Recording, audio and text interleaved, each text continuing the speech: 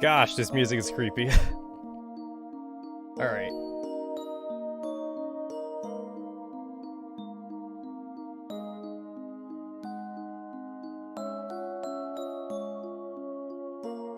Had to like restart my computer like 3 times just to get my camera to activate. Alright.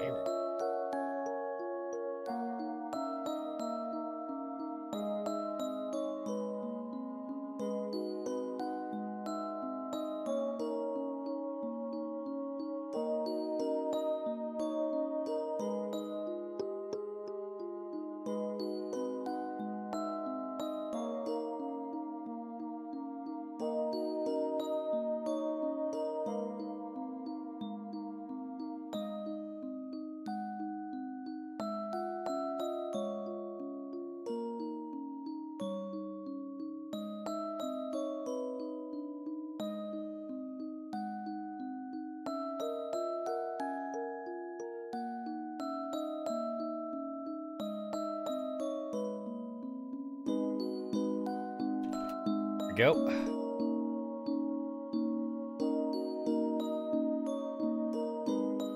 On time stream. It's late, technically.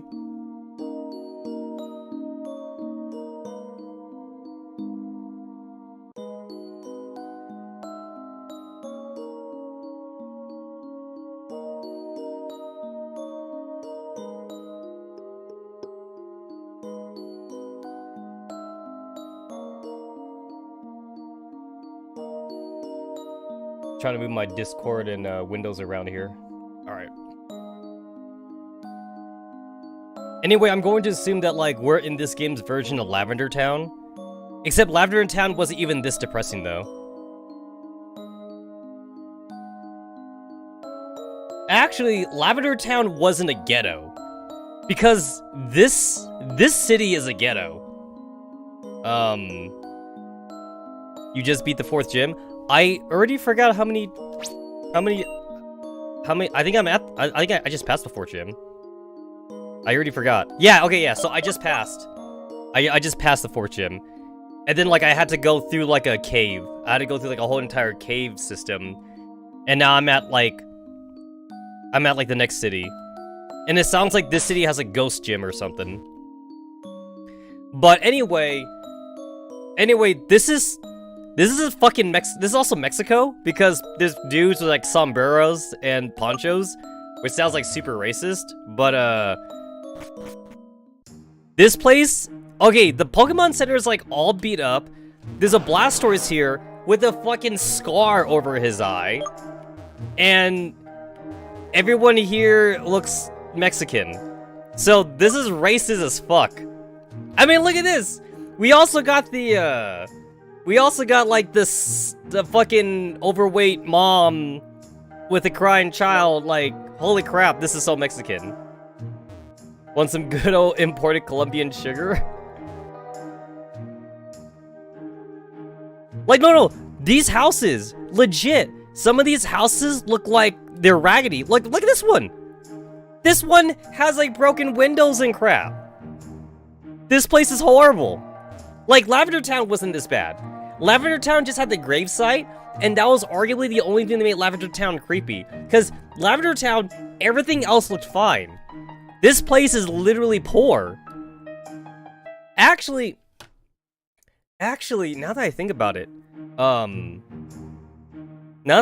actually, we need, like, a real Gen 1 remake. I mean, like, a remake. No. Like, a remake reimagining, because, like, every Gen 1 remake we've ever got has just been copy pasta of, like, Red and Blue, but, like, Red and Blue was, like, Game Boy, we can't do shit with the game, so, like, here's, like, basically, like, 10 sprite palettes that we gotta reuse. And also, we're reusing, like, 10 Pokemon cries over and over and over again, and we're just changing the pitch. And also, we're using, like, 8 colors, and we use those 8 colors over and over and over again. That's basically what every Gen 1 remake has been. So we need, like, We need, like, a real remake. Like, I want to see... Okay, this is what I want from Game Freak. I want Generation 1 if Generation 1 was made today, basically. So, Let's Go Pikachu and Eevee doesn't even count then, because Let's Go Pikachu and Eevee is just a carbon copy still of red and blue. Like, yeah. Because when you think about it, Gen 1 literally doesn't even hold up, like, by today's standards.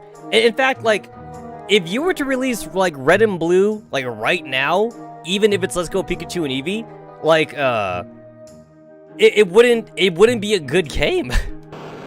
It just wouldn't be a good game. So, yeah. How come Blastoise has been retconned to Steel type? It has cannons on its back? Yeah. I can kind of see that. Actually, when you know, Cypher, when you say like that, so also, Blastoise is a pure water type, whereas like Venusaur and Charizard are dual typing, when you think about it. So Blastoise should have a second typing. Yeah. Yeah, Charizard and Venusaur have 2 types. And then Blastoise, the whole Squirtle line is just pure water. I mean, maybe you could make Blastoise like water ice or something. I don't fucking know. I don't know what else you'd want to make Blastoise. It's a turtle. It's a sea turtle, basically. Well, actually, Squirtle is more of a land turtle that just happens to be aquatic in nature. It's not really a sea turtle. We have a sea turtle Pokemon. And the sea turtle Pokemon kind of sucks, actually. We do have a sea turtle Pokemon, but no one uses him.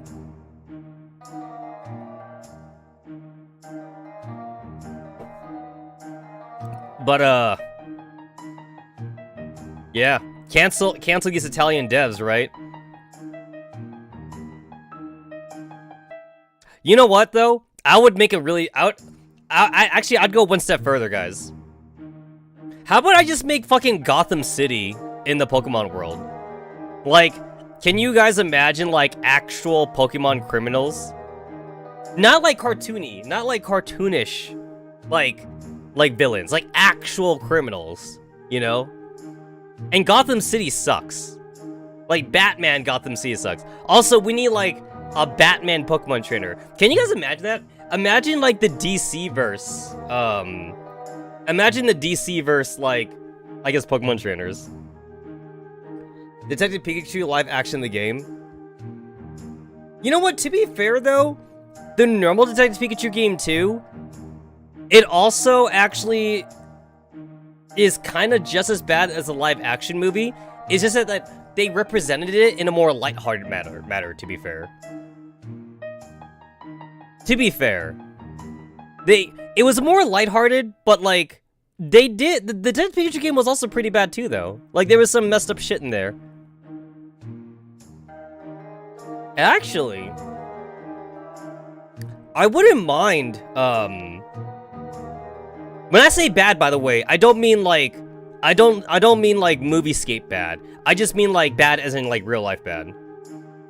Because like, even the game, okay, so the movie showed off like the illegal Pokemon ring, but the game does mention that too, though. Like, at the very start, they mentioned that like the city that like the white kid comes to, because like it's like a white kid in the game version. Like, they said that this city, Pokemon battling is illegal. Like, they do say that. And then they say in the movie too, the one with the black kid. But like, they show it though. They actually show the illegal shit in the movie though. But anyway, what I was about to say is that like, I actually would love to see Game Freak canonize that there are cities that don't allow Pokemon battling, but you travel through them though. That'd be kind of cool, actually. That'd actually be kind of cool. Because, okay, every Pokemon game, Pokemon battling is like a sport. But then, like, what if you have to go through, like, a village or some shit where, like, there's literally like an Officer Jenny, and she's like, "Oh, I see you're a Pokemon trainer. There's no battling in the city, all right? So, like, don't battle." But then you know Team Rocket though, like, you know that Team Rocket's like in that city, so like you gotta stop them. But Pokemon battling's illegal though. So like maybe you have to stop them without battling or something? I don't know. Although I guess to be fair, I guess you might be forced to battle because Team Rocket wouldn't give a shit though, right? Like if Team Rocket was in a city that outlawed fighting, you'd probably have to fight them because like they're criminals, they don't care. So you're gonna fight them. So yeah. Actually, I've always wanted a Detective Looker game, actually. Okay, so Detective Pikachu was a step in the right direction, but I think Detective Looker would be pretty cool if he got his own game. The guy seemed like he lives a pretty interesting life. Like, if he was the main character. Also, I'm giving Game Freak an easy time here, because, like, they could just reuse a character they already have.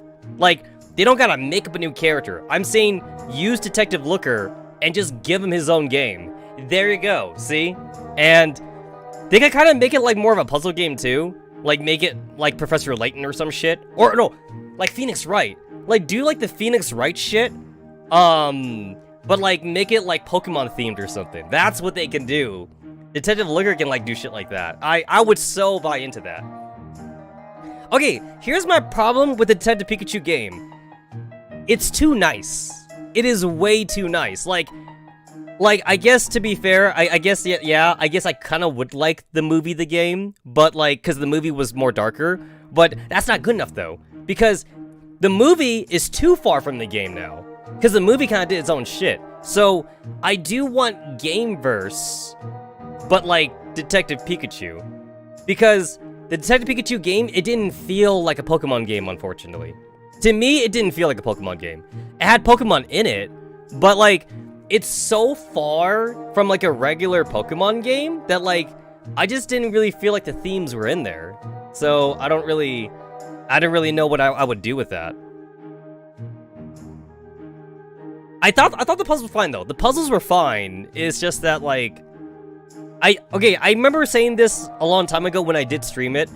So I streamed it twice. I streamed the Japanese version when it first came out, and it, by the way, I don't know if you guys remember, it took a year, by the way. It's weird that they didn't do, like, a worldwide release for that, but it was literally, like, a year in time from the Japanese version to the English version of Detective Pikachu. So, like, I can't remember if Detective Pikachu was still made by Game Freak, or if it was made by another company, but it seemed like a big deal, so, like, I thought they would do a worldwide release, but they didn't. So, like, it took time for them to do the translation for Detective Pikachu. But anyway, I mentioned this before though, but I think there was a lot of translation errors in the English version of the game. Because, like, when I played the Japs version, I surprisingly had, like, an easier time playing the Japanese version of the game. Granted, I only played the Japanese version for, like, 3 chapters, I think. But it took them so long to make an official localize for the game. People were making fan patches of Detective Pikachu, which is weird, because, you know, usually Pokemon games get worldwide releases. So, if you guys, like, Google it or something, you could definitely see that some people have made English translation patches of the Japanese version of Detective Pikachu, developed by Studio Creatures. Ah, okay, yeah, so it wasn't Game Freak.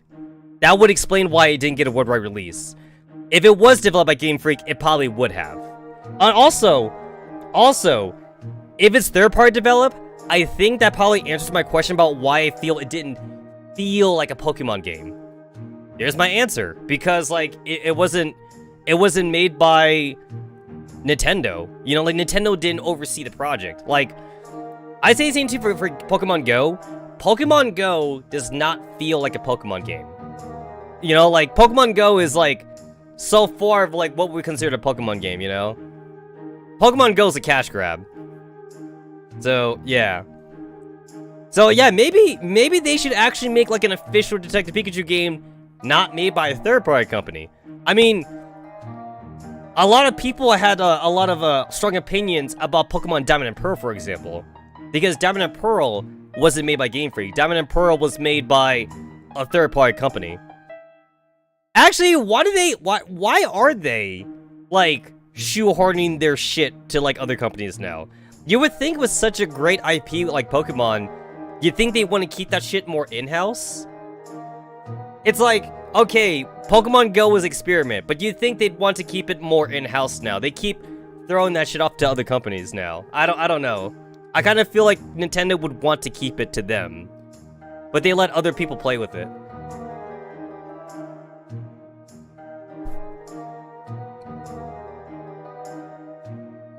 Probably because of Arceus and Scarlet Violet.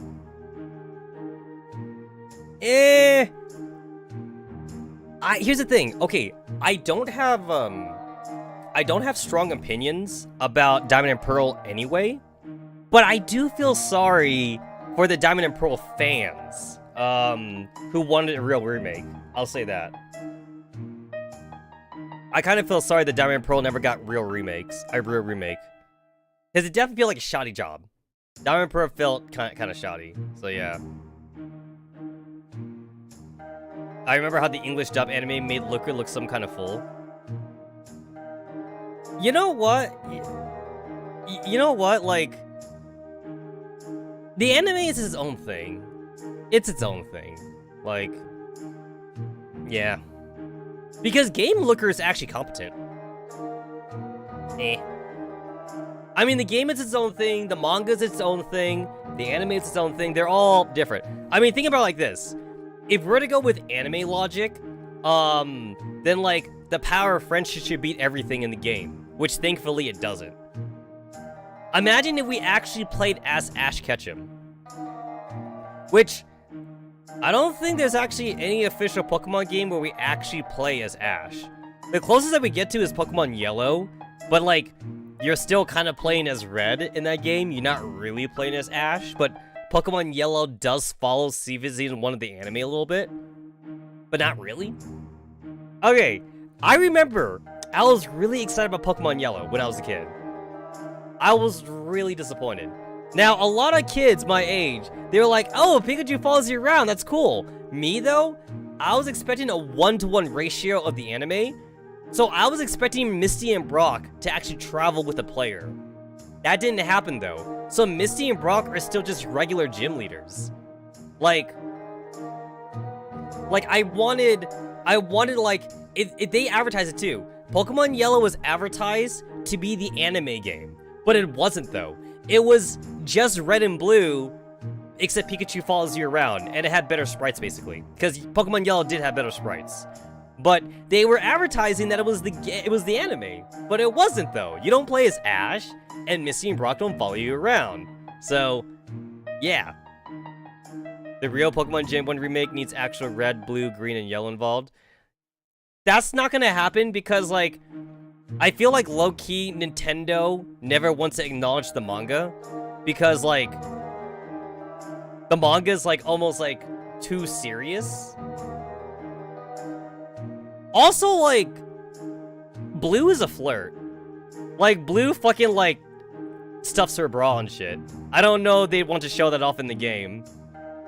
I mean, to be fair, she puts Pokeballs down her shirt, but, like, I don't know. I also, like, actually, wait, Blue's not the only flirty one. There's actually, like, I feel like half the girls in the manga are actually pretty thotty. I don't know if Nintendo would want to show that off in an official thing. Yeah, the manga just does its own shit.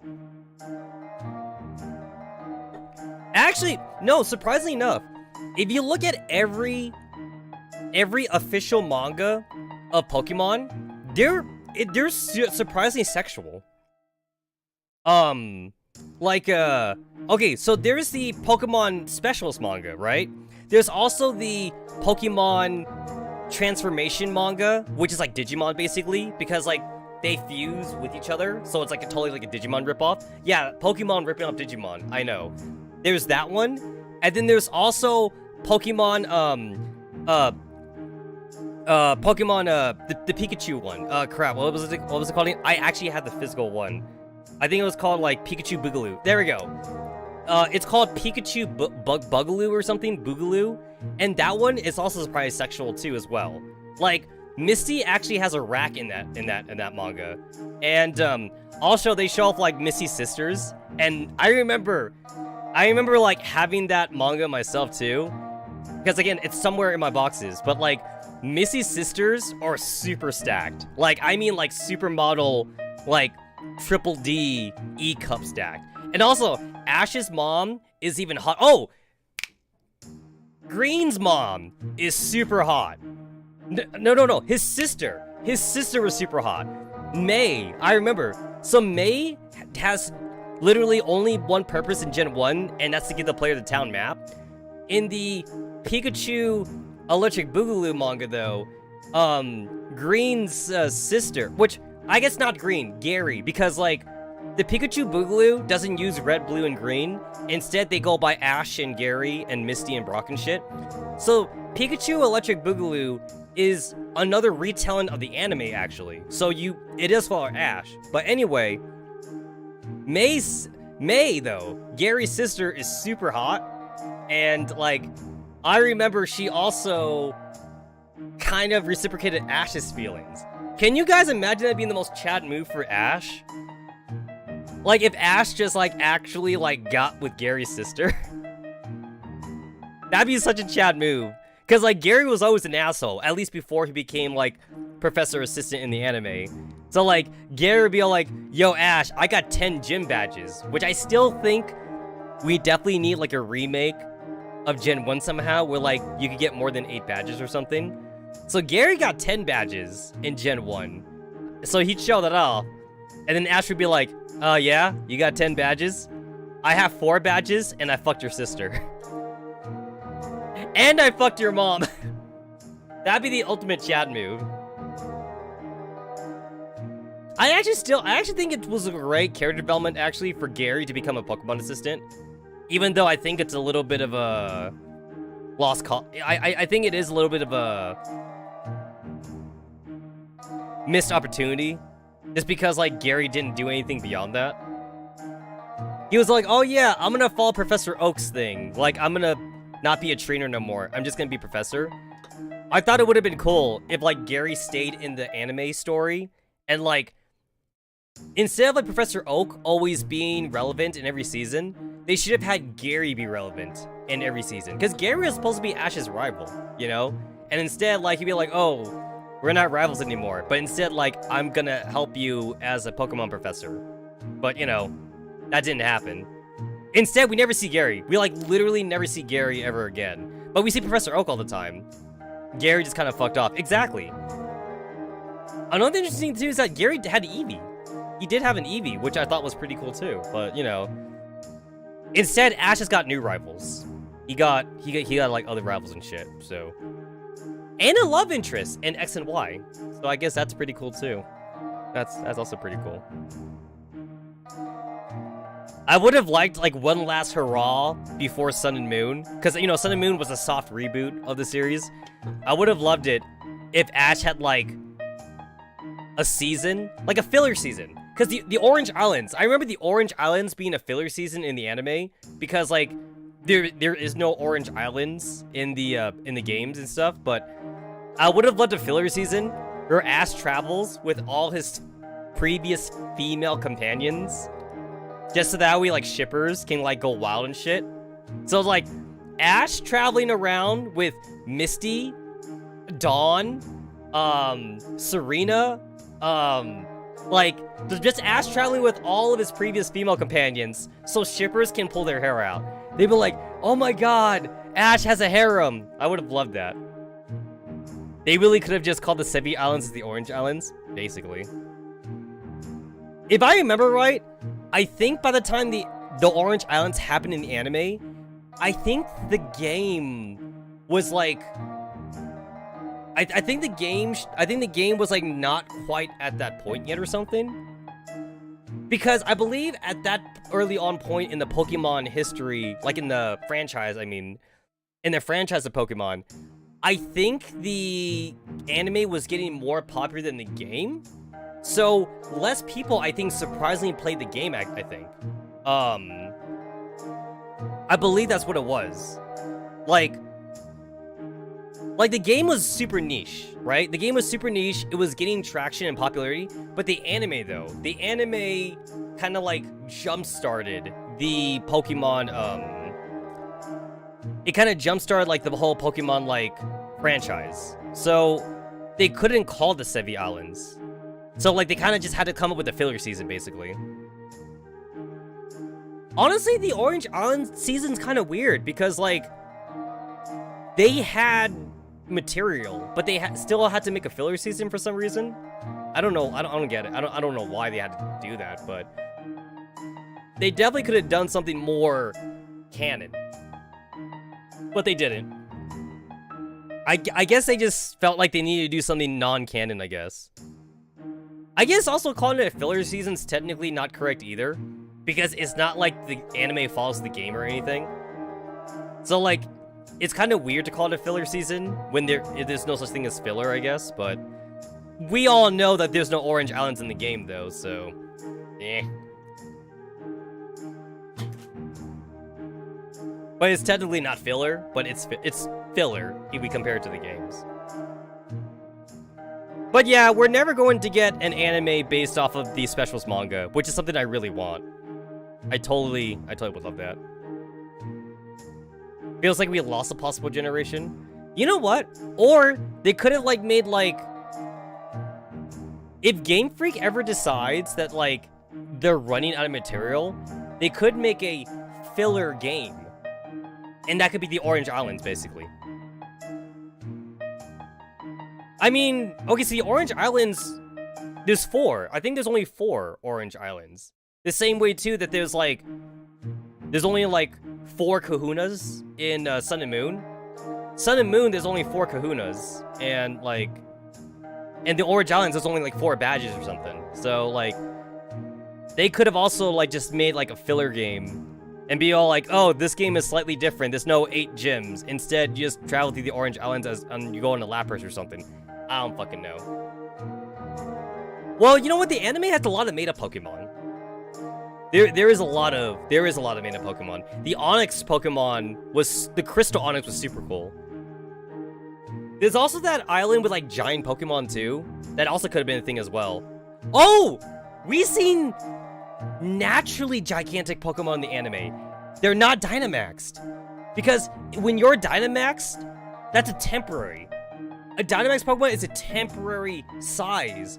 But in the anime, there is an island of giant Pokemon, and they're naturally giant. So yeah, the anime did that too. Yeah, totally. Let me see, what else was there?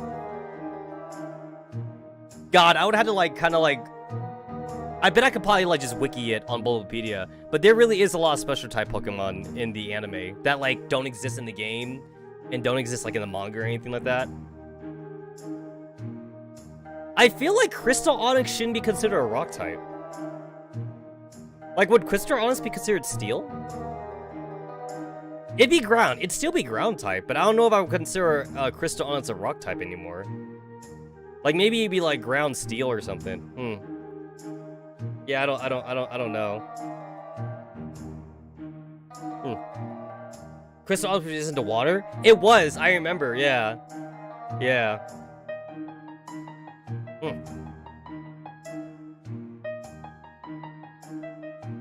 You know what? I just thought about something. I thought about other animes that have games, like Naruto or like Hero Academia and One Piece. A lot of these shonen animes, they have games that just follow the anime directly. Pokemon has not done that. I'm surprised that they haven't done that. Like, they could make a game that just like, hey, this is like Ash, and this is like seasons 1 through 3 of the anime or something. I wonder why they've never done that.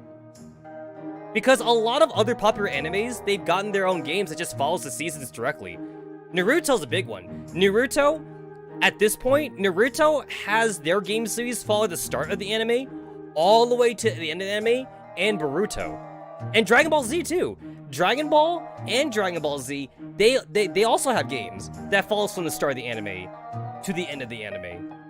It's surprising that, like, Nintendo and Game Freak have not capitalized on just making a game where you play as Ash. I hate to say it, but I think that game would actually sell more than the regular Pokemon game. Because, like, the regular Pokemon game, you play as, like, a self-insert, like a silent protagonist thing, and you're kind of just going around just, like, collating gym badges or whatever. But, like, the Pokemon games have always been loose on story, and we all know that. If they were to actually make a game based on the actual anime, and then, like, kids know Ash, and they know Misty, they know Brock, or, like, whatever season anime that's, like, happening at that point, I feel like that would actually get more kids to buy into those games, because it's characters that they know, versus, like, a self-insert. I kind of feel like self-inserts is really more of a teenager, older audience thing than a kid thing. I don't know. Like, I feel like for children's games don't need self-inserts. Children's games need, like, a character to latch onto. I think that's what I think of a kid's game. Like, hey, this is the hero. The hero's a cool dude, and you're gonna follow him on his adventures. Like, I think that's what a kid's game should be. But all the Pokemon games have been self-inserts, so yeah. I don't want to write my own story. I want to read the one that you wrote. I agree. I 100% agree.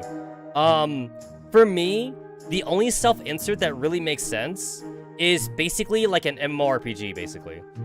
Because, you know, like, you have your own character creator, but, like, you're playing, you know, you're basically playing, like, online, and, like, it's a chat room. It's a giant chat room, and then, like, you get to fight monsters and shit. Like, to me, like, that's real. You know, it's like, you could play as yourself in that one, you know?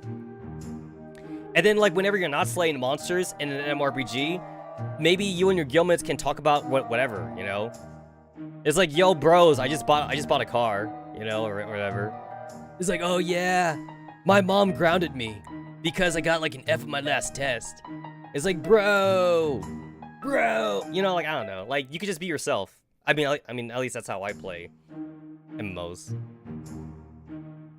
I've never done RPing in an MMO, and, like, I kind of, like, don't get it. Well, I get it, but, like, I guess I never got into it. Like, I know that RP guilds exist in MMORPGs, but, like, I don't know, to me that kind of feels like so far in the deep end. It's like you play an MMORPG, you make your own character, but then you're all like, it just sounds super edgy, and it sounds like almost like some kind of like emo gothic phase or something. It's like, I have a night elf, and he's an archer.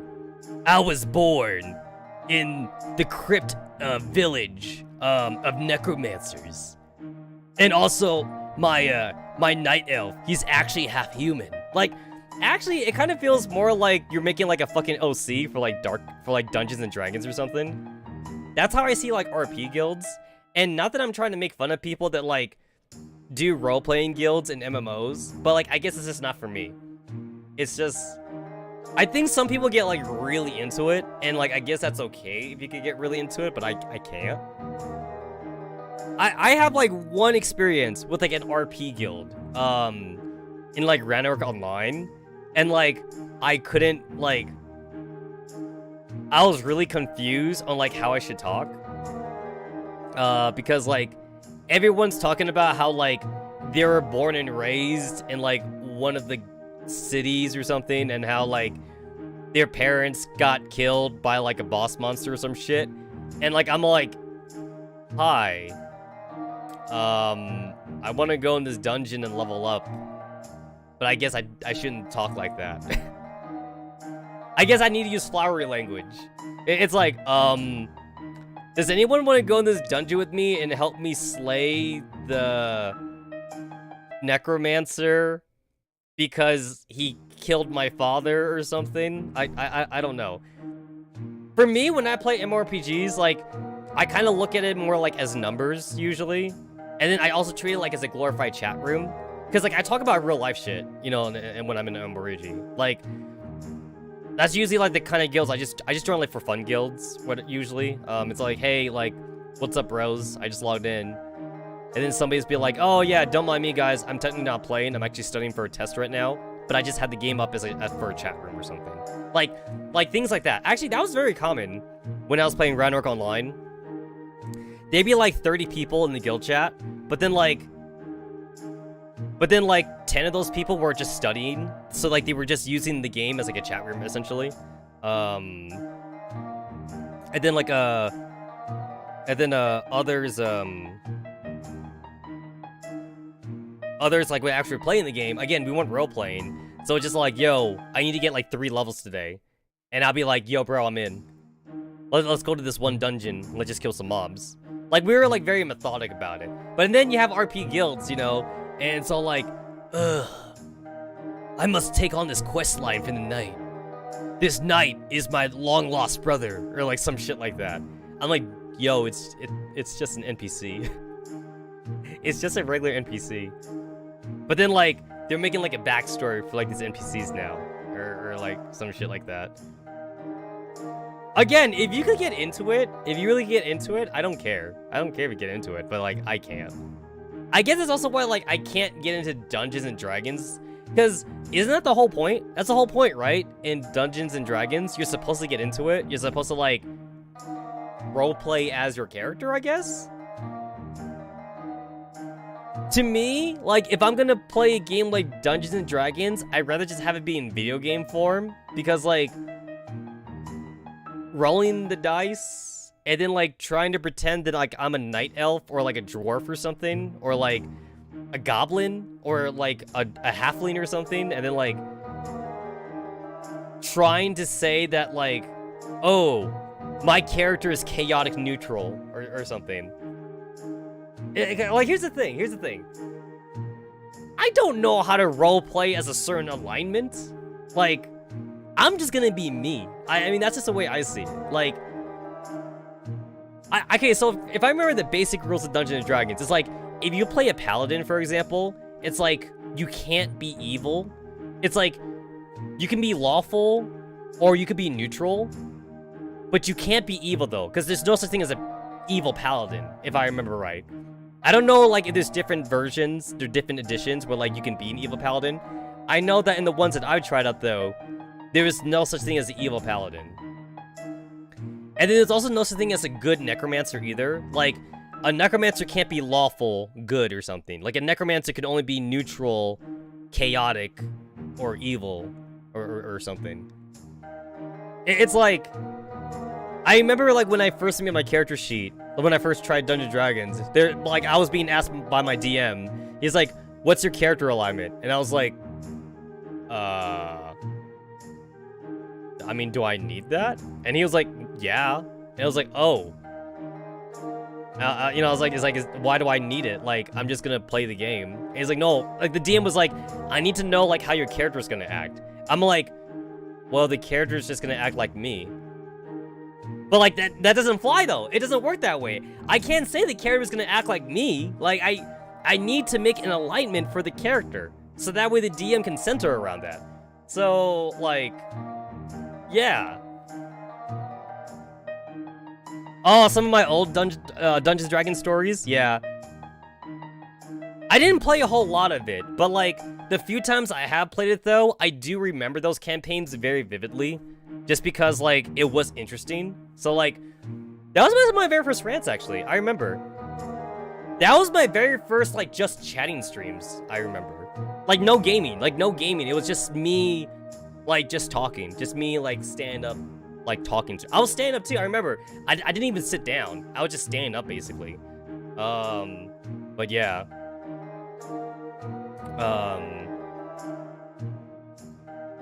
Oh, you mean the one that I just told earlier? Yeah, the one that I just told, like, what, like, 2 streams ago? Yeah, that one. That one. I did put a timestamp on that in the stream highlight part in Discord. Yeah, that one. You know what? I don't even remember the game for that one. All I remember was that, like, I got kicked out of that party. I got kicked out of that nerd party for not being nerd enough. I was too real, too much of a real fag. That's kind of sad to get kicked out of a nerd party. That's super sad. I went from that party to a normal party, basically, where, like, I brought beer, and then, like, people were happy that I brought beer. I feel that, like, I'm, like, right in the middle of, like, a real fag and, like, an otaku nerd. So, like, I kind of, like, don't super mesh with either side very much. Like, that's kind of how I feel about me. I feel like I have a good balance. I feel like I have a good balance on, like, my nerdy shit and, like, being a real fag. I'm not going to, like, make fun of people who, like, grew up, like, without friends and shit, because I know that's real. Like, there are people that, like, literally were raised on video games. Like, that's all they did, because they had no friends, and they never played outside or anything like that. And I say that, like, before the internet age. Like, even back in the 90s and 80s and whatever, like, those are the people that grew up to be nerds. Like, Star Trek nerds, or, like, Dungeons and Dragons nerds, you know, like, and then, like, once, like, the Super Nintendo, the PlayStation era came in, we started getting, like, actual gamers, and then those the stereotypical gamer didn't have friends, he just played video games by himself all the time or something. Those people exist, I get it. That never happened to me, though. So I can't relate. I can't relate to that. I don't know. And I get it, introverts. It's the whole introvert versus extrovert thing. Like if you're super introverted, you just don't like talking to people. You don't like talking to people. It doesn't mean you hate people, though. It just means that, like, you use up a lot of mental energy to talk to people. I get it. I get it. But, like, can't relate.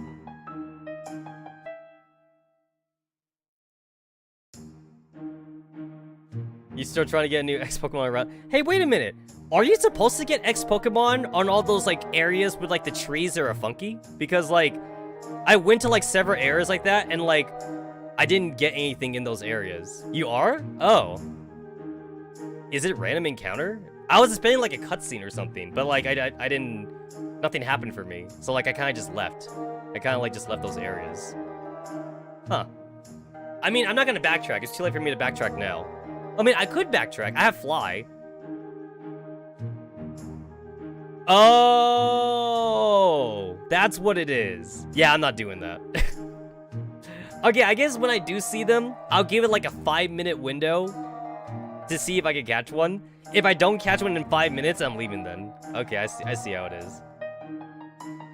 I feel like the game didn't do a good job of trying to explain that to me then. Yeah. I was under the impression that, like, every X Pokemon was supposed to be like a cutscene. That was the impression that I was getting. So, like, when I didn't get a cutscene, I was like, oh, okay then. So yeah, the only X Pokemon that I do have, they're all cutscene Pokemon. They weren't from random encounters. So I guess now I know, like, that some of them are just random cutscenes. But yeah, I remember, though, like, when the PS2 came out, I did start to, like, get more into, like, anime and video games, but, like, I still never became such, like, a introverted person that, like, didn't talk to anybody. So, in college, I saw, like, the true divide between, like, introverted nerds versus, like, normal fags. Like, you know what? I saw the biggest divide when I first started going to Japan a lot.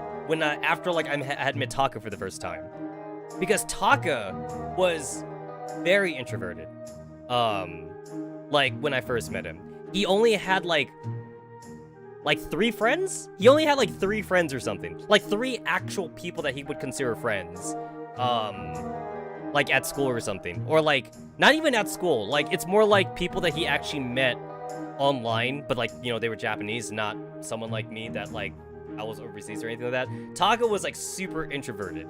And like, I remember, like, I had it in my mind that when I was gonna visit him, I thought it was gonna be some crazy, like, anime adventure, like I thought it was gonna be like a slice of, okay, I literally thought, and it's my young teenage brain, I miss the St. Patrick's Day, Donna. St. Patrick's Day? That's a fucking holiday? I thought that was just an excuse to get drunk. That's actually a holiday? Oh well. Anyway, anyway, I literally thought that like me visiting Taka was going to be like a slice of life anime.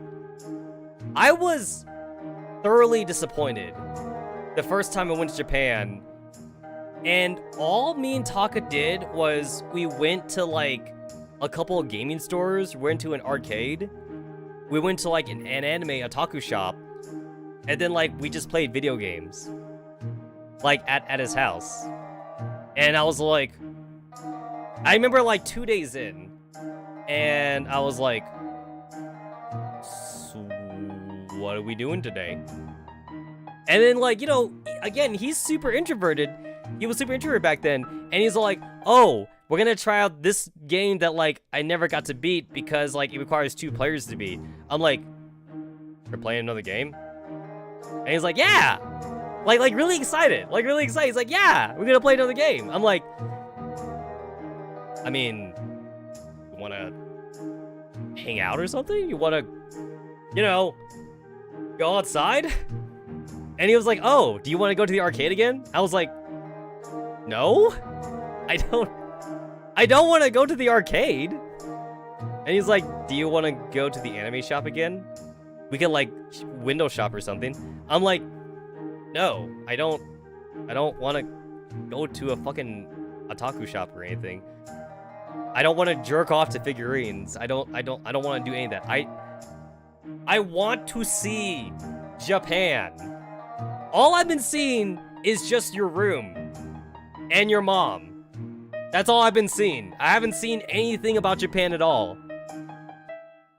And then like I blindsided Taka because like I guess he was under the impression that like I literally like flew over to Japan just to play video games with him. I'm like, dude, we could do that online.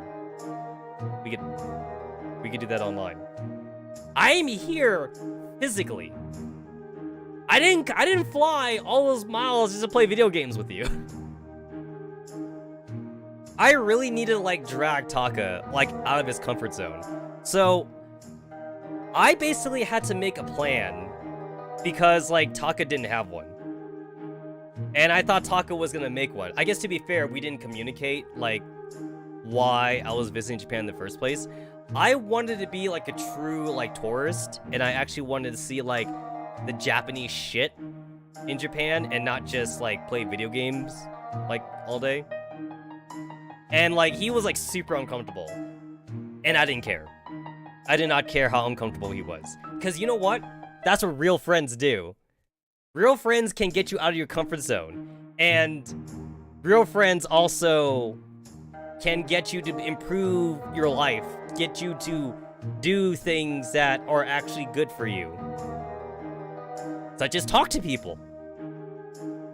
So we basically for the next week like went to a lot of places that Taka, as a naturally Japanese person, never went to, despite living there his whole life. We went to like temples. Real friends to make you do a flip when you jump. Exactly. So like, we went to like a lot of shrines and temples, which Taka never went to, despite some of these shrines and temples being like almost like a 15-minute walk where he lives. Oh, Taka actually has never moved, like, in his life, by the way. Until after he graduated high school. Like, Taka is, like, one of those rare people that, like, basically, they don't move. Like, they lived in the same house, and they had the same room since birth. Like me, by the time I was in high school, I had probably moved, like, at least like 5 times. I probably moved at least 5 times by the time that I was in high school. Taka has never moved. It took Taka pretty much going to college to actually like get his own apartment eventually. And even then, he still moved back with his mom after college. So it wasn't like a real permanent move or anything like that. He still went back to live with his mom. As of right now, holy crap, does that not look appetizing at all? It looks like someone threw up on donuts. I'm going to assume that it looks normal. I'm going to assume it tastes normal, but that looks that looks toxic. That does not look appetizing at all. There's one of two ways to look at those donuts. It's either super toxic, or it's a tree hugger donut, and it's made with leaves and grass. It's made with leaves and grass, and is not made with any animal products. It's the perfect vegetarian donut, basically. Because, you know, animals have feelings, so no milk. No milk in the dough, no eggs or anything like that, just grass and more grass and broccoli. There you go, broccoli, grass, green bell pepper. What else is green? Celery, a celery donut, lettuce. Yeah, I'm thinking of all the green, all the. Peppercuno. Peppercuno needs a Firestone to evolve, if you're gonna evolve him. It's an interesting Pokemon. It's a pepper. It's a chili pepper. It's a chili pepper Pokemon. I like it. I like that it's grass and fire. That's kind of cool. But, I remember, in my, journey to get Taka, to come out of his comfort zone, so when I first visited Japan, Taka was, still in middle school, and I had just entered, high school. So, because I've always said this, I say this a lot of times before, that, I'm older. I am older than Taka. I remember, we went into, I wouldn't really say we went to, the red light district at this point, but we did go to an area that was, very infamously known for, its adult products. And, I told Taka, alright, cool, we're going there next. We're just walking. Okay, we're just, randomly walking around. And, again, this was, in my very first visit. So, again, Taka's, kind of, super introverted still. And, this was after I kind of got mad at Taka for, only wanted to go to, anime shops and, arcades and shit. And, now I'm taking Taka to, shrines and, other places. And then I told Taka, we're going over there. And Taka's like, no, we can't go there. We're underage. I'm like, what? What's wrong with over there? And he's like, well, that's where, all the grown-up stuff are. I'm like, cool, we're going. And, I kind of had to, drag Taka to there. And Taka's, freaking out. I'm like, yo, no one's gonna give a shit as long as you act cool. Just be cool. Stop, actually, stop acting like a virgin. Stop acting like a cherry boy virgin and actually grow some balls for once. And guess what? It's just like I said. No one gave a shit. We actually literally, did go, into, an adult shop. And, I, made eye contact. I, made eye contact with, the cashier. And, the cashier, he knew. He knew that, both me and Taka were, underaged. I'm not sure if he knew if I was the older one or not, or if he thought me and Taka were the same age. Because, we're short Asians and whatever like that. But I'm pretty sure that he knew I was Gaijin. I'm very certain that he knew I was not Japanese. We made eye contact. We didn't talk. And, we kind of, stared at each other for, a good 10 seconds. And then, Taka's, freaking out. He's, sweating bullets right now. And Taka wants to leave, and I'm like, no, shut up, we're going in. And then, after, a full, 10-second stare with, me and the, cashier, he's all, nah. He just shrugged. He shrugged his shoulders, and, he went back to, read his magazine. And I'm just cool. And then, me and Taka kind of walked around that adult store. There's, dildos around. There's, there's porn magazines around, and, I actually grabbed a porn magazine, and I was kind of, flipping through it, with Taka. And Taka's all she's pretty hot. No, wait, we're not supposed to be here. I'm like, why are you still acting like a virgin? Just be cool. Just be cool. And then, oh shit, I never told this story on stream before. Alright, this is my first time going to Japan with Taka. Okay, so, we're like in, again, not the red light district, but we're just in an area that's known for like its adult shops. So anyway, we're in this area. After we're done with that adult shop, we leave, and there's a cafe. And I'm like, oh, like, I could use a drink. So we just go to that cafe. And then Taka's like telling me, no, we need to leave because that cafe is like not a regular cafe. That's like where like, that's where like those girls go. And I'm like, what girls? And like, he's trying to tell me that like, it's where like those high school girls go to, where like they want to like get picked up by dudes. You know, the compensated dating thing. I'm like, but it's still a regular cafe though, right? And he's like, well, I mean, yeah, it's still a regular cafe, but like we shouldn't go there. I'm like, well, if it's a regular cafe, then there's no reason why we shouldn't go there. So we go there. We get picked up.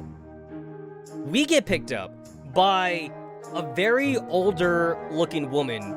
Looks like she's like 50, 45 or something. She looks like she's like in between like her ages of like 40 to 50. And she's picking us up. And then like she asks us like how old we are. And like, and I tell her, we're old enough. We're old enough. What do you want? And I say it like in kind of a rude way. And like, I know like if you're a Gaijin in Japan, you're not supposed to do that because Japanese people are already xenophobic. They already don't like talking to Gaijins anyway. Oh, okay. I do want to say something about that because I think I kind of like overleaned into this whole Gaijin thing a lot whenever I ran about this.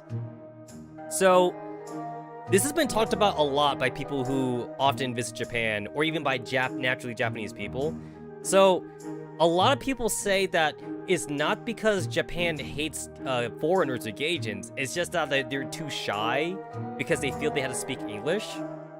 I'm going to say that that's 50% bullshit. That is 50% bullshit. There is still a very good amount of Japanese people, even right now, especially right now with the pandemic going on, that truly are, in my opinion, xenophobic. But, like, they're not going to hunt down foreigners or anything like that. They're not aggressive xenophobia. It's passive. It's passive xenophobia. Where, like, they kind of just want nothing to do with, like, a foreigner. Like, with a Gaijin or something like that. It's especially even more obvious if you're not like me and you're Asian. So, like, it's more obvious if, like, you're a black person or if you're a white person or something. Because you stick out like a sore thumb in Japan. Especially if you don't have black hair. If you're like blonde. If you are a bona fide blonde hair, blue-eyed Aryan or some shit like that, you know?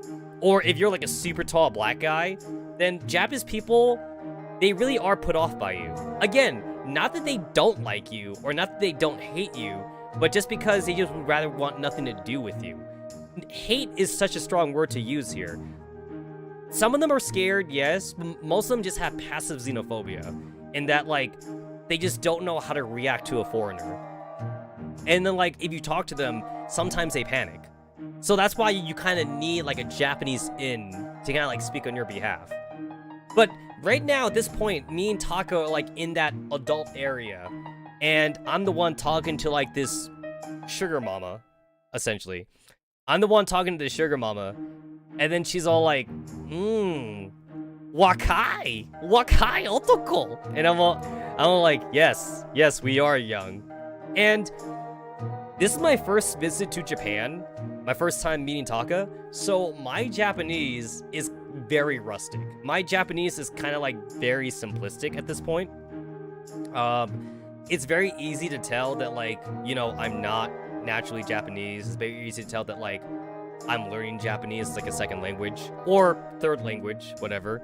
So that actually turned her on even more. She's like, ooh, Gaijin boy. I'm like, yes, I am Gaijin. And this is Taka. This is my Tomodachi. And then she's all like, she actually busted out like a 10,000 yen. She busted out like a 10,000 yen bill. And then she actually asked us if we want to take care of her for like the rest of the day. And then Taka's like, no, no, this is wrong. This is wrong. This is bad. And I'm saying, yes, we would like to. We would like to take care of you. And then, like, I'm never going to forget what happened here. So Taka, I think, to be fair, I really did take Taka a little bit too out of his comfort zone here. So Taka's saying no, he doesn't want to do it because it's a bad thing to do. And I'm saying, yeah, I would love to take care of you. And I really did push Taka a little bit too much for my first visit. But again, though, as I said before, a good friend should kind of take you out of your comfort zone a little bit. Taka ran. He fucking bolted. He went home. Went crying home to mama. He just left me. Gaijin, middle Japan, with no Japanese buddy. And guess what? I let myself be compensated. Oh, I compensated the shit out of that old lady. I am a sweet Gaijin boy who barely can speak Japanese. So I guess that might have been her thing. I don't really know. I was with that old lady for 8 hours, by the way. I didn't come home until, well, I say come home. I didn't go back to Taka's place until like 10 p.m. Until like 10 p.m. So from 2 p.m. From like 2 p.m. to like 9 p.m. essentially. From 2 p.m. to like 9 p.m. I was actually with that old lady. And then she asked me, like, what would you like to do, my young Gaijin boy? And I was all like, I want to see Japan. I want to see, like, all, like, the Japanese shit. And then, like, she, like, chose areas for us to go to. Like, we went to, like, some parks together. And then we went to see, like, more different shrines and shit. We actually also went to, this, like, little, like, mini theme park carnival thing. Like, not like Disneyland or anything like that, but it was kind of like a small little fair. We went to like a little fair together, and like we played carnival games. We went on the Ferris wheel. She had her hands like all over me, like in the Ferris wheel. Now I will say this though, there was no dick touching. She had her hands all over me when we were like in the Ferris wheel ride, but like there was like, she never like grabbed me like, you know, like down on my dick. I was actually kind of disappointed, by the way. I was actually, because I had already learned about compensated dating at that point, just because, you know, I was studying about Japan. So I knew about it. And I also know that like some girls do put out and some girls don't put out or whatever. There's like two different kinds of forms of compensated dating. I wasn't sure like how far this old lady wanted to go with me. But I was prepared though. I legit, for that 10,000 yen bill, I was actually kind of willing to go all the way. I didn't have to though. I didn't have to go all the way. But there was a lot of touching though. A lot of touching, a lot of petting going around. I did not kiss her. There was no kissing involved either. She kissed me like on the cheek or like forehead, but like she never went for a tongue or like anything like that. But yeah, we basically kind of like toured around like Japan, like different areas for like a good like 7 to 8 hours. And then after that, then like she gave me like that 10,000 yen bill that like she promised me. And then then we just never saw each other again. Then she just left. She didn't even say goodbye to me, honestly. She just said that like we're done. She said that we're done, and then she told me to go home, and then she just kind of like left. And I was actually kind of dumbfounded. I'm not sure how like most compensated dating is supposed to go, but like I kind of felt that like my experience wasn't meant to be like a usual experience for compensated dating. But essentially, I just take this old lady out, like to a lot of different places. And she was the one asking me where to go. Like, she didn't take me to places that she wanted to go. She just took me. She asked me where I wanted to go instead. So, she's a sugar mama, but maybe she doesn't, like, want, like, a permanent sugar baby. Maybe she just wants to, like, take different young boys out or something. She probably wanted me to be more assertive. I don't know. Maybe. Like I said, like, The problem here in this case is that my Japanese was not really good at that point. So, like, I'm not sure how assertive I could have been, basically. Anyway, I went home on that night, and, or I went to Taka's place at that night. I came in, and then, like, Taka's mom, like, was there at the door, and she was worried about me. She was like, oh my god, like, are you hurt? Did anything happen? I'm like, I'm fine. What did Taka tell you? Because, I'm totally fine. And then, like, she was all like, oh, Taka said that, like, you were kidnapped by, this woman, and, like, you said no, but she wouldn't take no for an answer, so he ran away, and like, he thought that you would never be seen again or some shit. And I was like, that's totally not what happened. I went with her by choice. And then, like, I showed Taka's mom, like, a 10,000 yen bill. And then she was like, wait, did you just do compensated dating? And I'm like, yes, I did. And she's like, you're not even Japanese, though. I'm like, no, I'm not Japanese. But this old Japanese lady wanted to pay for a Gaijin boy, and she got a Gaijin boy. She got that Gaijin boy. And then, so, like, at this point, like, I still don't know enough about Taka's mom, because I had only ever heard about Taka's mom from Taka. I never spoke to her at all, or anything like that. So I was actually blindsided with how open she was with me. And she was all like, did you have sex with her? And I was like, what? I think my Japanese is a little bit, rusty. Nihongo wakarimasen. Could you repeat that? Could you repeat that again? And then she's all like, did you fuck her? And she said that, like, in English. Like, I'm not translating that at all. She literally said, did you fuck her? And I'm all like, where did you learn that English phrase? And then she was all like, oh, I learned from the internet. I'm like, oh. All right, that sounds fair. But yeah, I told Taka's mom at that point, oh no, like, there was no sexual, there was like actually nothing sexual about this date. It was actually kind of like a normal compensated dating thing. And I also told her, like, you know, we didn't kiss or anything either. I just took an old lady out, basically. And that was all that there was to it. And then I remember, like, going to Taka's room because, like, Taka's mom's like, cool, I'm gonna make dinner now. Because, like, she didn't want to make dinner, like, beforehand.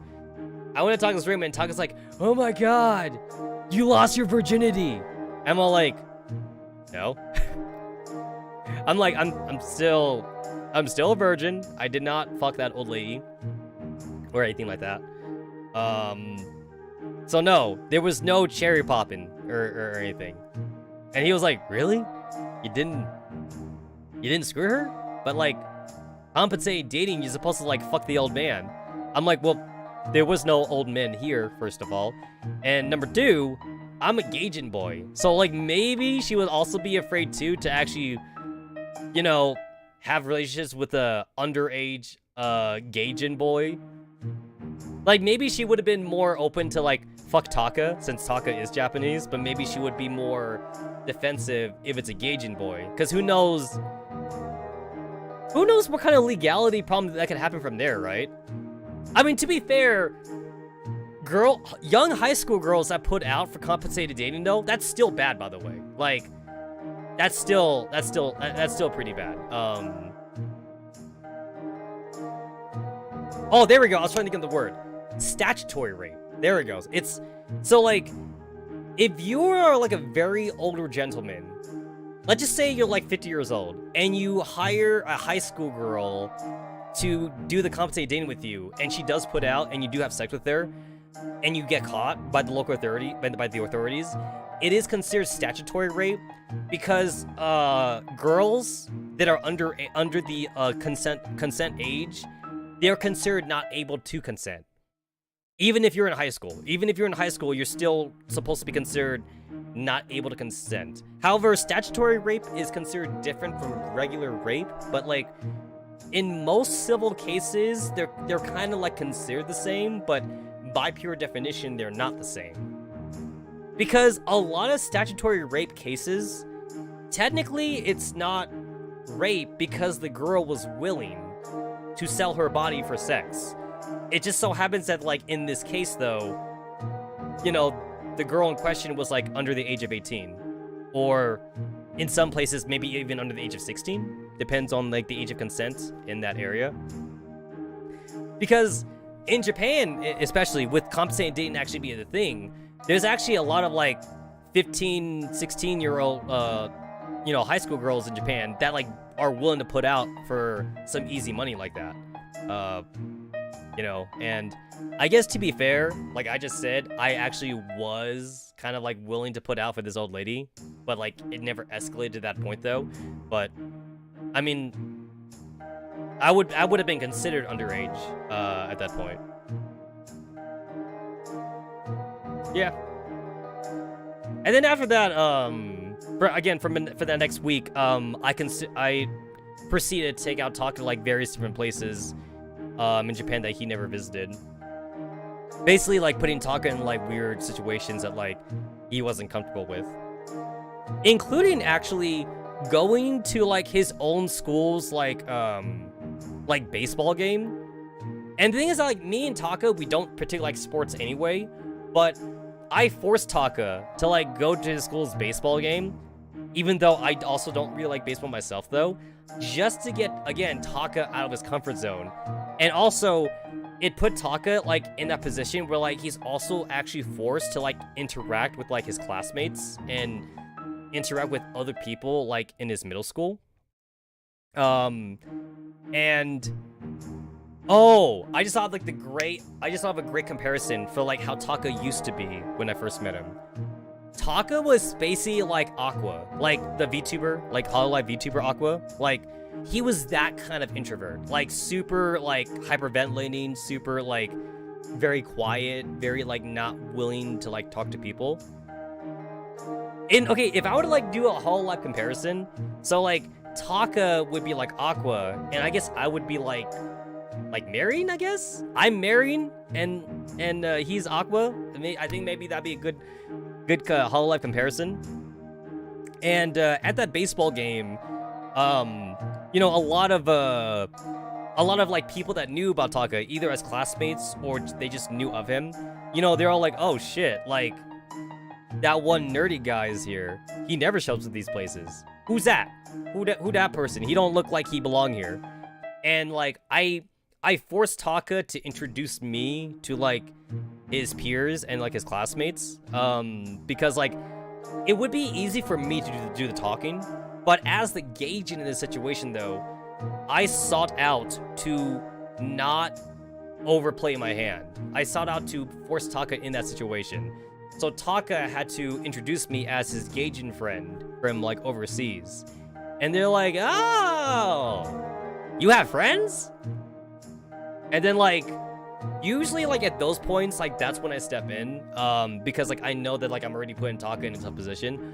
And I start speaking for Taka, and I'm all like, yes, I am his Gaijin friend, Taka, Dai Tomodachi, and shit like that. And then like I also got Taka too to like talk to like his middle school crush as well. His middle school okay, this gonna sound super stereotypical, by the way, 100% super stereotypical, but like Taka's crush was literally like the middle school like student council president. And I was like, really? Are you that much of a fuckboy? Do you really only like that, do you really only like her because you actually like her? Or did you only like her because of manga? Did manga influence the fact that she's your crush? So I got Taka to talk to his middle school crush, which was like his middle school student council president. And then like, she was like, who's this person? And then like, I introduced myself for the student council president. The girl you tricked on being a transfer student, or was the other bitch? No, this is, so that was in high school. This is middle school. So this is a completely different thing.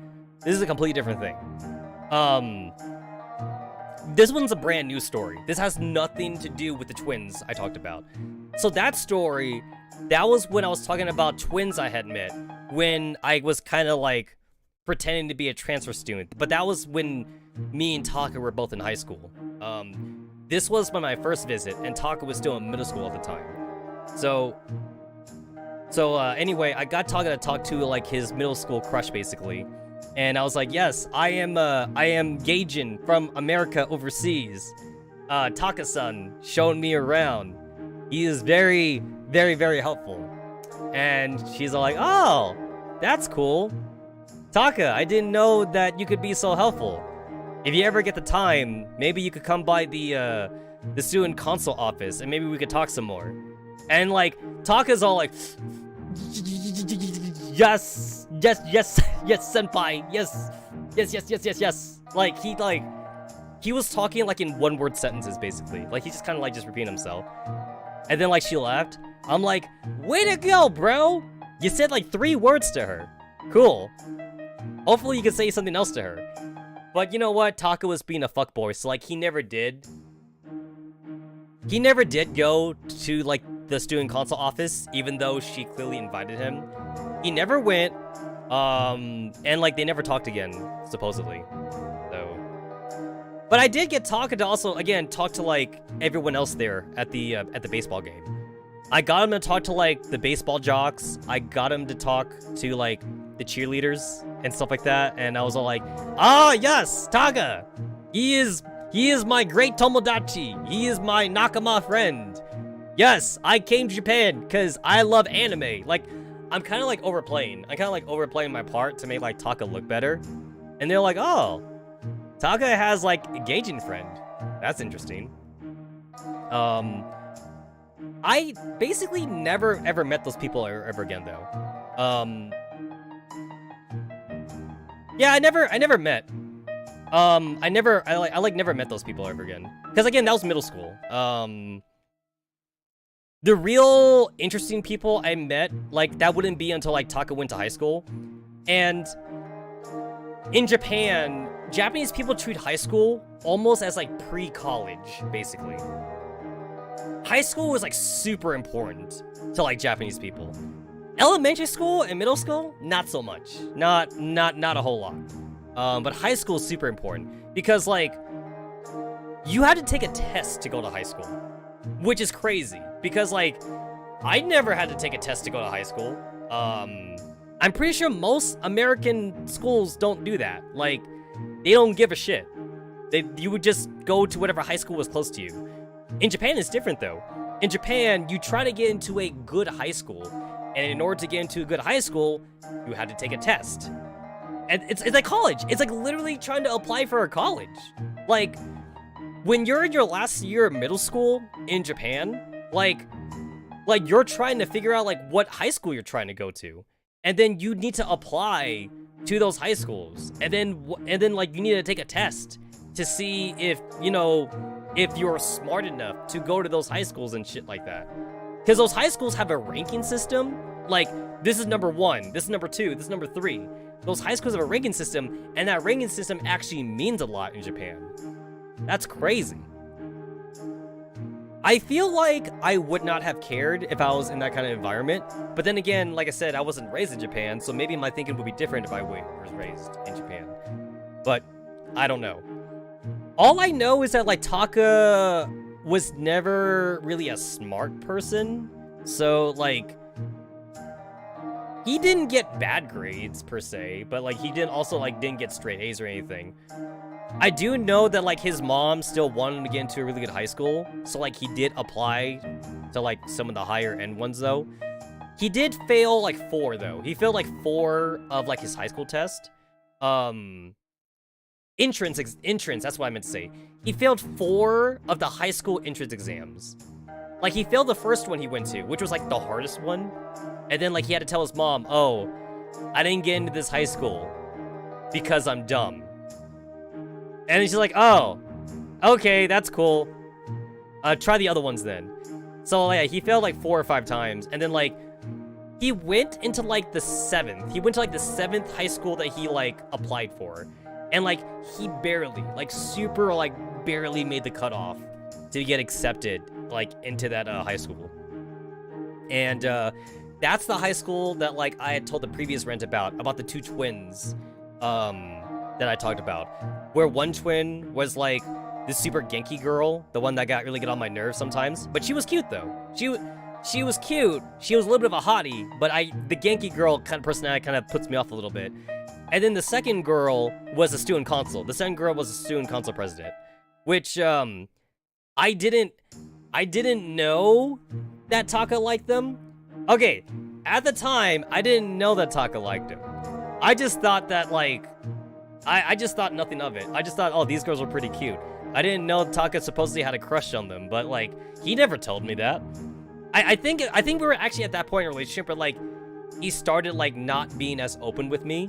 Not because we argued or anything like that. I think it's more like, I think Taka himself was, like, going through kind of, like, that puberty thing, like, where, like, he's, like, even more, like, introverted than what he already was. He's getting kind of, like, closed off emo or something, so, like, he even, like, started, like, not to share things with me.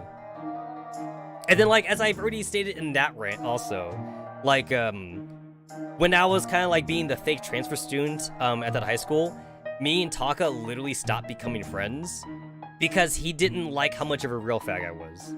Like, you know, like, to reiterate a little bit of that story, before I was staying at Taka's place, at you know, his mom's house, but then, like, when me and Taka kind of stopped becoming friends, I had to stay at a hotel. I stayed at a hotel during my time there because, like, Taka, like, literally, like, didn't want to talk to me. But I still kept going, though. I still kept going to that high school, pretending to be a transfer student. So, maybe Taka also didn't like that as well, because I also didn't hang out with him. But to be fair, he didn't hang out with me, though. So, I don't know. I don't know what to say about that. Another thing, too, is that, like, I heard from Taka's friends when I was doing that. Now, this is new information, because I didn't share this before. I heard from Taka's friends during that time that Taka actually did try to rat me out. Like, he actually tried to, like tell, like, the school faculty that, like, hey, this guy is actually not supposed to be here. He's actually, like, not a Gaijin transfer student. He was, like, about to rat me out, but then, like, in the end, though, he didn't. And, like, and then, like, I asked his friends. I was like, so, like, what happened, though? Like, did you guys stop him or something?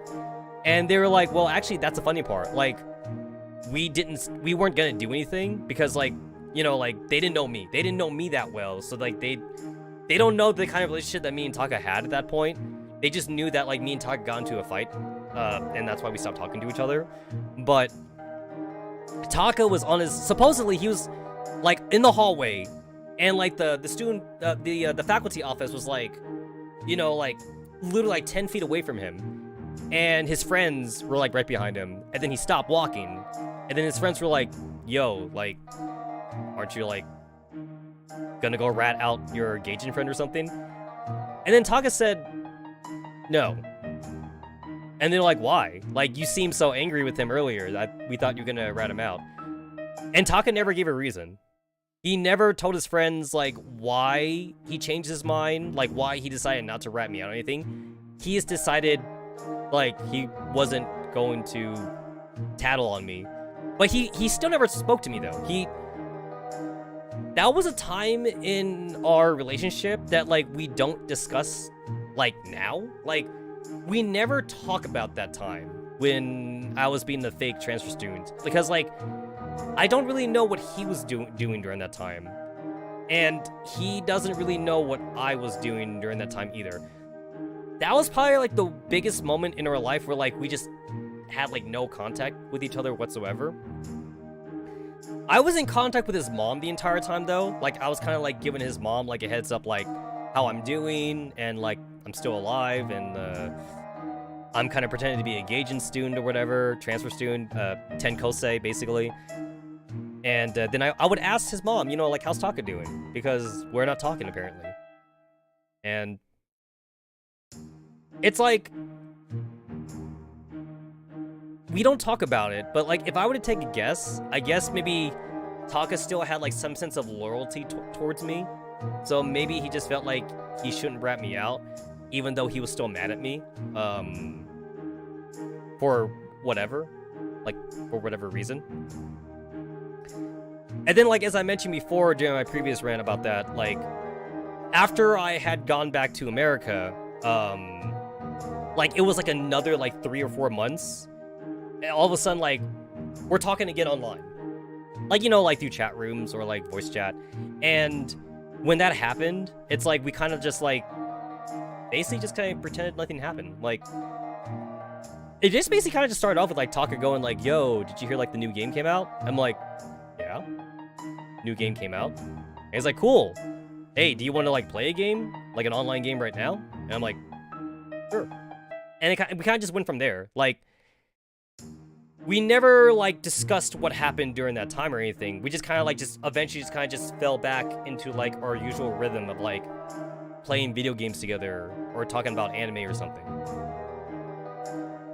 I'm afraid. I've always been afraid to, like, ask Taka, like, what was going on through his mind during that time, or, like, why he was, like, so upset with me.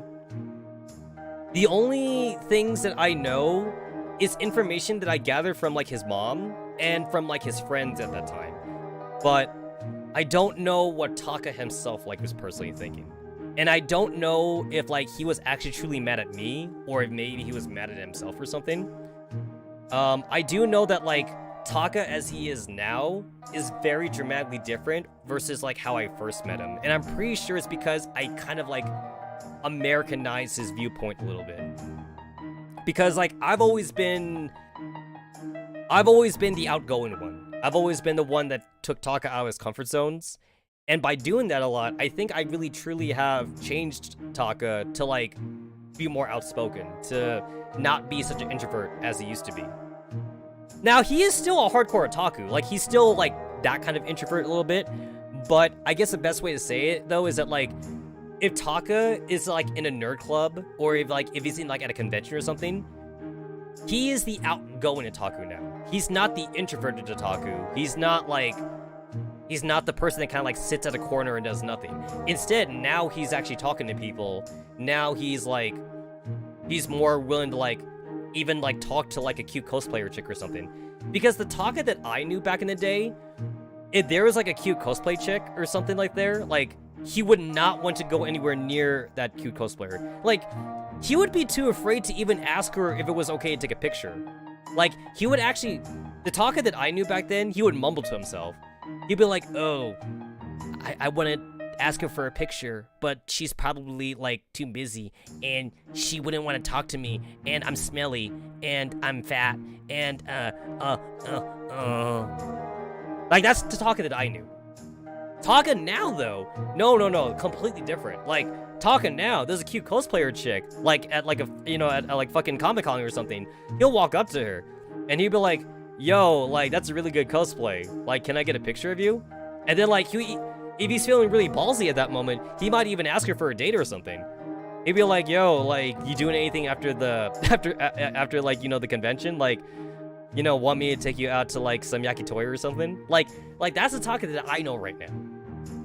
So, I think I truly did do Taka a solid by being his one gauging friend that kind of, like, took him out of his comfort zone.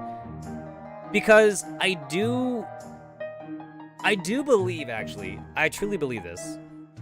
I do believe that regular otaku culture is actually kind of toxic.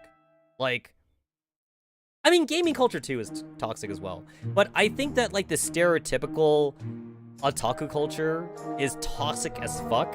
And I think more things need to be put in place to, like, get rid of that toxicity. I don't like the stereotype that, like, otakus are, like, just big sweaty nerds, or skinny sweaty nerds, like, you know, just, like, living in a room full of, like, anime figurines, or they have, like, a fucking kum jar, and, like, they have no friends, and, like, the only interaction with people is, like, online or something. Sorry, I just, had a burp. That stereotype is unfortunately true for a lot of otakus, but I don't want it to be true. I hate that idea. I hate that idea too, that, like, otakus are, like, too scared to talk to girls, and, like, they're gonna, like, die a virgin, they're never gonna get married or anything like that. Like, you know, like, I got Taka out of that out of that mindset, basically. Because I feel like if I didn't know Taka, I feel like in an alternate universe, Taka would be the walk-in stereotype. Actually, Taka might have never came home. So, I don't know if you guys remember the rant I did, where, like, Taka, like, was in his idol, was, like, when his idol craze, and, like, Taka stopped coming home because, like, he was, like, stalking this idol for a while. I mean, stalking is a terrible word to use here, but, like, that's when Taka, like, was, like, literally, like, kind of almost living at, like, an anime cafe, and, like, he was kind of, like, he was with other otakus. He was with other otakus, and they were, like, following this idol, like, this underground idol, basically. And, like, and before he also sent for Russia, and, like, that was when Taka's mom called me to, like, go and find Taka, because she was like, hey, he hasn't come home in, like, a week or something.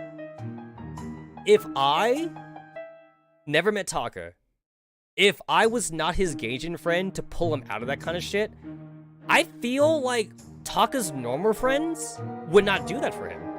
I don't think they would. Because they're also Japanese, and they're also introverted. Taka's, like, other friends are basically also introverted otakus. So, I feel like, in that situation, if I wasn't a friend of Taka's mom would have called Taka's other friends and be like, yo, Taka hasn't come home in a week. And then, like, I legit feel that, like, when they found Taka, and Taka would be talking to them about this idol that he's following, his other friends would also start to follow that idol. Sorry, I bumped my microphone.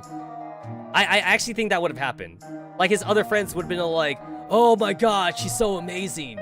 She's so beautiful. She's perfect. Yeah, you converted us, Taka. Now we're all idol sims. Like, I kind of feel like that would have happened. Like, I had to be, like, that breaker. I had to be, like, that icebreaker and be like, yo, Taka, you gotta stop simping, bro. You gotta come home. You haven't showered in, like, almost 2 weeks. You haven't showered in almost 2 weeks. Yeah, you fucking rank. And, like, you gotta come home, bro. Your mom's worried about you. And also, this idol doesn't care about you. She doesn't care about you. She don't even know you exist, bro. Like, come on, man. And also, how much money have you spent on this idol so far? Like, come on, guy. Come on. Yeah, so, like, I feel like Taka as he is now, though, he's not gonna fall for that trap anymore. Like, he still loves idol. I mean, I like idols, too. Like, he still likes idols. He still likes anime. Like, I like anime, too. But, like, I think Taka now is really definitely, like, more realistic. He's more, like, not simpy. I mean, he's still a bit of a simp, but at least he talks to women. He's more confident now to talk to women than what he was before, basically. So, that's good. About the only thing preventing Taka from, like, actually getting a date now is that Taka works in the hentai industry.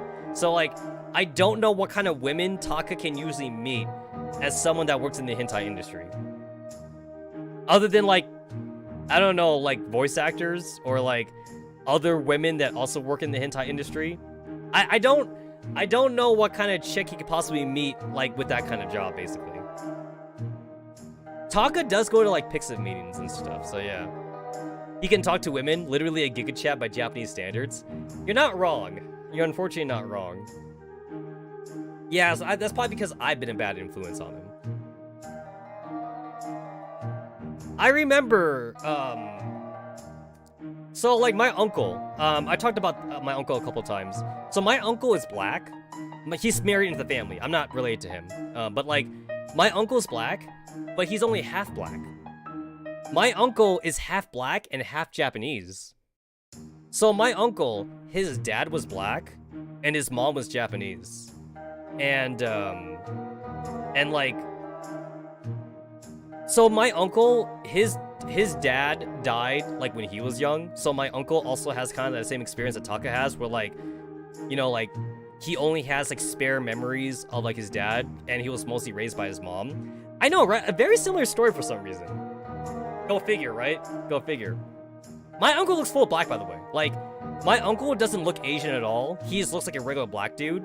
But if you check his blood, though, he is half Asian. He is half Japanese. He is 100% half Japanese and half black. Because his dad was full black, and his mom was full Japanese. That's my uncle right there.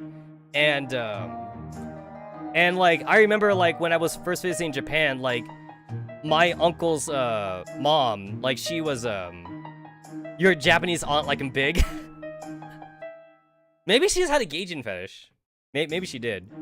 Because I remember Taka was telling me that too. This happened after, like, me and Taka, like, started going to college. And we started talking about, like, how, like, I would always visit Japan and shit. Taka would tell me, you know what was one thing I was always jealous of you, Tetsu? And I was like, what? And he's like, I'm always jealous how, like, you always get girls to like you. I'm like, I'm just myself, bro. Like, it's not like I do anything special. And he's like, no, but you don't understand, though. You're Gaijin, though. You're Gaijin. So, like, that probably helps. Because, like, that's a fetish. That's definitely a fetish that some Japanese women have. That, like, they don't like Japanese men. So, like, if they don't like Japanese men, they automatically like Gaijins then. So, like, Taka believes in the Gaijin theory. That's a thing, by the way. It's called the Gaijin theory.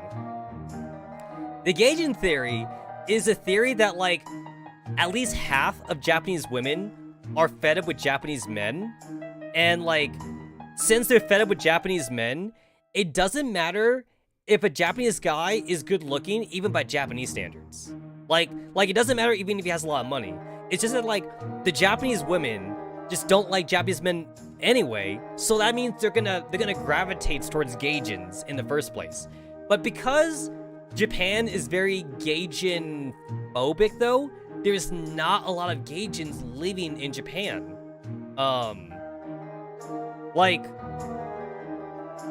so I've been watching a lot of Hololive Callie Mori clips, and actually, whenever I hear about how Callie is living in Japan, a lot of what she says actually kind of, like, reminds me of, like, my own experiences. Like how, like, sometimes you do get treated differently for, like, being a Gaijin and stuff. Like, Callie has kind of said stuff like that a little bit. I'm going to assume that since Callie, you know, of course, works for a Japanese company, she doesn't want to say too much, obviously. But I feel like I definitely, like, feel the undertone in Callie's voice when she talks about being a Gaijin, like, in Japan. Because right now, Callie has a work visa. I believe that's what it is. Callie has a work visa, and that's how she's able to, like, live in Japan or something. Like, she has mentioned before in some of her clips how, like, sometimes she panics. Like, sometimes she panics when, like, she's in, like public situations with, like, other Japanese people. And that's definitely, like, how I felt sometimes, too, when I was in Japan. The clip about losing her ID thing was interesting. Yeah. I was this close to, like, getting a work visa in Japan. I was, like, super close. I think,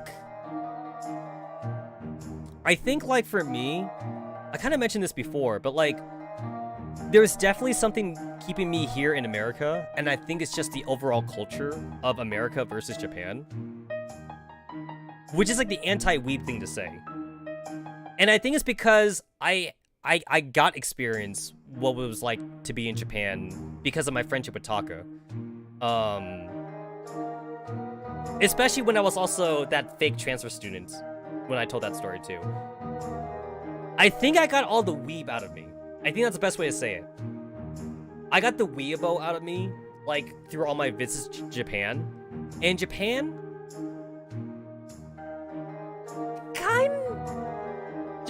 kind of, like, I don't want to say it sucks. But, like, it's a different culture. And I'm not sure if it's good for me. I'm not sure if it's a good fit for me. Like, there's a lot of bad okay, there's upsides. There's upsides and good sides in Japan. But there's also upsides and good sides to America, though. So, like, America keeps me here. And the thing is that, like, I don't have any, like, country loyalty. If I got a really good job in Japan, for example, and Japan wanted me to not get a work visa, if they wanted me to renounce my citizenship in America to become a citizen in Japan, I would do it. I would do it in a heartbeat. I have no loyalty to America at all. Like, Like, if I was gonna get a good job, but like my employer told me, we don't want you to have a work visa though. We want you to actually move here to Japan, but you're gonna have to renounce your citizenship and shit. I'd do it. I'd do it. It's just that like, it would definitely, I would miss a lot of things in America. One thing that sucks about Japan is how small it is. Japan's tiny. And Japan being as small as it is, it affects the way the country thinks about a lot of things. With America, like, being as expansive as it is, the one thing I love about America is just how prevalent, like, Amazon is, and, like, how cheap shipping is to, like, most places in general. And also, like, especially since, for me, since I live here in, like, a major city, like, everything that I could ever want is, like, within arm's reach. That's not the case in Japan, though. In Japan, I kind of feel like I'd be importing a lot of stuff. Like, importing stuff into Japan, rather than, like, outside. Here's the thing. I surprisingly don't import that many things from Japan, as some of you guys might think. Like, I don't actually do it a whole lot. Most things I get, I really do just get here in America. Of course, like, I'm not saying that, like, I don't buy authentic, like, anime gear, but, like, even, like, some of my anime stuff, though, I don't buy it directly from Japan. I just buy it here in America from an anime store who probably ordered it from a Japanese company or something. Like, you know, America is just so much more convenient, basically. And, like, I feel like I'm, like, not really much into, like, doujins as I used to be. Like, versus, like, 10 years ago, or, like, 15 years ago. Like, that's, like, one of the things you would want to move to Japan for, if you're, like, super weeabo, and you're, like, a hardcore otaku. Like, for the doujin scene. Because it's really hard to get your hands on doujins if you're not in Japan. Because, actually, a lot of Japanese online stores, like Melon Books or something, they don't ship to America. They don't ship overseas. They only ship to Japanese addresses. So you would need to use a courier service to get, like, some of those doujins overseas if you're not in a Japanese address. But that's like a very small, that's like a one example. That's like one niche thing about one of the good things to live in Japan. For doujins, if you're into that. And then, of course, there's a Japanese convention too. Like, if you're into Toho, there's like Redisai. If you're into, like, just regular sorry guys, I bumped my microphone again. If you're into, like, regular anime stuff, then, like, of course, like, there's, like, the conventions and things like that. How realistic is actually buying a house with the average Japanese salary? In the city? Not that realistic, unless you, like, own a company, or, like, you're, like, a fucking, like, super manager or something. Not even a regular manager, like a upper manager. Unless you want to commute, and that's a big thing. Like, if you have an average Japanese salary, you can totally buy a house, but it has to not be in the city, though. It has to be out in the countryside, and then for you to go to work, though, you would need to take a train, and, like, it'd be, like, almost, like, a 30 to 45 minute train ride to get to work, basically. Front and back. But here's the thing, though. That's just the ride itself. You'd be at that train station for, like, at least, like, an hour. Sometimes an hour and a half, because you would need to get there early to get a seat. Or, like, the train is compact. Like, the train's compacted because of rush hour. And assuming you have an average Japanese job where, like, everybody works literally, like, 9 to 5, or, like, you know, just, like, a regular working schedule time, then unfortunately, you're gonna work during those rush hours. That means when you go to work, you're on that train, and you're on that train when everybody else is getting on that train. And then you're also getting off that train when everybody else is getting off that train. Also, oh, that's another thing, too. Okay, as someone that, like, grew up more in America rather than, like, in Thailand or in Japan or something like that, I am used to the American culture of wide open roads and cars. I don't know if I could give that up. I'm not a train guy. I'm just not a train person.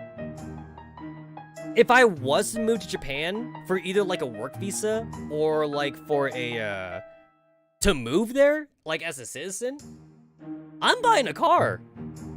Yeah, no, like, I'm buying a fucking car. I ain't taking a train.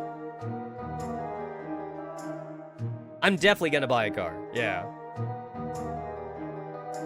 I guess to be fair, that's a culture. That's a cultural mindset.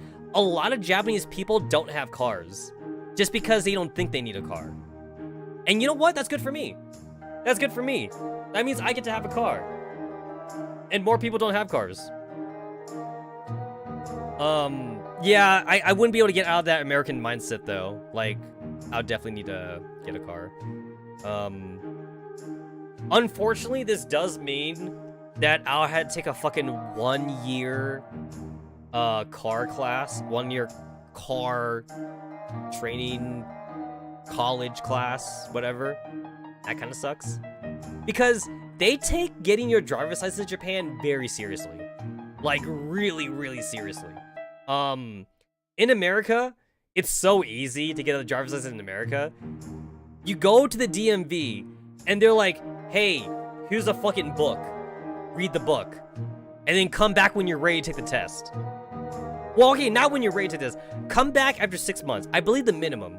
The minimum time, I think, is 6 months on your permit. So here's the thing. Assuming the rules haven't changed yet, because of COVID, which I assume it hasn't changed. I remember when I got my driver's license. Okay, this is how it was. This was a procedure, in America at least. So, you walk in, and you're like, yo, I want a driver's license. And they're like, cool. Here's a book.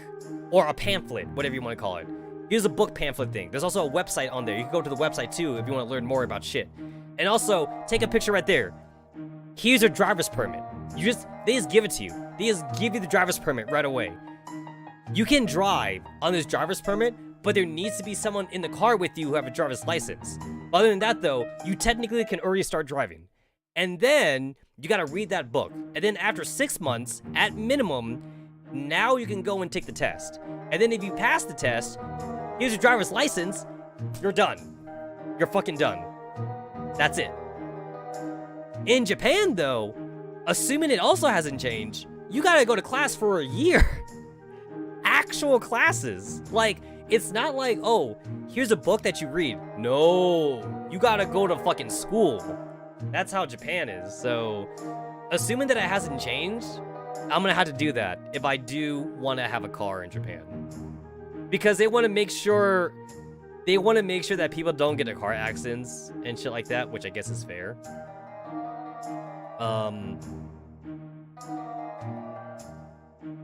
Yeah, another thing too, though, is that, like, I wouldn't be able to get, like, a cheap place in Japan if I would try and move there. So, Japan has, like, a lot of old buildings that are, like, not up to code, but they don't take them down, though. So there's definitely places that you could rent and or buy that don't have showers and don't have toilets. Some don't even have kitchens. Yeah, no, I wouldn't be able to do that. Yeah. It's like, if I do go there, I feel like I would either need to buy a high-class apartment or, like, just buy a house. Just straight up just buy a house. Yeah. Thankfully, as a Gaijin, or unthankfully as a Gaijin, I might be barred from, like, trying to buy a house in, like, certain places. But that also means that, like, some Japanese, like, realtors might see me as an easy target, which I'm not. So they might try to, like, rip me off. I'd be like, yo, bro, don't rip me off. So that'd be like, an interesting thing, trying to talk to a Japanese realtor about trying to get me a house. So that'd be fun. Another thing, too, though, is that, like, there are Gaijin neighborhoods, where, like, they kind of, like, put all the Gaijins in. I might be living in one of those neighborhoods. I don't think it's bad. I don't think it's a bad thing, by the way. Like,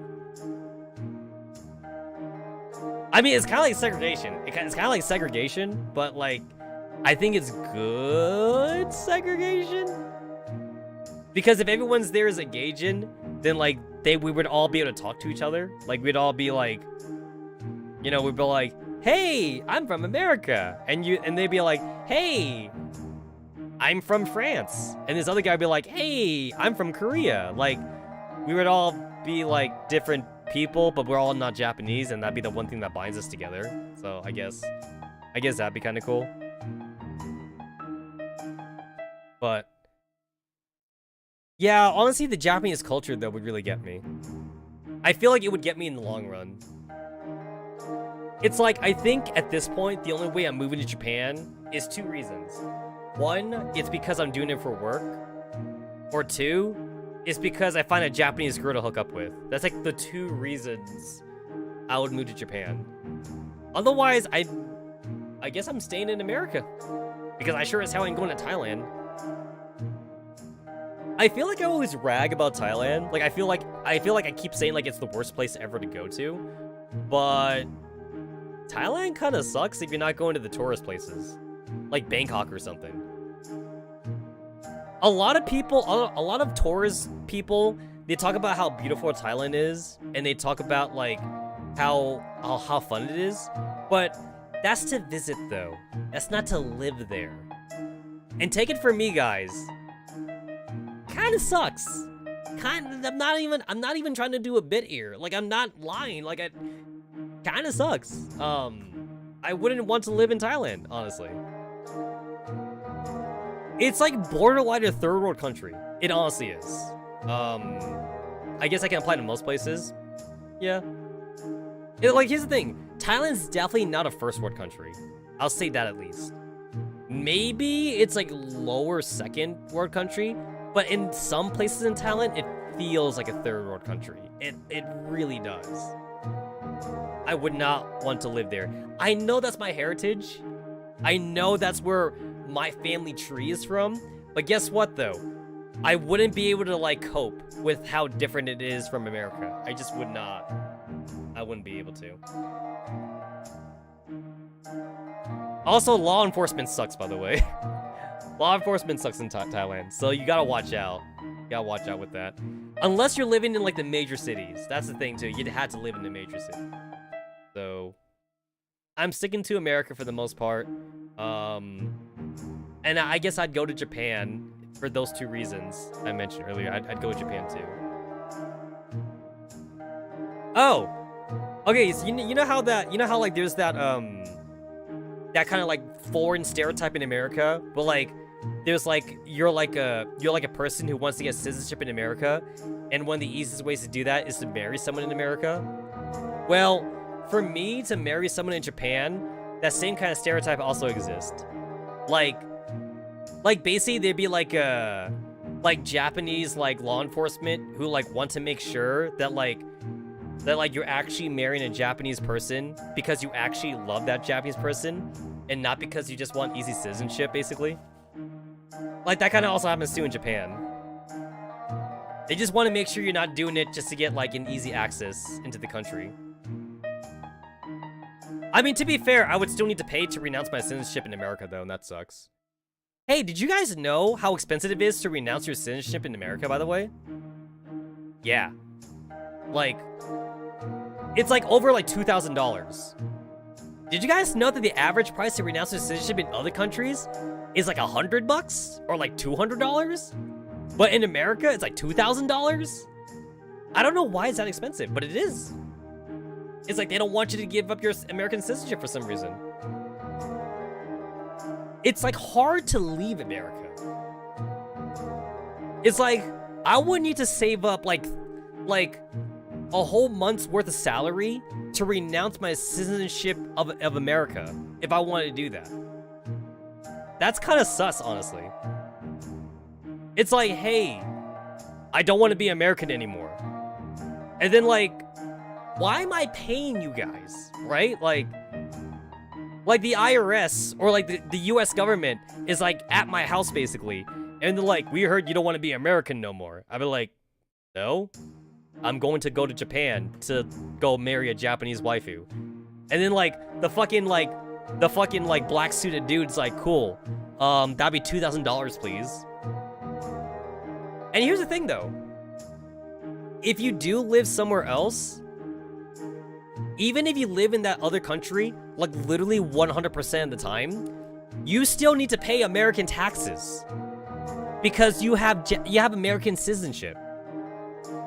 As long as you have American citizenship, even if you live somewhere else 100% of the time, you need to pay American taxes.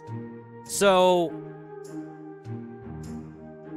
do you want to pay $2,000 to give up your American citizenship, or do you want to keep your American citizenship on the off chance you might move back, but then like for all those next couple of years though, when you're not living in America, you gotta pay American taxes? I don't know. You guys tell me. It's such a weird system.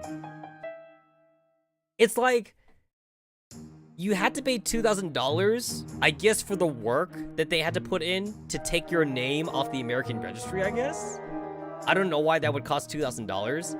It's like they just want to keep people as American citizens so they can, like, inflate the American numbers more or something. I have no idea. And then to gain Japanese citizenship, like most other countries, it's actually pretty cheap. But then to gain American citizenship is really hard, though. It's hard to get in America, but then once you're in, you're in. And then it's hard to get out of America. So the American citizenship thing is kind of like being part of a gang. Like, it's really hard to get into a gang because, like, you had to go through a test or something to make sure you're tough enough to go in that gang, or like the mafia or something. And then, like, but now that you're in the mafia, now that you're in the gang, you're in. But then what if you want to go legit, though? What if you're like, hey, I don't want to live this life of crime anymore? It's like, it's hard to get out of a mafia. It's hard to get out of a gang. If you're in Japan, it would also be hard, right, to get out of the Yakuza? Like once you're in, you're in. It's super hard to get out of it, because that kind of life follows you around, basically. That's basically how American citizenship feels. Like, it's like, hey, you have an American citizenship. We don't want to let you go now. It's like, but I don't want to live here anymore. It's like, oh yeah, no, go ahead, live other places, but we still own you. Yeah, you belong to us. Like, if I remember right, like the process to like give up your American citizenship, it's like you're giving up your social security card, you're giving up like all your past like healthcare history. I think you're also giving up like your dental records or some shit. Like, basically, like they kind of erase. They like almost like straight up like erase everything about you. And like the only place that would even have knowledge of your existence would be like the White House. Well, I mean, not the White House, but it'd be like whatever government or building they have of like every citizenship that they used to have, you know, in America. But like most other places will like erase your documents though. At least that's what I remember like reading about in high school. I'm not sure if it's different nowadays.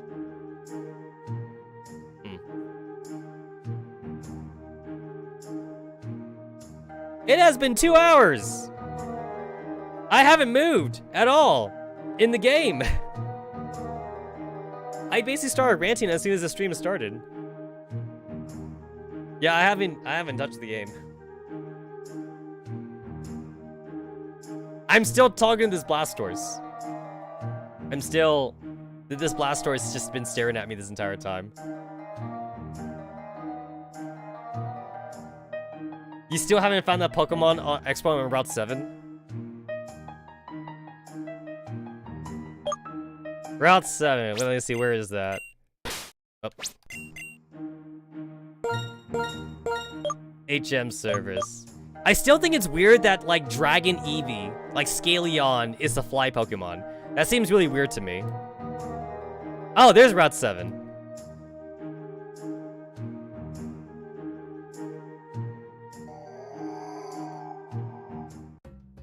Let's see how bullshit I can make this. Let's see how fast this takes me to get it.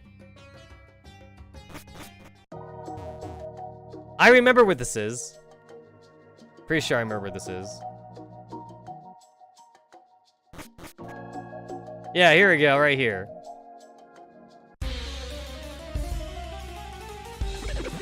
It's a Bibarel! No, that ain't it. You found 2 shiny Pokemon in a span of 6 minutes.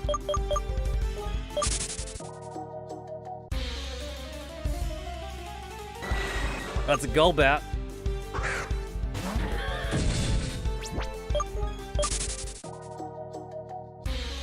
Well, you know, this is like the one-time random encounters is a good thing. Because, like, that means you run into battles, like, super fast. Otherwise, you'd be playing one of those games where, like, you had to, like, reset the encounters, and you had to, like, leave the map and, like, go into the map or something. I mean, there's two ways to look at this. Either you reset the map, or you just go into random encounters.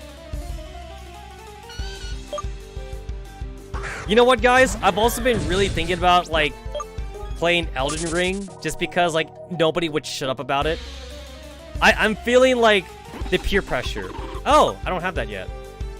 I'm feeling the peer pressure about Elden Ring. Okay, I need to catch this.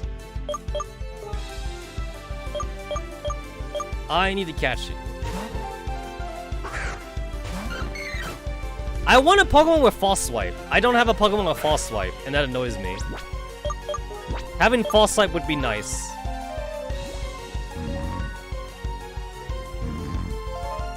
Elden Ring's not typically the type of game I would play, though. It really isn't. It's not my cup of tea, but, like, I feel pressured to play it. But the lore, I need to play the other Souls games first. Son of a whore. He's asleep! How does he break out the ball when he's asleep? That doesn't make any sense to me. If he's asleep, it should be 100% catch rate. How does that even work? He's still asleep, by the way. There we go.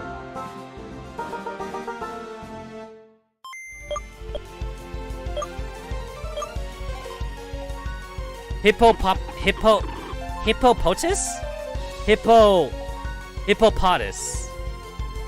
Hippopotamus.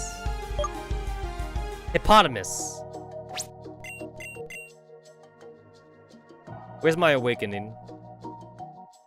Where was my awakening?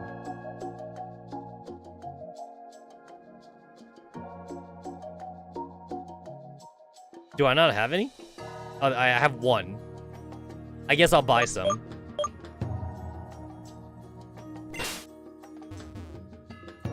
I will say this, though. If I ever decide to stream Elden Ring, I'm cheating, by the way. I am 100% cheating. There's no way I play Elden Ring legitimately. I guess I'll say, like, I would play for, like, an hour legitimately, and then after that, I'd start cheating. I'd probably start with, like, giving myself, like, infinite HP. And then, like, maybe after that, I might do, like infinite, like, I don't know, like, infinite experience, or, like, infinite money or something. I don't know. I think HP would be the first one I do. Just so that way, I could just, like, kind of fight stuff, and, like, not have to worry about, like, you know, like, just die in one hit or something. Oh, his stamina's a thing too, right? I'd probably do that. Give myself infinite stamina. Yeah, definitely. Because, like, stamina, like, in these kind of games, are, like, really short. Like, your character, like, runs out of breath so easily. I think whenever I play a game with a stamina meter, I always go for, like, infinite stamina really fast. I know that games can't be super realistic, but, like, sometimes it annoys me when, like, I play, like, a... whatchamacallit? I play, like, a survival game, and then, like, my character, like, runs out of breath, like, after, like, 5 seconds or something. Like, to me, if I see my character run out of breath after 5 seconds, I try to think that my character is, like, super out of shape or something. Like, I'm always thinking, like, how... It's only been 5 seconds, how are you out of breath? Like, I think that my character's gonna have, like, a heart attack or something.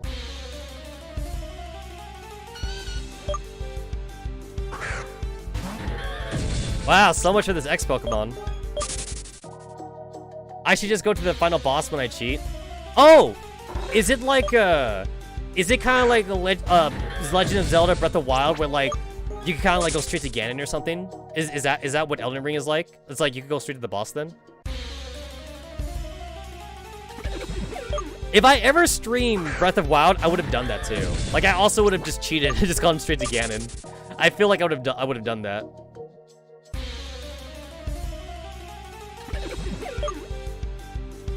Like, can you beat, like, the Elden Ring boss, like, on level 1 or something? Is that possible?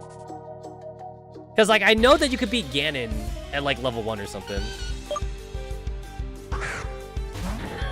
I remember seeing the speedruns for, like, Breath of Wild, and the speedruns for Breath of Wild are pretty ridiculous.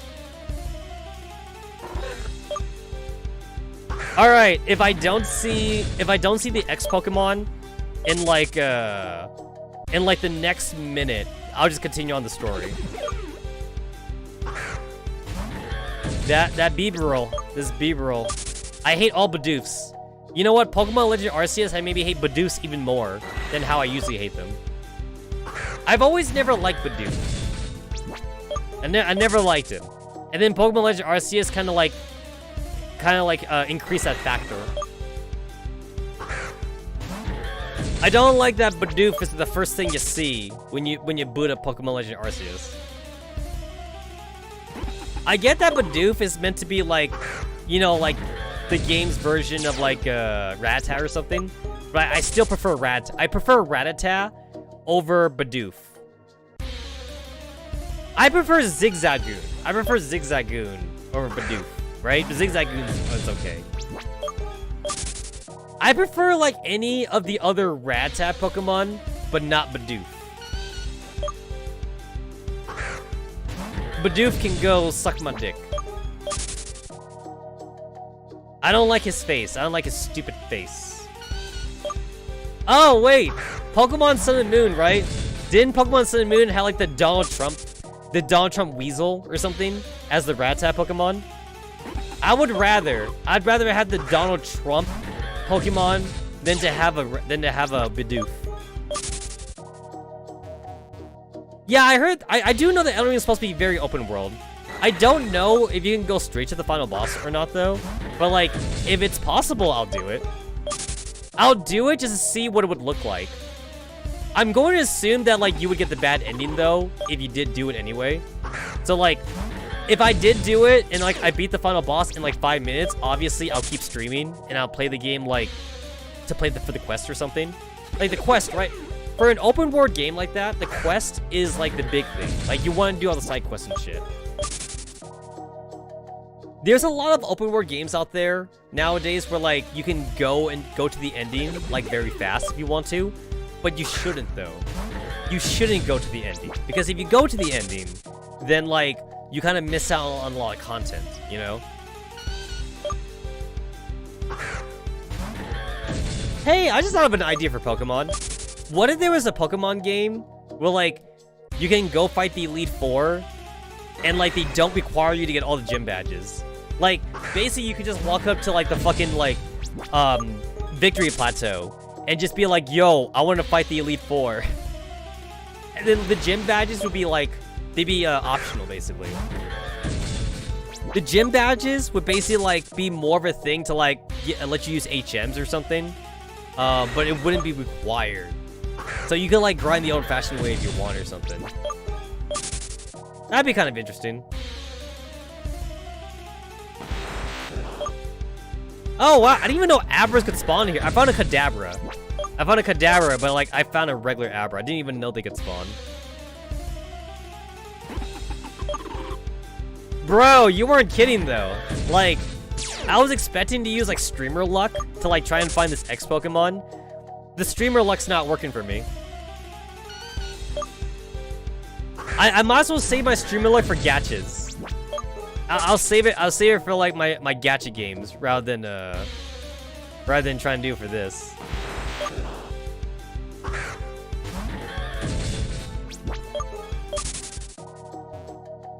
I feel like I should be able to interact with the tree. You used your luck on 2 shinies.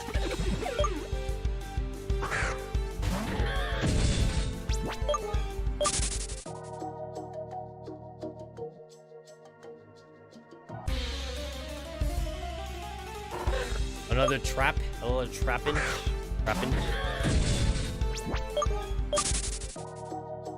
Speaking of Trapinch, I do find it interesting how, like, a lot of, like, bugs in real life, like, they have a very strong, like, nymph stage, like a baby. A lot of bugs have a very strong baby stage, but then, like, when they're adults, though, they have a very fragile adult stage because as an adult, they only have one goal, and that's to breed. And then a lot of adult insects, when they breed, they die afterwards.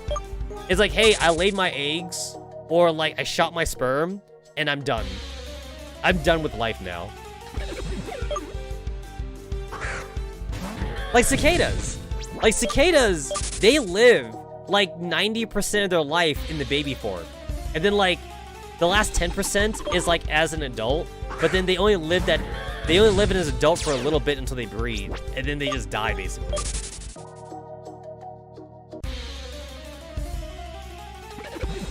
Yo, this X Pokemon though.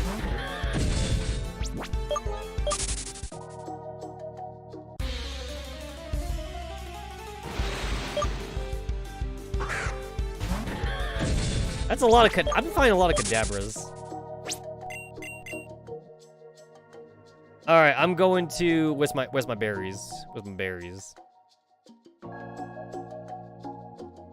A mysterious berry from another planet. I'm gonna give this to Hot Stuff. Just so that way I can feel like it does something. Maybe it'll make the X Pokemon show up. Oh, nice drop. Oh, wow, the previous Peppercunos didn't have drop. Drought.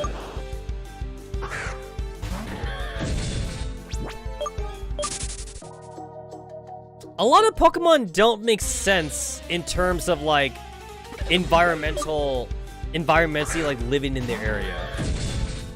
Like Abra sleeping for like fucking 20 hours or some shit like, or 22. Abra's sleeping for like 22 hours and like only living because like it's psychic, and when psychic it's technically awake or something. How does an animal like that even evolve? Atlas moths have no mouth and live for around a week or something. They have no mouth? That means they can't eat them. Dang, that sucks.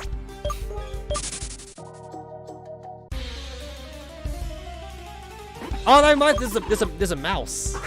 There's like a mouse or something. I think it's like a kangaroo mouse or some shit. There's a mouse that like once it hits puberty, the male mouse, they don't eat anymore. I mean, they could eat, but they don't eat anymore once they hit puberty. Instead, they fuck every female that they could find, and then they just die of starvation. Like they literally starve to death. But they can eat though. Like their body doesn't go through like a metamorphosis or anything like that. It's just that like it's like their brain chemistry, I think. Like they just like, hey, I don't want to eat anymore. I don't want to sleep anymore. I just want to like fuck. Like they could eat, but they just choose not to basically. And like they just starve themselves to sex. Like they just have sex only. And then the mother has to take care of the baby afterwards. Like that's basically like if I woke up one day.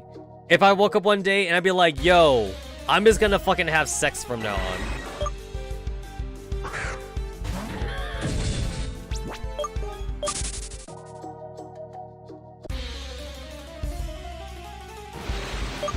I think I remember like scientists even testing it in the lab or something. Like they found like the hormone that like activates like the part where like the mouse's brain goes into sex overdrive or something.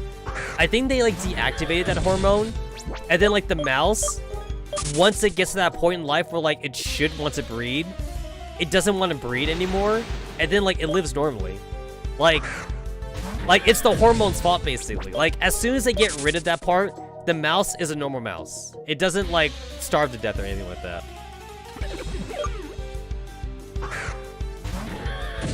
A lot of scientific experiments on animals, it all has to deal with like stopping certain hormones or drugs or some shit, I feel. It's like, hey, what happens if we take this animal and we just have it like stop doing its thing? What if we just make it stop? Like what happens? What happens then? A lot of things that animals tend to do tend to be like self-harming in a way. It's like, yo, I had this compulsion to like eat mushrooms, even though like half of these mushrooms are poisonous to me or something.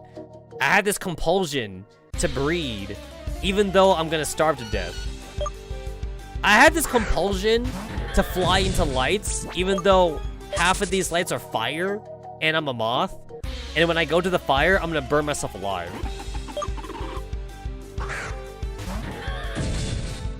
Must go to the light. If I remember right, I think it's because moths are attracted to the moonlight or something. I think that's what it was. So like, when it's light, like artificial lighting or fire, like they get drawn to the light, I guess. And that's why a lot of them die. Because they're trying to fly to the moon or something. I don't know. Yeah, you know what? This X Pokemon is just not gonna show up.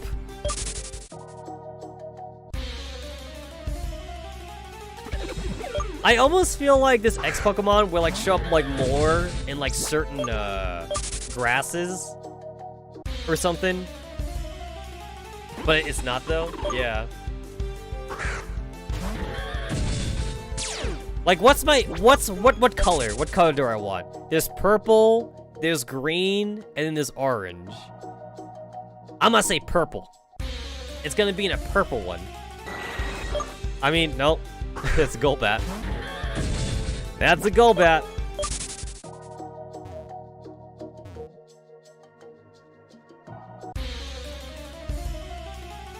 Alright, cool. I'm out. I'm out. We gone. We gone.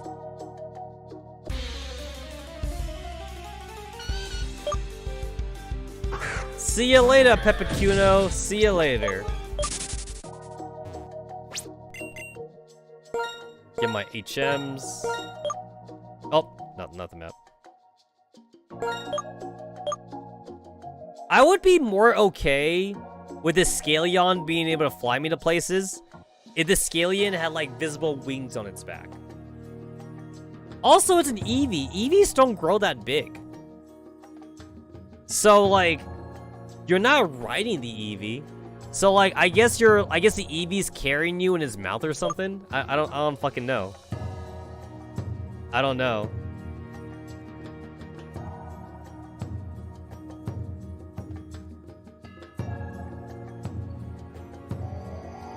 It flies with its ears? That's just dumb. That's dumb. Alright, I didn't explore this city before, so now I want to explore it. I'm going to explore this city.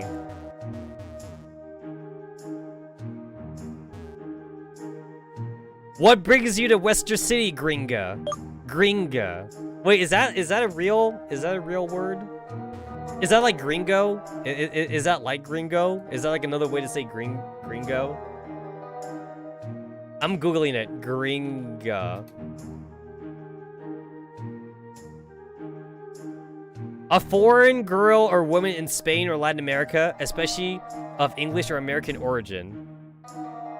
Compared to gringo. Oh! Gringo is a masculine term for foreigner in Spanish and Portuguese for gringo. Oh! So gringa is a female term. Got it. Because I'm familiar with gringo. I'm familiar with gringo. Got it. I had to Google that. Yeah, this place is definitely Hispanic, I guess.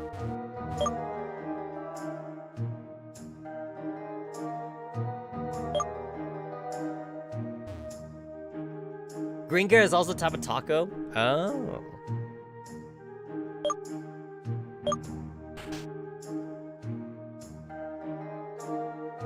Yo, is this a bar? I mean, this bar looks like shit, though. I found a ghost gym.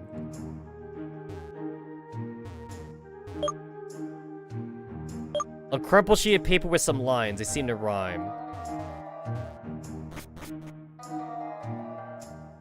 Yo, this city makes me very uncomfortable. How the hell did you lose your moo-moo bell? How am I gonna get another one? Oh, she's yelling at her milk tank.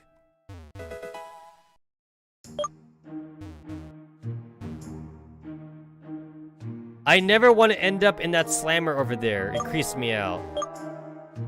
El Purgatorio. High security prison and gym of the mysterious Casper.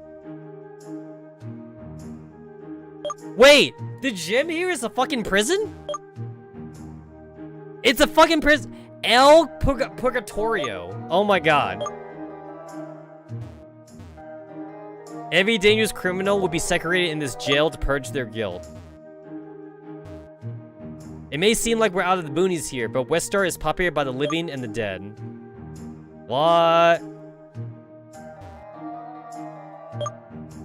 This gym. Everything is so creepy here.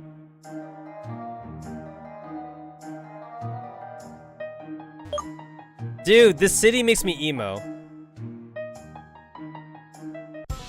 Ah, shit, I didn't mean to go there. I like how the battle music's different. It's like country music. I hear banjos. I noticed that the battle theme, it changes depending on your location, actually. I like it.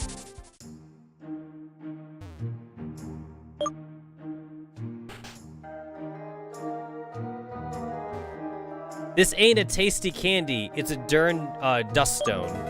I found a dust stone. Thanks to the dust stone, lady. My old lady doesn't want to hear about getting more children, but then who's gonna help us, help Weeans with the crops? That's right, have more kids so you can use those kids at the farm, basically.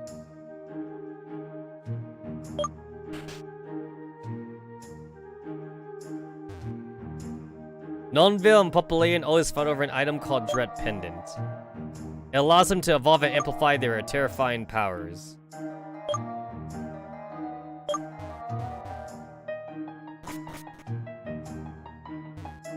That Garcia is always complaining about the house, but he never does anything when it comes to cleaning. Yo, I got this place for a cheap price, but till I found out it was in the ghetto. And then there's also a graveyard. That graveyard looks sus.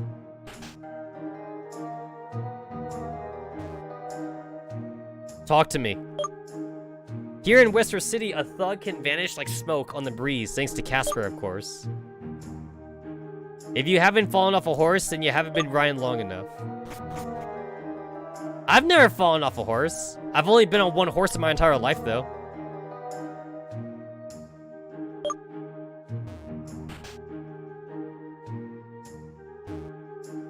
That reminds me.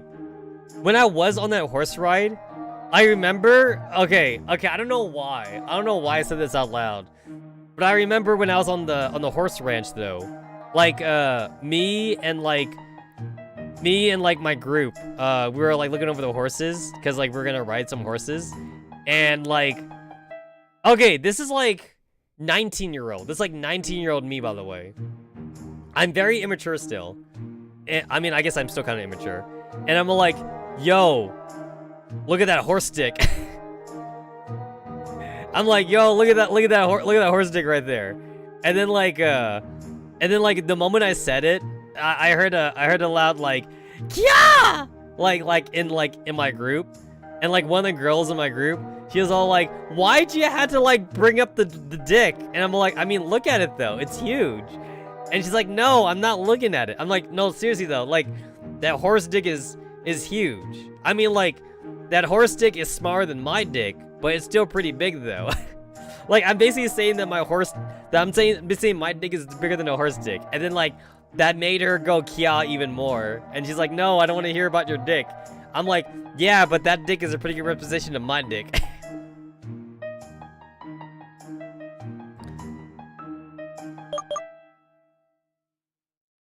Oh, he got plates to sell. That's cool.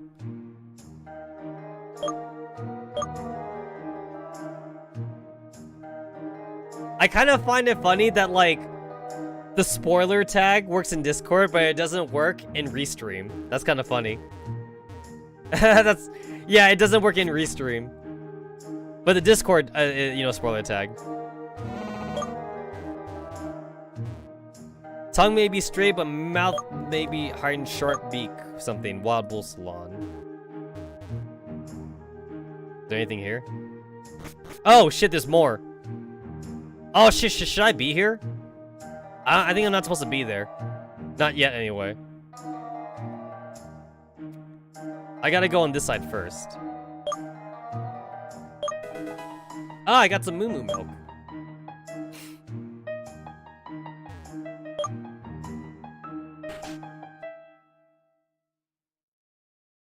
I'm the cook here, and if you uns got problem with that, then come talk to my face. This guy smells like death.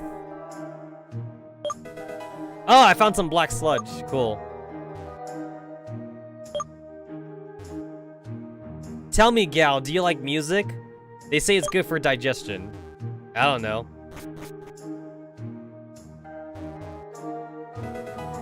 Oh, I found Dream Eater. That's cool.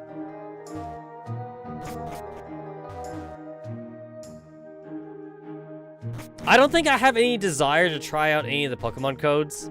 I'm just gonna see like what this game has to offer me.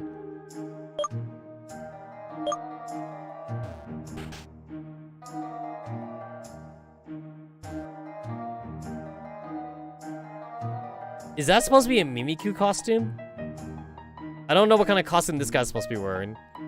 What's that thing on your hand? I've never seen such a glove before. Do you want to trade it for my very special item? No. Just kidding. I don't even know how to use that thing. Take this anyway. Oh, it's a Soothe Bell. Cool. I'd like to be professor one day. Good talk.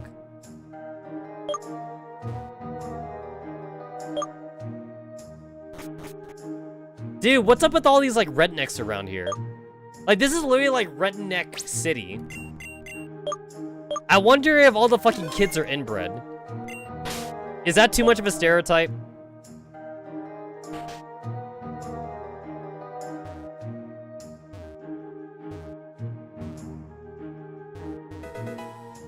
Huh, this is supposed to be Casper's house right here, and I just took his TM. I hope I won't get arrested for that. You know what? It's his fault for not locking the door. He should have locked the door.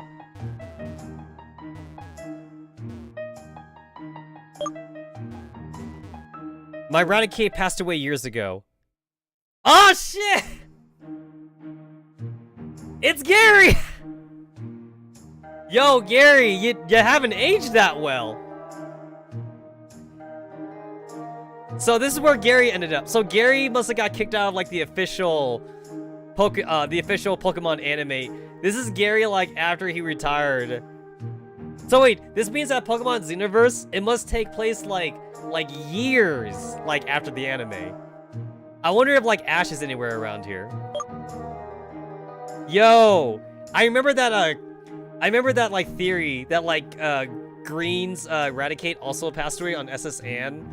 That's why he was over at like the Lavender Town tower when you like go there or some shit like that.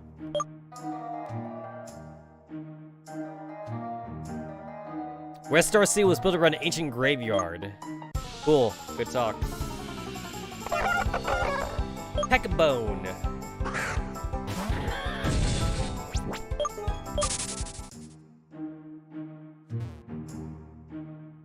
Every day I come here and use a hyper potion on my Meowth's tombstone, but it doesn't wake up. Oh, that's so sad. That's so sad. Take it, I don't need it anymore. Dude, he's spraying hyper potions. He's literally throwing money away at like his Meowth's gravestone. That's really sad. You have to let go. The accident wasn't your fault. You have to let go.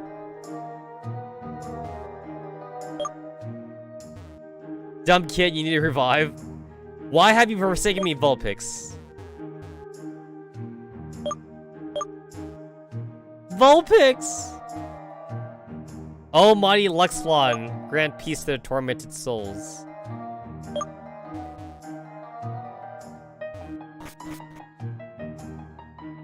All these people who lost their beloved Pokemon make me so sad. Yo, what the hell? There's random encounters up here? I was not expecting this.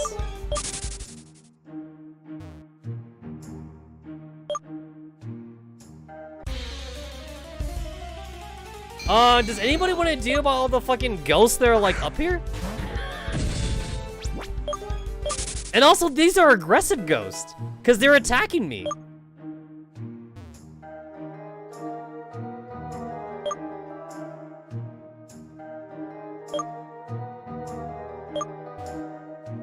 Oh, the witch hunts. I remember the Salem witch trials.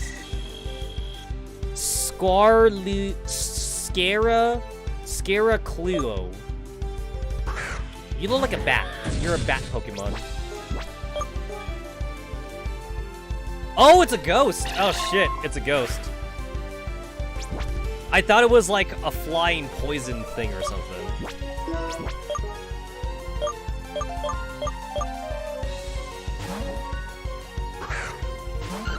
I assume that maybe you're like flying ghost or something? Oh, I forgot to like buy Awakenings. I wanted to buy those.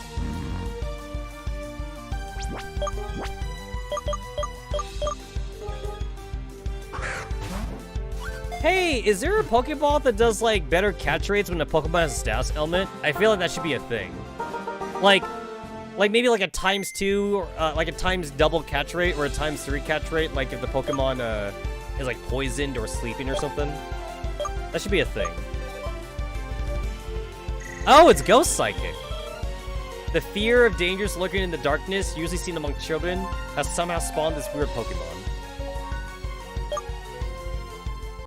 So this Pokemon was made from imagination? Mommy, why does Dribble keep staying underground? Did he use Dig and forget how to come out? Oh no! She doesn't understand! And Dribble's a ground Pokemon too. So she thinks that Dribble used Dig. Oh, that's so sad. She doesn't get it. She doesn't get it.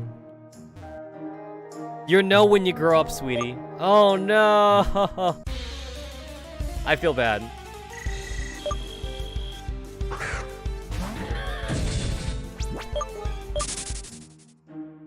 Mommy, why doesn't my dog wake up? He's been sleeping for a long time. I'm sorry, sweetie, but Fido's not waking up ever again. Fido's asleep forever. You know what, like, I don't know how to explain to a kid when something's dead. Like, I don't want that responsibility.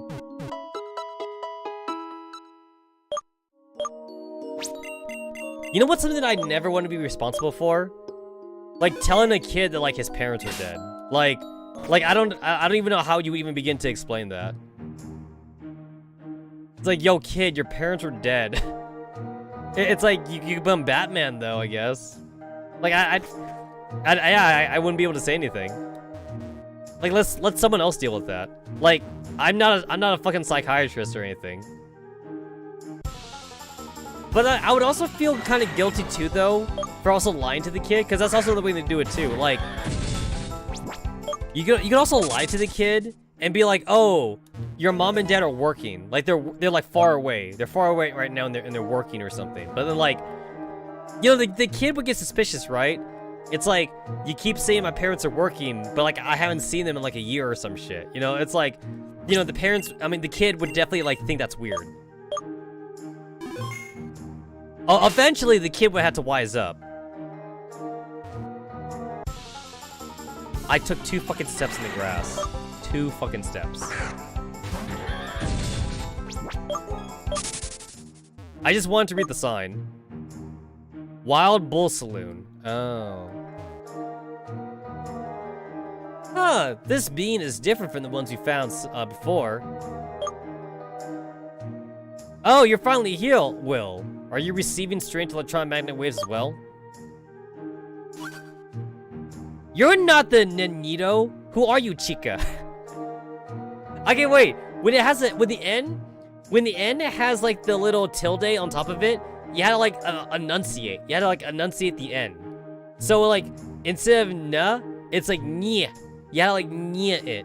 So it's nanito. So like if you say nanito, that's wrong. It's not nanito. It's nito. I'm really bad at this, but like, I know that you have to enunciate the N though. Ninito. When that tilde is on top of it.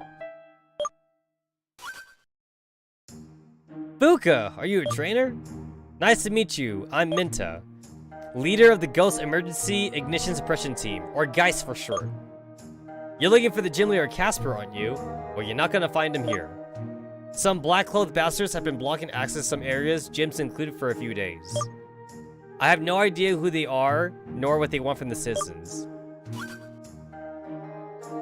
What are you saying? Those perils hail from the damned team dimension? Chrysler may know something about it. That guy's a top-tier genius. I've got an idea. Do you want to meet the other members of my squad? You know, Geist works alongside Sheriff Casper, so we could help you meet him. And I'll tell you right away, our group is tasked with a double-faced city patrol duty. During the day, we handle the occasional fire, but after dark, we are Ghostbusters. A job like ours is vital in a constantly haunted place like Wester City. So the sheriff holds a lot of respect for our team. And delay, come inside, on delay. Oh, that's on delay.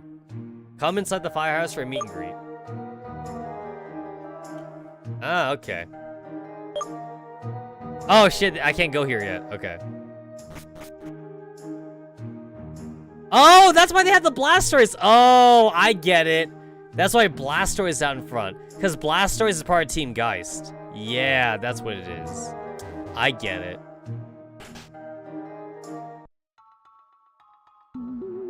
Hola, Fuka. I've been waiting for you. Bienvenida to the Geist Firehouse. Here we monitor the city to thwart fires or infestations efficiently.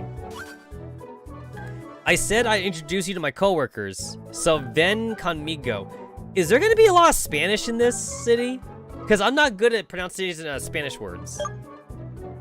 I'll show you the other rooms of the firehouse while I'm at it. Vamos! Vamos. I know some Spanish. I know some Spanish words. This is my office. It may not be much, but I keep all the team's achievements here. Over here is one of the members of our group. Come on, I'll introduce you. This is Buster, my trusty Blastoise. Blast. Buster is no common Blastoise, though. You see the cans on his shell? While returning from a mission, we met some punks who were harassing a poor Cubone. My Pokemon immediately put itself in front of the little guy to protect it from those perils, but alas, those desperados managed to break its cannons. Buster, without its best weapon, couldn't pull itself in our missions. So Chrysler, the innate team's brain, invented some artificial prosthetics for it. That Gordo never starts surprising me. He wasn't content with just creating cans to shoot high-pressured water. He added a vacuum function. The ideal function for ghost hunting, isn't that right, amigo? Oh, that's why the cannons look weird. Oh.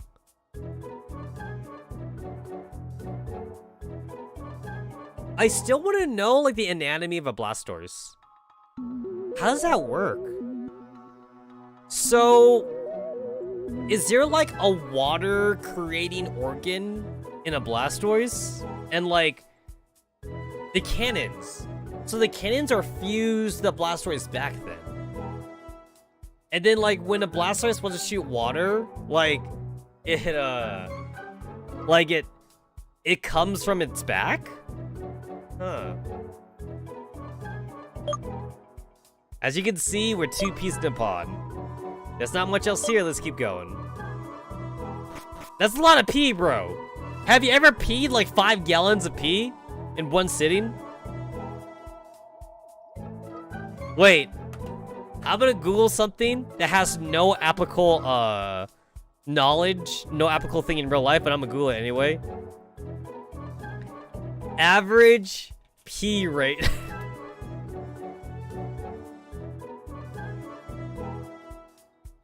Typically, urine flows from 10 milliliters to 21 milliliters per second.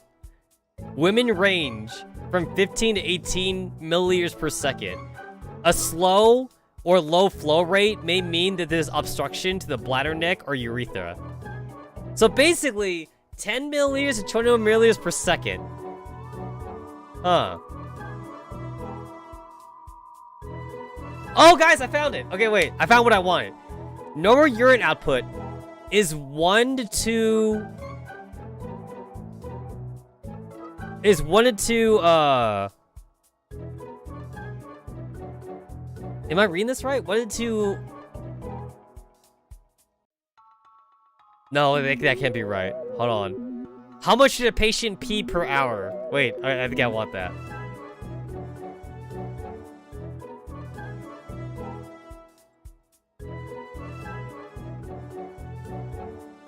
I can't do math. I can't do math. Oh, how much urine is produced in a day? Okay, how much urine is produced in a day? Okay, let's see.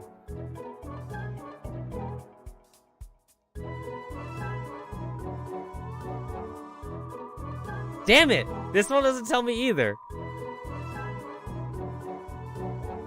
Okay, wait. How long to pee a gallon? This is so stupid. What am I doing?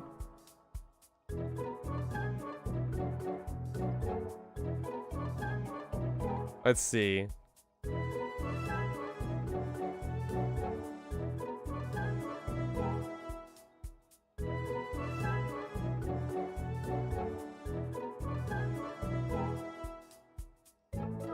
Let's see.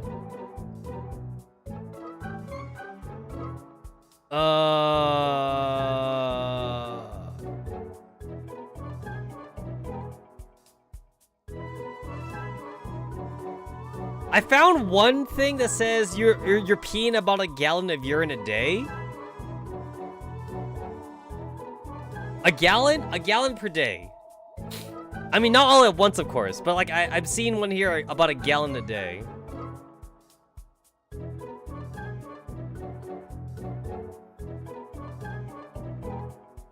I don't know, wait. Maybe that's if you drink a lot of water.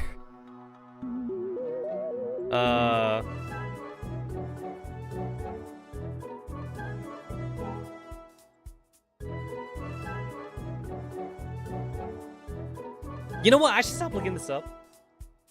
This is useless information. This is dumb information. I should not look this up.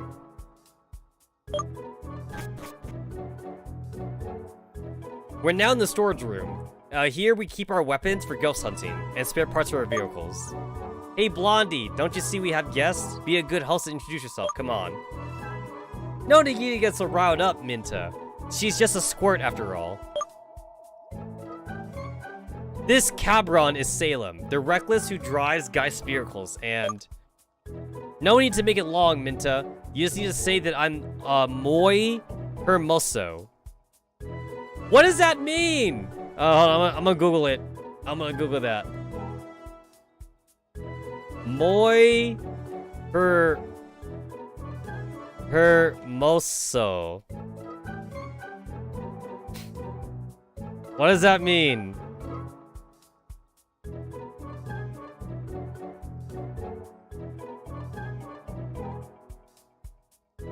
Important, very beautiful, elegant.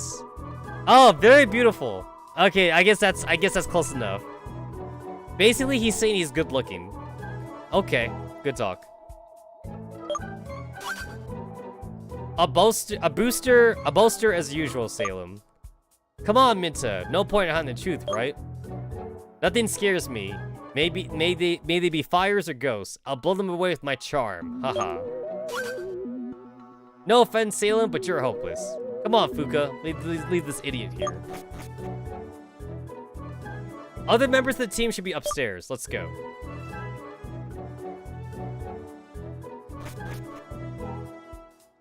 This is the relaxation area. This is where we enjoy some well-deserved rest after our missions. Oh, look, it's Will.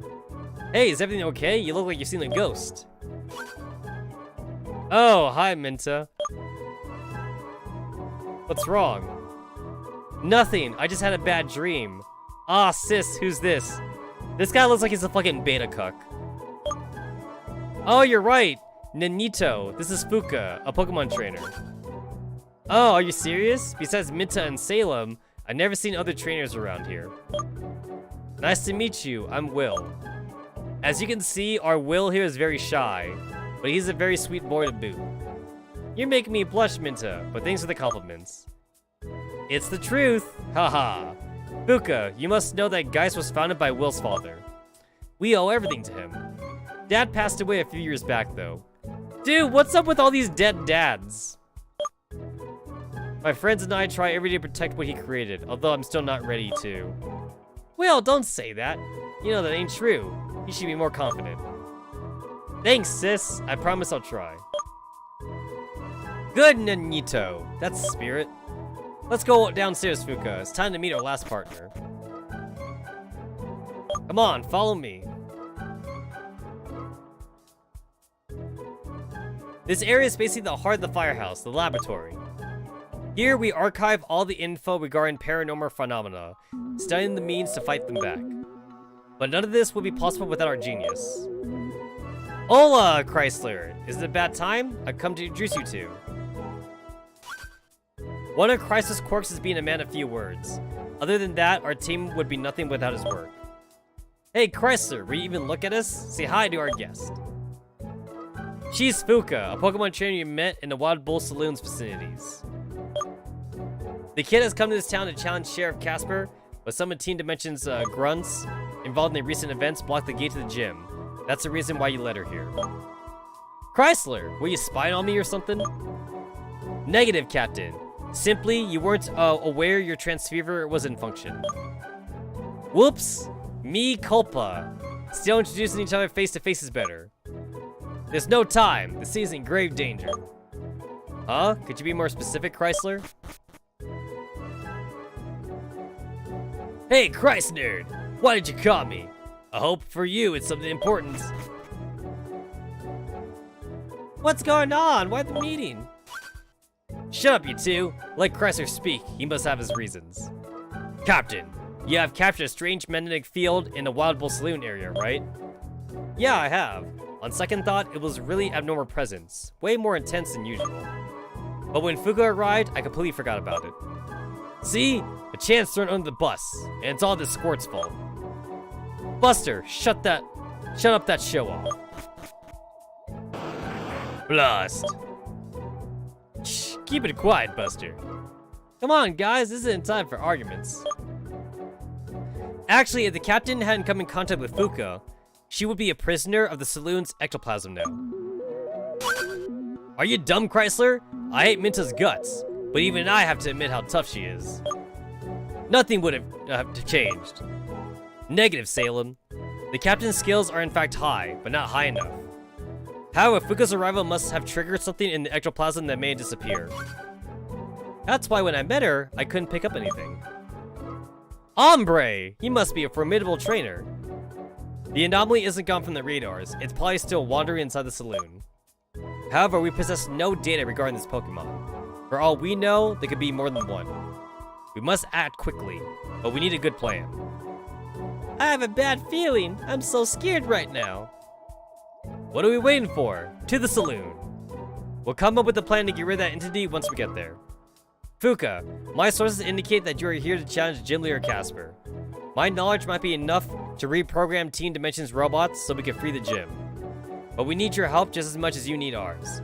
So I'm asking you to assist us on this mission. I'm sick of all this chit-chat. The last one who gets there smells like a garbador. Alright. Hombre! He's always so reckless. Salem, I swear I'm gonna give you a lesson. Fuka, we're going to the Wild Bull Saloon. We'll be waiting for you, in case you're willing to accept our deal.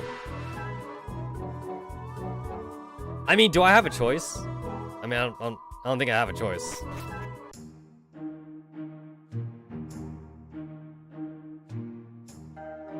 So we're gonna go ghost hunting.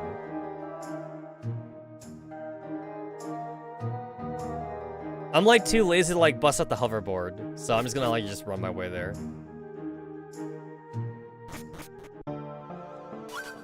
Fuka! So you decide to give us a hand on the mission. Q Alegria. This ruined building is a Wild Bull Saloon. Not many years ago, it used to be one of Restore City's main attractions. Can you believe that?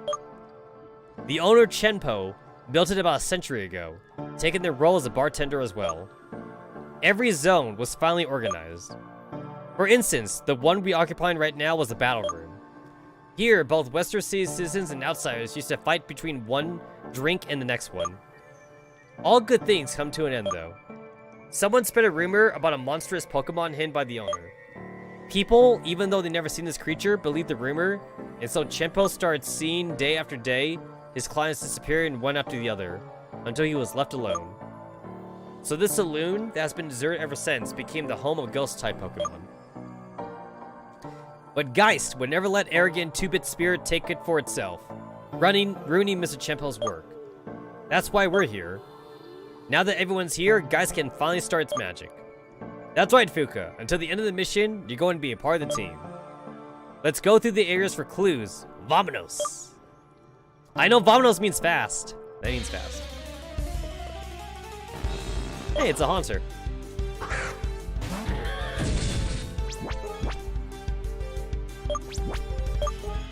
So I know that my hot stuff is like already too strong.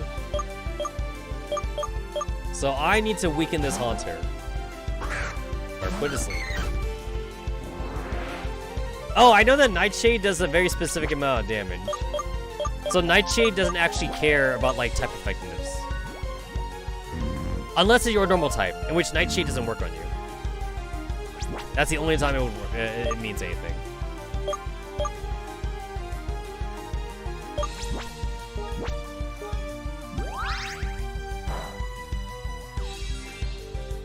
Cool, I got my HP back. I think Haunter has a bad catch rate, that's why I wanted to weaken it first. It's weakened and asleep, so I should be guaranteed to catch here. Here's the thing, I don't actually want to use Blossom in my team, but like I need a Pokemon that could catch Pokemon. And Blossom catches Pokemon, so yeah. Well, goodbye, Lava Plume.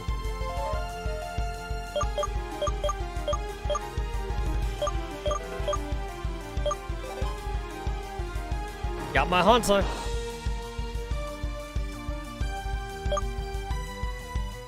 Dude, ghost Pokemon are like... It's creepy. It's like, why would you have a ghost Pokemon? It's dead. I also don't like the idea, too, that there's a lot of Pokemon in the Pokemon world that, like, suck your soul just by being next to them. Would you have a Pokemon that you knew sucked your soul? Litwick! That's one. So, Litwick. Anyone that has a Litwick as a Pokemon, they die. They die like an early death or something. And Chandelier is even worse. Chandelier is basically Litwick, except like twice as strong.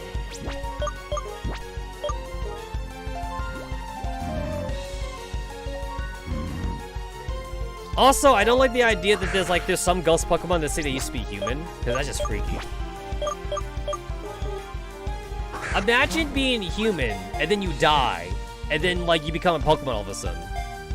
And then you get caught. You get caught by a 10-year-old, and you're a slave now. Yeah, fuck that shit.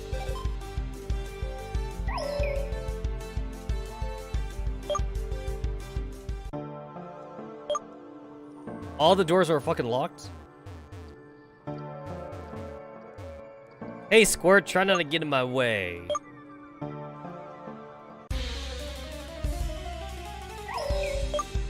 I guess the game just wants me to go to like a very specific door.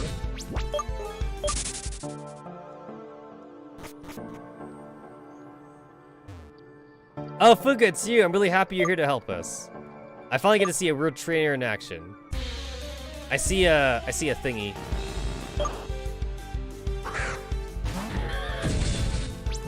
You know what? I know that like survival of like animals is good for the building, is good for like the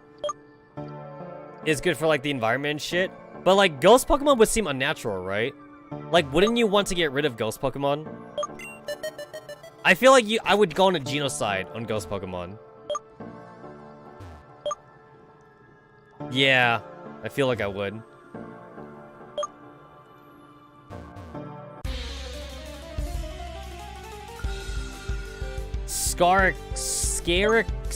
No. Oh, it's a Scarecrow! Oh, it's a Scarecrow. I get it. I'm going to assume that, like, you're like grass. You're like grass ghost or something? You seem like you're grass.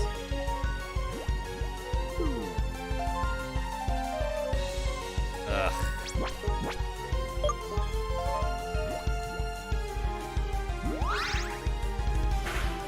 Shit! I killed it. I didn't think Giga Drain would kill it. I gotta run into another one now. Son of a whore. And this is why I don't like random encounters. Like, you just can't control it when you get into a fight.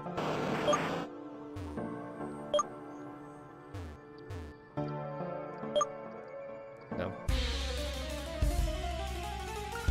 Okay, this time I'm actually gonna capture it. Hey, you know what's kind of messed up? That the ghost Pokemon have genders. And do you know why that's messed up? It implies that, like, you could take them to, like, the Pokemon, breeders, and you could breed ghost Pokemon.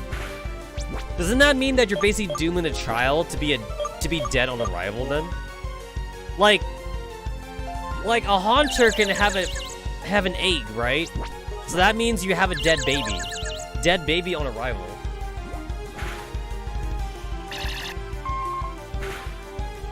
There's actually a very bad joke I can tell here right now, but like I'm not gonna say it because I think it's in poor taste. It's a very messed up joke, to be fair. Oh my god, Blossom literally won't stop going emo. I don't want to have to use medicine, but I don't think the game will let me leave, actually.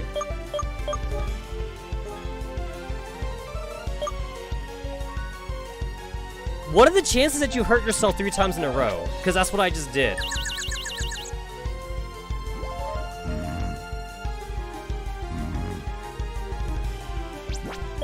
I thought it was supposed to be like a 50-50 chance to hurt yourself, but it doesn't feel like a 50-50 chance. Not at all. Thank God. I think this thing is pure ghost, maybe. It's either ghost or like grass ghost. Oh, it's Ghost Psychic. This Pokemon is supposed to be the physical manifestation of a bug-type phobia mankind has always had since ancient times. Oh, it's meant to be a bug. Wait, if it's meant to be a bug phobia, why isn't it Ghost Bug then? It should be Ghost Bug. That would make more sense.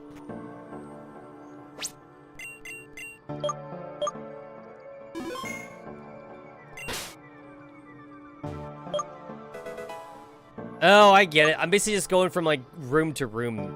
Yeah, I get it. Just because the keys, every key leads to something different.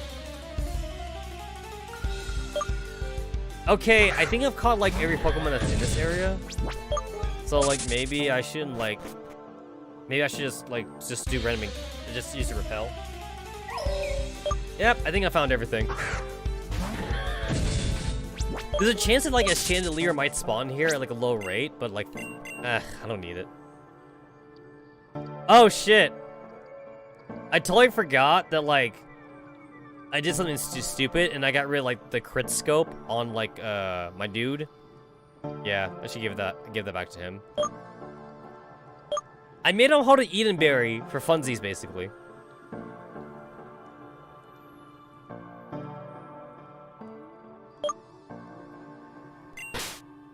I spend so much money on, like, max repels.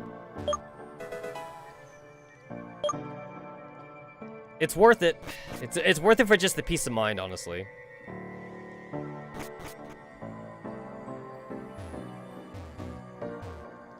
It's a key. Okay, I've been in every room except for the big room, so I want to go there then. Hey, cool! I got a max repel. That, like, replaces the one that I just used. Ombre! Salem! Q Demonos has gotten into you. Fuka, hurry up, we have a problem. Ah, shit, he dead. Madre de Dios. That cabron suddenly lost control and turned against us. Wees. I'm so scared. Stop him, Fuka, please. There's no need for you to waste your energies, Fuka. This is my duty.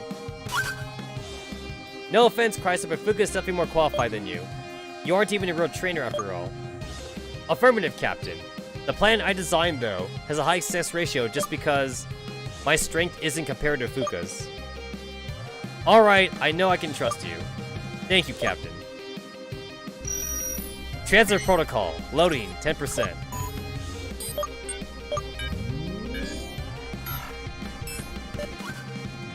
Q Demonos is going on here. Why is that Tubbo flying? Idiota! Did you already forget everything? Poor Chrysler saved you by letting himself be taken by the Pokemon that possessed you. What? Then I had the chance to redeem myself. Don't worry, Tubbo. I'll save your fat behind. Wheeze. Tch, I can't attack old Chrysler though. What to do? Oh, look it, we get to see our character again. It's so cool when we get to see our character react. Out of the way, Salem. It looks like Fuka wants to handle this. Wheeze. You are challenged by Geist Chrysler. Oh my god, it's a Pikachu! I'm gonna kill you. Nothing makes me happier than killing Pikachus. I'm not saying that I hate Pikachus. All I'm saying is that I don't like Pikachus.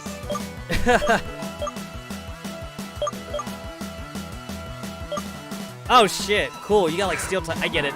He's got like steel type Pokemon and electric Pokemon because he's a scientist. That makes sense. That makes sense. Also, I like the idea that like Chrysler let himself get taken over because he's weaker than Fuka. Because like if Fuka got taken over, nobody here would be able to beat me because my Pokemon are too strong.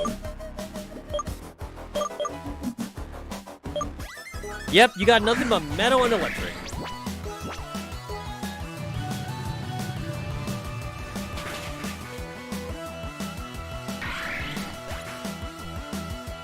So like, I bought this snack, and I always buy this whenever I get a chance. It is dried up garlic powdered peas. It's sweet peas, but like they're dried up and like they're garlic flavored. I don't know why I like something like this, but I do. And I'll be real, it kind of feels like it's an old person snack, but I like it for some reason. I don't know what to say.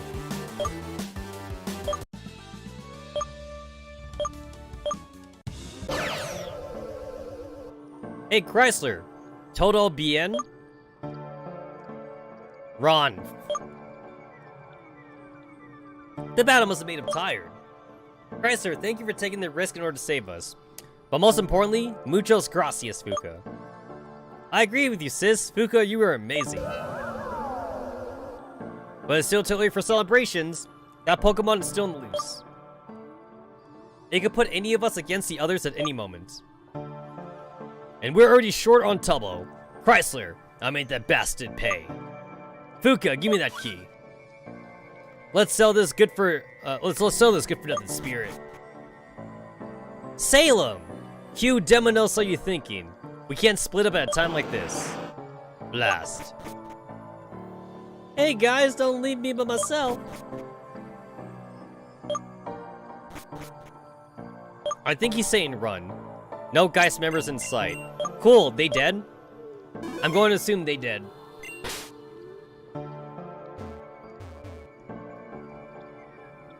Oh, this should be floating.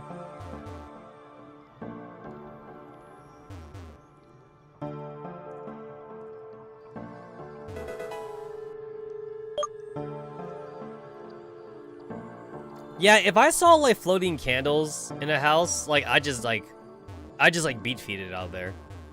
Oh shit, do you want me to go in that center area? You probably do. Yeah, I sense a fight incoming. Oh yeah, totally obvious.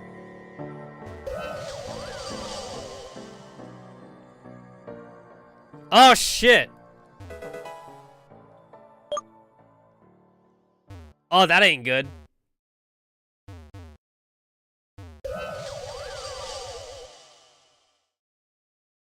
No, that is not good. Music is changing. Yeah, hell yeah it is. I've been waiting just for you, Fuka. You're on a whole different level than the others. Are you surprised that I can talk? It's something special, really. A mother superior like me can easily take control of other people's bodies. I'm Wisteract, a Pokemon that has resided in the saloon for too much time now. These decaying walls disgust me, and I really need a change of scenery. Your presence, though, really piqued my interest. I've never met anyone gifted, both with such love and such hatred. You're my real prey. Oh! Because the hatred part is coming from our dark side. Yeah. But I have to admit that this hatred-filled body is not bad at all. I can get used to it. This guy, behind the facade of the tough guy, only wants to prove himself to be useful for his companions. Such a perfect pawn for my game. And now it's time to test to see how far I can push this blondie's body. Oh, shit. You're challenged by Guy Salem. It looks like he's a fire-type trainer. The guy smokes a cigarette, and like, he had like fire, like a fire pattern on his boot.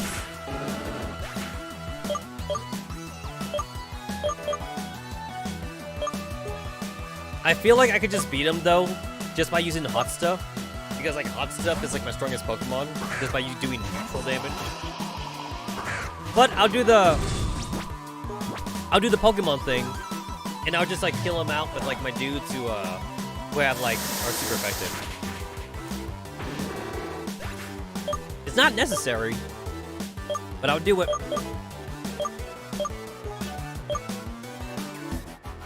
$85 and $85? Fuck that shit. Oh, that was fast. Oi, Kudali Squirt, is that you? Let me guess, you saved my bacon again, haven't you? This is absurd. I managed to get myself beaten by a little girl. I let pride fog my mind and acted carelessly. It's my fault they were in this situation now. I can't move an inch, as if all the energy I had has been drained. The damn thing must still be roaming the saloon. Fuka, you're the only one who can do this. Save Minton and Will, por favor. Let me tell you this, though. You may have defeated me, but I'm still the most handsome. Come on, Fuka, make that bastard pay. Good talk. Since then, everybody I used to wait for, that shadow to come back. At nightfall, like clockwork, I was stunned to see this happening. My soul was frightened, and at the same time intrigued by that mysterious presence. However, if my clientele knew that a ghost-type Pokemon was haunting the saloon during their parties, everyone would never come back. So late at night, when no one was in the bar anymore, I started playing on the piano, an old song I learned from my father. I was so lost in my melody that I didn't notice a shadow was showing itself to my eyes. I'll be frank, the fear overwhelmed my curiosity, then I stopped playing. But still, I took courage and tried convincing that Pokemon I had no bad intention. The shadow creature, like it was reading my heart, suddenly transmuted, showing off its true appearance. You could still see a suspicion in its eyes, but slowly our souls got closer. It looks like the second page got ripped from the diary. Okay then, cool. What's that do? It makes Pokemon less likely to appear, and that's what it repels for. Oh cool, I found a Pokemon den.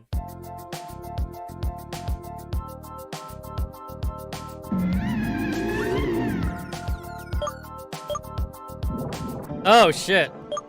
Okay, I guess I had to go the long way around. Oh, I get it. I get it. Oh, yep, I get it. I get it. Okay.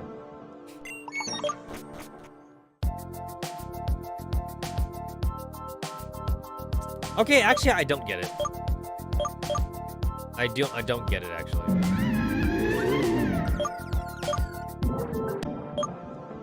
Yeah, I think it's just random.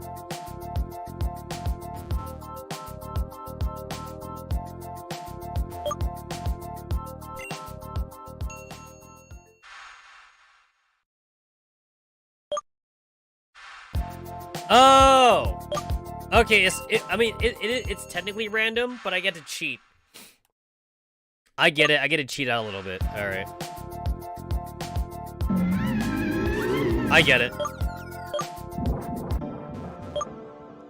So basically, I just gotta ring all the bells and like figure out like which way I can and can't go.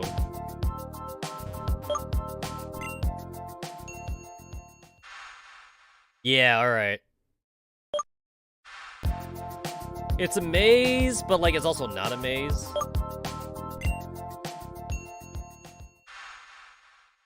Yep.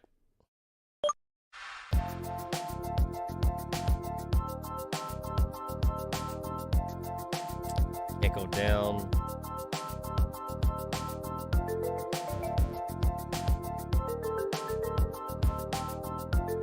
Oh shit, this wasn't that long at all. Shadow update. I assume that this is like for Gengar or something.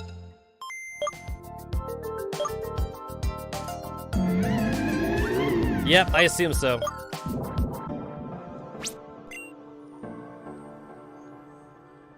Yep, it's for Gengar. It's for Haunter, technically, but it's for Gengar. I get it. I mean, it would have to be. Like, what else would it be for? I gotta use my max repels again. I mean, like, I might be skipping, like, a really rare Pokemon here, but, like, the common Pokemon are really what pisses me off, though.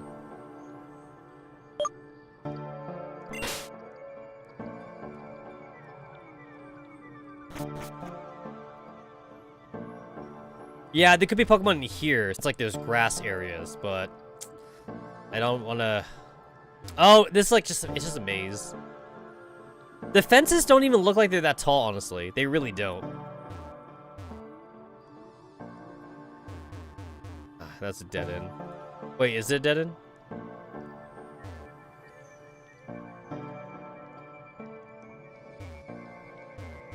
Do I care about those chests? I don't think so. I say that, but like I'm still going to grab it. I mean, it's on the way, basically. You know what? Now that I think about it, I don't think there's a single chest in Pokemon that like dramatically changes your gameplay. Like all the chests are just like regular items, basically.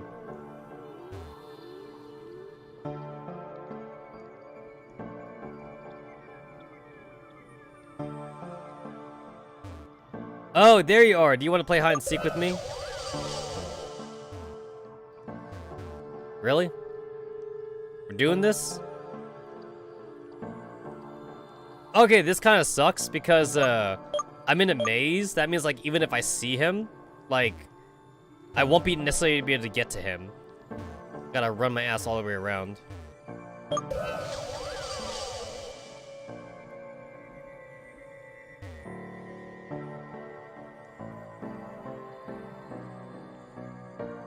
Can't say I'm a fan of this. Yeah, look, I see him right there, but I can't get to him, though. I gotta go all the way around. So, like, this is, like, just a maze where, like, I gotta, like, do a lot of backtracking for. And I don't think that's good gameplay. Let me read the paper here. When I read it. Every day, the little one came to the saloon where it had assured meal. Finally, I had found a new friend. But then, one night... a gang of outlaws alongside 3 hoodlum in the inn raided all of my customers' money.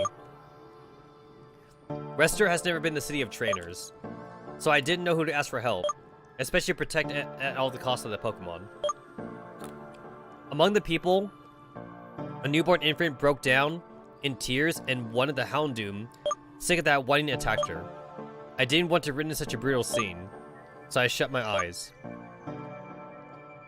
Once I opened them again, I saw the dark Pokemon groaning on the floor. It was my friend! That kind-hearted Pokemon stood up for the saloon and that baby. The 3 outlaws ordered their Houndoom a combined attack right away. With a small window, threw them away in the blink of an eye.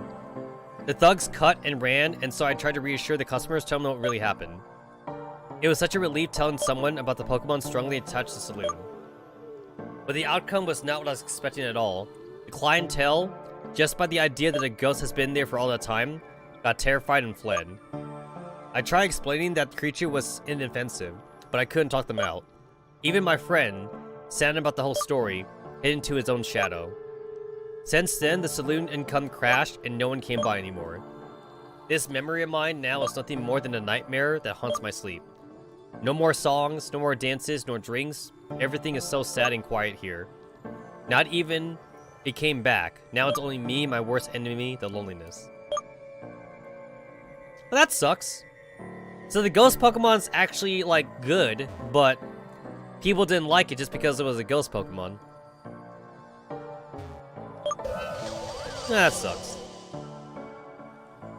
I'm still going to stand by what I said, though, that, like, the ghost Pokemon in this universe of the game, of the Pokemon world, are, like, very unnatural. It's a ghost. Like, by the definition of a ghost, that just means that, like, they're not alive, and they have, like, attachments to the world, and they should, like, pass on already. So, like, even if it's a Pokemon, it shouldn't exist.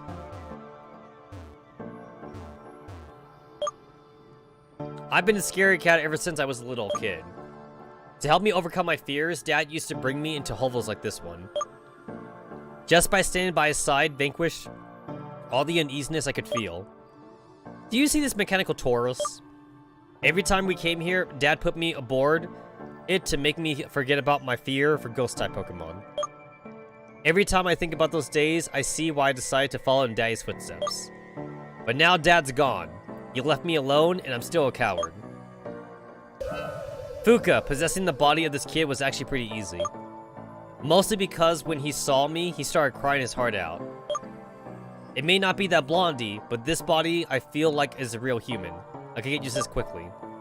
When I'll get rid of you, I'll be able to leave this wretched place and blend into your society without suspicion.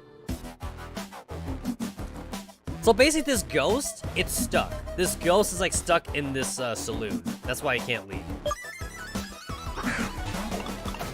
Alright, you are a water type trainer.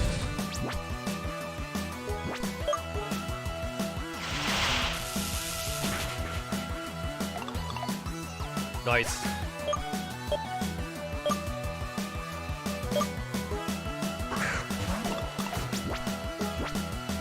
Except this guy's pure flying, I believe. If I remember right, this guy's not water, even though it looks like a flip fish. It's pure flying. Bulbasaur! That's different.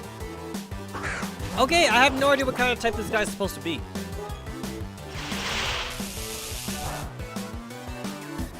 Gotta have to admit, I was kind of mashing the A button there.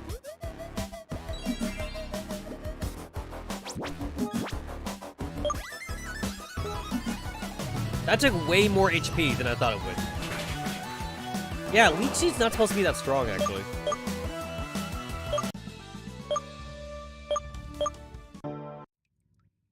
Yee, you managed to defeat me, but I'll leave this place with the body. No Act. This is my body. Go away. Are you trying to oppose me, coward? No one ever managed to get out of my control. You can't understand. I may be a coward and a worthless Pokemon trainer. But if you thought you could bring me down with your words, you made a sore mistake. I'm not alone anymore. Sis, Buster, Chrysler, Salem, and Fuka too. They're my family. You know what? I appreciate the sentiment, kid, but I just met you. But I get what you're saying, though. Thanks to them, I find the strength to overcome my fears. Damn it! My control's slipping! Dad taught me that harnessing the weakness of the souls of fragile people is wrong. But now, the sadness you were leeching on has become my wood of fight. My Geist soul is burning bright. You have nothing to grab onto anymore. Wisterat, get out of my body. Good talk. It's all over now. Thank you, Fuka. Thank you so much. Please save my sis and defeat that monster. Will is exhausted. Better than rest. So basically, the only reason why the ghost is able to possess anyone is because they had like evil in their heart or whatever. So I guess it was very obvious why everyone else got possessed, except for The chick. So I don't know why she got possessed. I guess I figured it out. I guess somebody died, though. August, not a single customer in months. I was on the rooftop when I heard a roar coming. From the main hall, I immediately ran there. I shouldn't have. Those yankers came back with reinforcements. But this time there was a known face, the mayor. Gunther, a corrupt politician of Eldu's underworld. The man behind the tourist crisis of Western City. Why was he there? He made it clear immediately he had come to take his revenge for what happened a few months earlier and catch a Pokemon in the saloon. He was done talking, and one of the outlaws scare Frozone attacked me, while the other Pokemon started destroying what remained of my inn. Slash hit me hard, but my physical pain was nothing compared to my inner wound. Everything I built, every happy memory, everything went up in smoke. I was about to pass out when all the Pokemon were thrown away by a powerful attack. It could only be my friend. Gunther ordered his minions to attack the little Pokemon that, besides small size, was really powerful. It came back to protect me, as it did with that child, months ago. The mayor, out of henchmen, ran away, and the little Pokemon fell on the floor exhausted. I owed so much for that Pokemon, so I took care of it for days, until it got back its health. Meanwhile, the whole city, hypnotized by the mayor's claptrap, started hunting the Pokemon that committed the crime of hurting that liar of Gunther. I had no choice. The little one and I had to leave Western City. Waking up from its coma, it came closer to me and a thick black tear crossed its face. I don't know if it was sadness or happiness to see me in the good old days. All I know is that I witnessed the creation of an unforgettable memory of our bond. After that, the Pokemon vanished before my eyes. My friend didn't want to leave me everything I had created, and so it was. I'm old now, and death would soon come and visit me. So, please, I ask those of you who read these words to respect my only remaining wish. Keep the bottle of the black tear safe. I've kept it hidden in the basement. It represents the soul of a Pokemon that did everything to protect me and my beloved city. Goodbye. Oh shit, that's sad. That is sad. So there's the base. I assume that's the basement thing right there. I also assume too that unfortunately I'm probably gonna have to mess with that black tier, and that'll probably like get me to catch a new X Pokemon. I am going to assume so.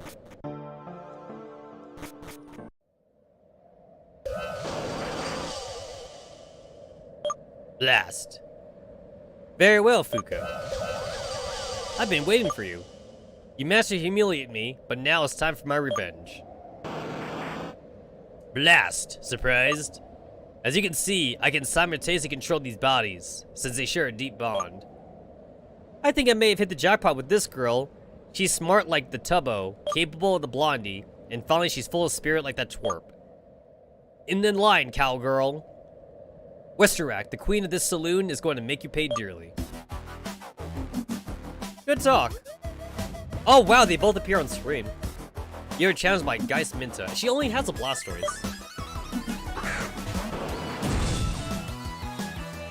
Some Pokemon trainer.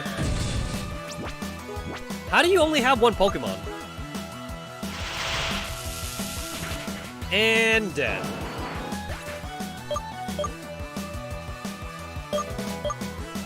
That's my first level 50 Pokemon.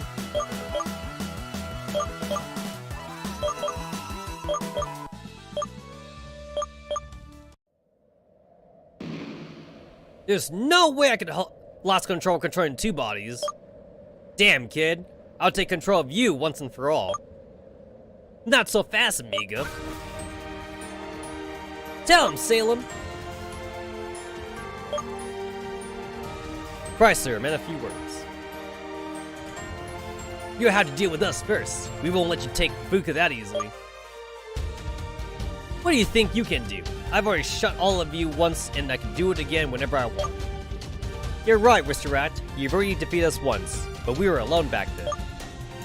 This time it's different. We are gonna fight you. Together. My energy is disappearing. Come on, guys, let's put our backs into it for Sis and Buster.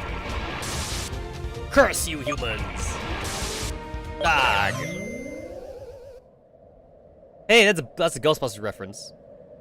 Sis, how do you feel? Oh, chicas, you're all okay. What happened? You let that Wister Act take control of your body like an amateur. Luckily for you, I, Chrysler, Will, and Fuka beat this living soul out of that buffoon. What did you call me, Salem? I dare you say that one more time. You're right, though. That Pokemon got me without breaking a sweat. It's the first time one of my jokes made you laugh. Minta, finally falling for me? Shut up, show-off. Gee, no need to get so worked up. Fuka, thank you for your help, really. Blast. Guys, that seems to be Wister X's real form. Well then, let's get rid of it right away. Espera, Salem, I have an idea. We drained Wister Act almost all its energies, so it's no longer a threat. Fuka, as a trainer, it's your choice to defeat or catch this Pokemon. Huh, fair enough. We're going then, Fuka. Remember to stop by the firehouse when you're done here. A promise is a promise, and we'll never forget what you did for us. Hasta Fuego. Man, all this Spanish, though. I cannot pronunciate Spanish words.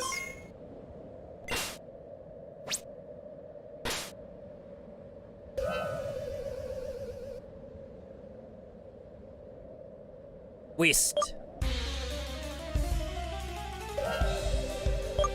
Wait, are you not an X-Pokemon? This thing is not an X-Pokemon. Huh.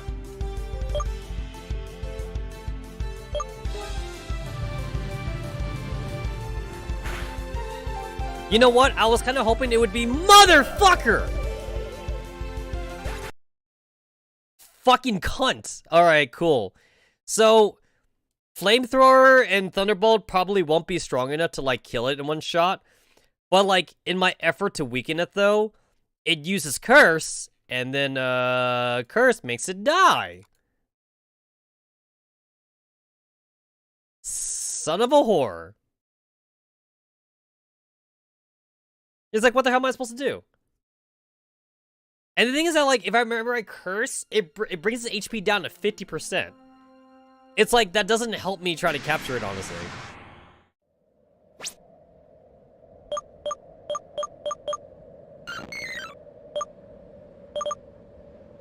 The thing is that, like, I also doubt that, like, I can capture it without hurting it. Because, like, this thing's probably gonna have, like, a low catch rate anyway.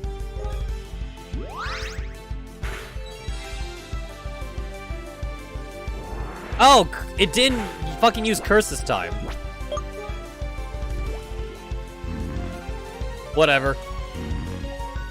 Whatever.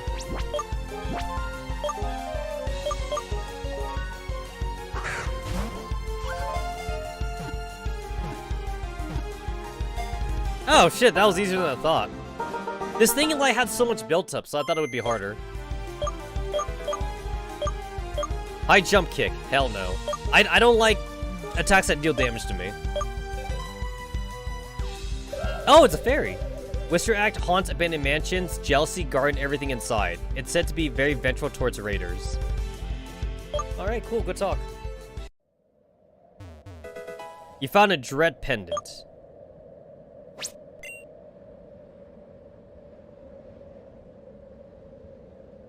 What the hell?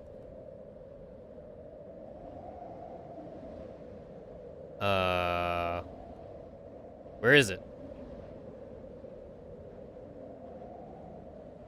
I don't see it, like, in my items. Yeah, you know what? Like, I don't see it in my items. So, I guess it must be, like, one of those things where, like, it's a fake item. The game says you have it, but you don't really have it. You have it, like, for the lore story purposes, because this shit's not here.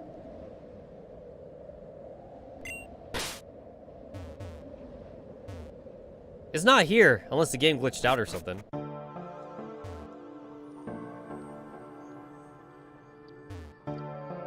So I gotta leave, and for some reason, I still haven't found, like, a fucking single escape rope, like, in this entire game. And no shop I've been to sells escape ropes. I really don't know why. I really don't understand the reasoning for this kind of design philosophy, but the game has mentioned escape ropes are a thing, but I haven't been able to find any escape ropes, though. And I can't buy any. I haven't found a shop that sells it. It seems kind of a weird item to, like, gate out of players. Especially since escape ropes have been commonplace in regular Pokemon games. So I gotta get out of here the old-fashioned way. I can't walk over broken glass? I guess that makes sense. That makes sense, I guess. So, I was told that, like, I can't go to the basement? Well, like, I'm not sure if I even have access to the basement. I've been through, like, every door, and I haven't seen shit. Oh, here it is. So I need Cut. Yeah, that's where it was. And, like, I assume that's gonna get me another new Pokemon.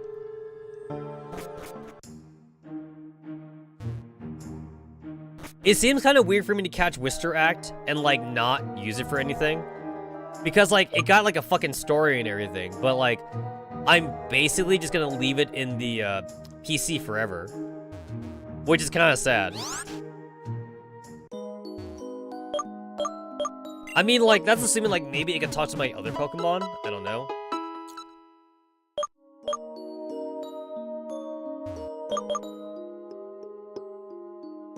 Need more Ultra Balls. Yeah, such a weird design choice that, like, I can't buy escape ropes from, like, the simplest shops.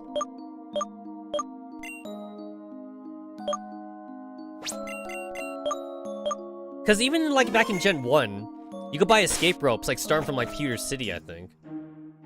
Which is the first fucking gym in the game.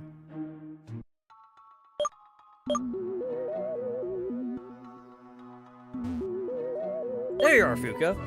As promised, Chrysler developed a device that would make those dimension guns scram. I'll let him explain everything now.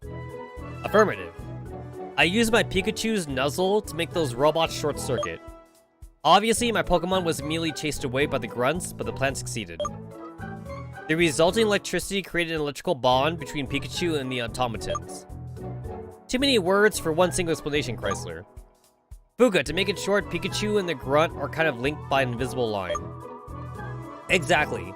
With the data we received on this bond, I created a countermeasure that will let me maneuver them.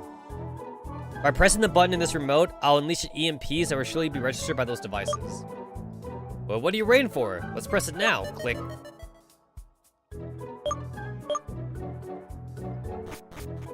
Buzz. Buzz. Chrysler, you're a genius. It worked. Thank you, Captain. Chrysler, do you think that with a few twerks here and there, that robot might actually be useful to us? Affirmative. Being able to interact with such a well-designed system would be a pleasure. We should give you a name. That coat on your neck, Revo? How about Revolver, guys? Suina Bin, don't you think? Revolver it is. I can't wait to see what you make of it, Chrysler.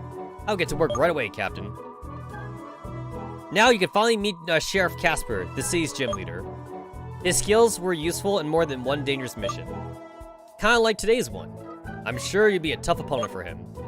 Buena suerte con todo, Fuka. That was a lot of Spanish right there. That was a shit ton of Spanish.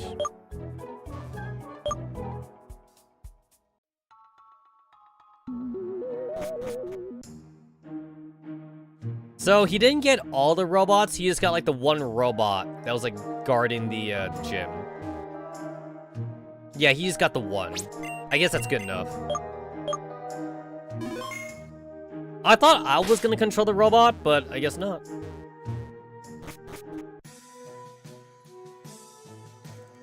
God damn it, everybody speaks fucking Spanish here. It's a ghost type trick, gym. Your goal is solving a series of riddles. Oh crap.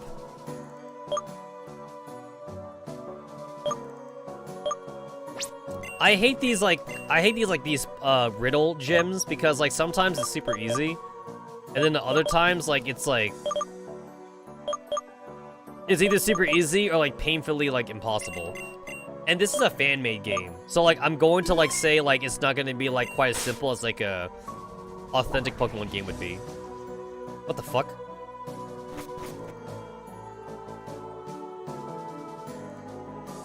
What the bloody hell? Oh shit, I can't leave. Oh, he teleported me.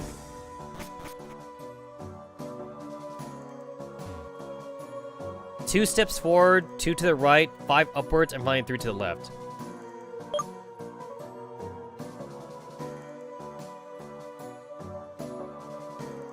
I'm gonna have to write that down.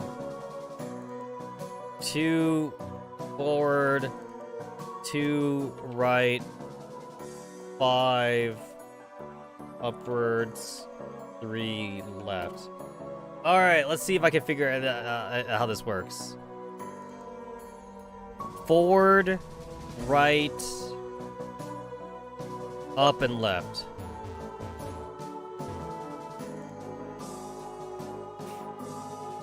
So 1, 2, 1, 2, 1, 2, 3, 4, 5. 1, 2, 3.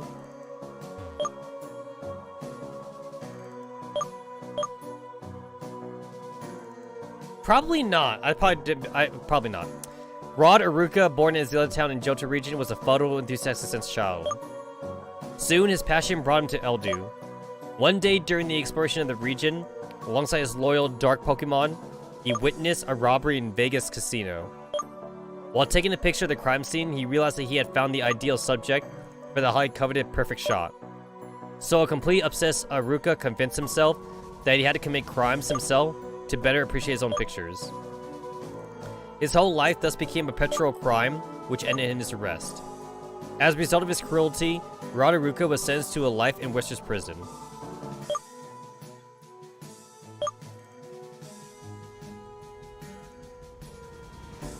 Shit. Go straight.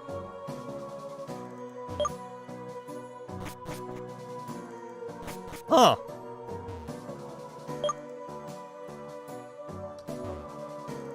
Huh. Got a Houndoom.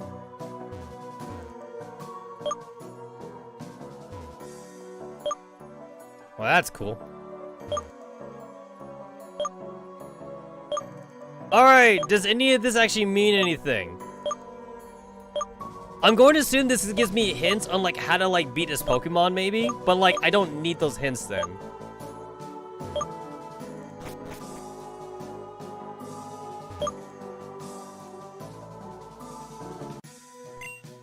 Oh, shit. God damn it. God damn it.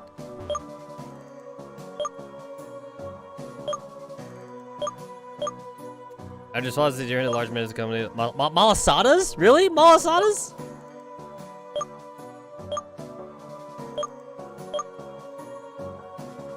Triggering illusions created as gray red Pokemon. Oh, Gunther had it. Alright, Gunther had it. Gunther owns Houndoom. Got it. I hope the fucking question doesn't, like, reset.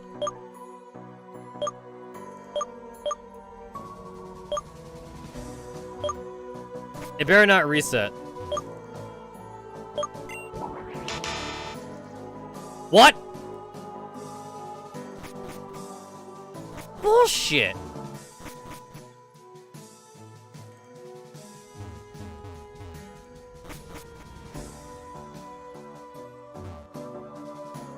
Wait, what did it say? Gunther and his spikers in the bed. Gunther Moore was the Seafogle of Alola. After his father's death, he inherited the Malasadas. Moore, who wanted to get more tricking and running illusion by his gray and red Pokemon.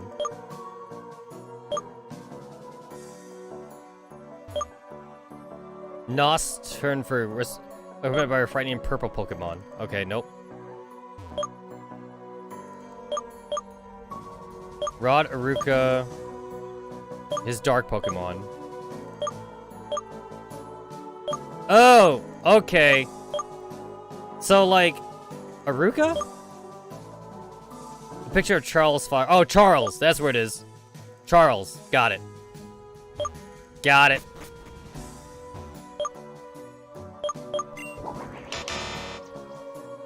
Bullshit!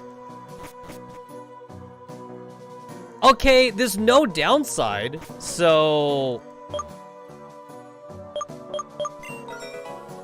There's no downside to getting it wrong, so like I kind of just brute forced it. I feel like they all explain Houndoom in some way. Whatever. Two steps forward, one step to the right.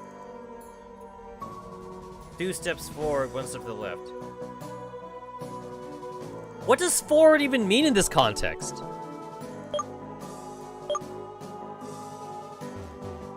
What does that even fucking mean?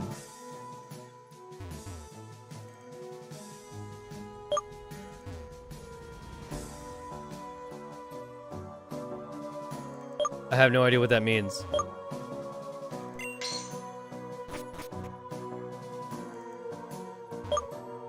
It's a Ginger polka doll. 2 steps forward, 3 to the left. 2 steps forward, 2 to the left.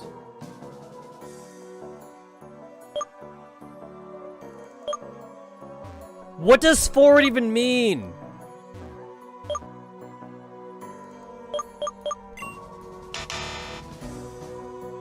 Oh my god, I feel like I can just fucking, I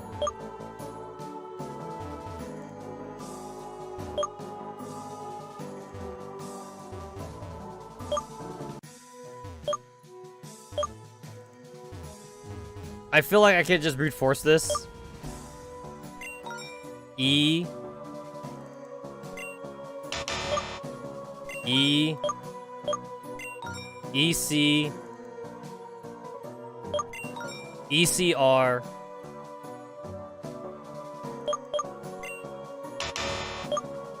ECR.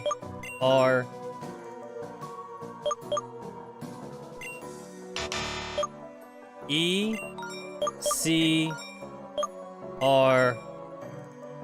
Ekra? EC. Ekri. Ekru. Ekru. Oh, Ekritic City! Ekritic City. Echo stop. Because FTC because like it's showing off Entei, Suiken, and Raikou. Yeah, Ekritic City. Did I misspell that? Ekru. Ekru. Shit, wait. Ekru.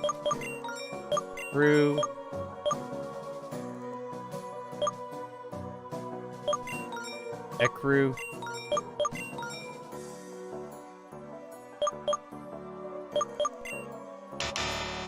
Shit, wait. Ekru.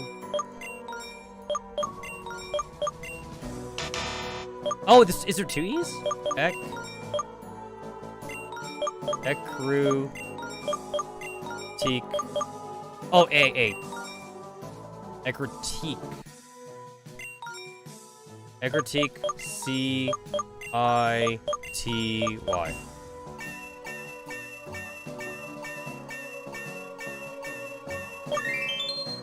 Ekritique City. Man, I never had to actually spell that before.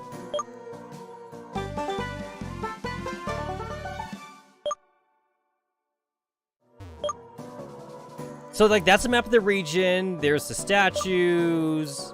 There's the Ho-Ho Forever. Yeah, no, like, all of it is in the room. I just don't know what this is supposed to be. I have no idea what that's supposed to be.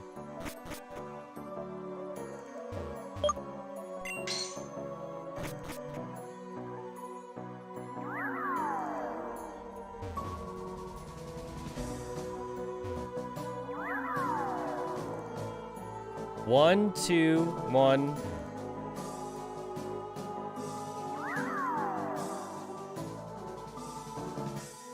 One. Okay. 1, 2, 1.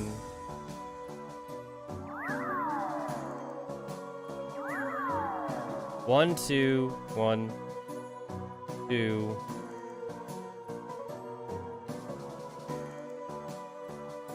1, 2. Yep. So, like, I can kind of, like, brute force this, too. I don't want to, though.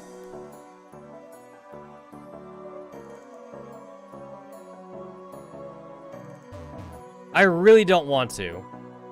1, 2, 1. Nope.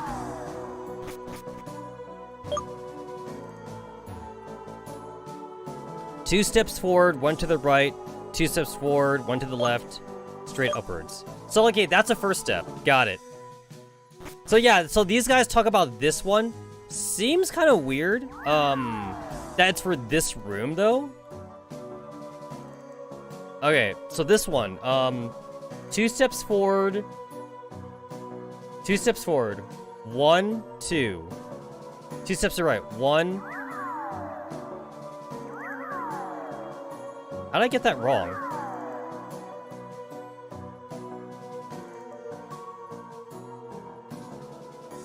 Two steps forward. 2 to the right.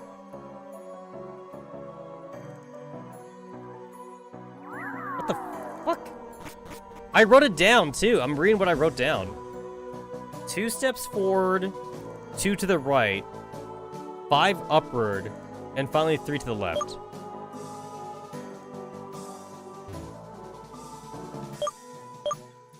Wait, am I supposed to just repeat what he said? So 2 up, 2 up, 1, 2, 1, 1, 2, 1, and up. 1, 2, 1. What the fuck?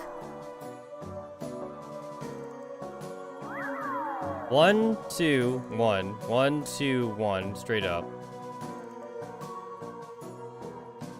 1, 2, 3. 1, 2, 1. 1, 2, 1. Straight up. 1. What the fuck does forward mean?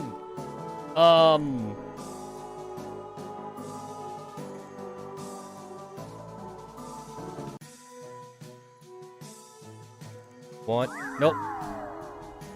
1, 2, 1. 1, 2, 1. 1. Yep, okay. So 1, 2, 1, 2, 1. So 1, 2. 2 to the right. When I try following that, I'm getting it wrong for some reason.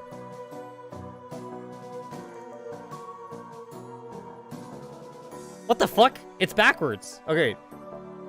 So 2 to the left. So 5 downward? No. 5 upward. 1. What the fuck? 1, 2, 1. 2, 1. 1, 2. 1, 2.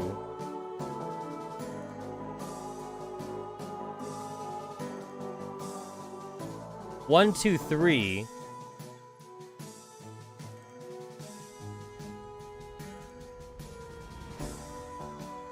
4. Nope. 2 steps forward and 2 steps to the right. 5 upwards and finally 3 to the left. What the fuck?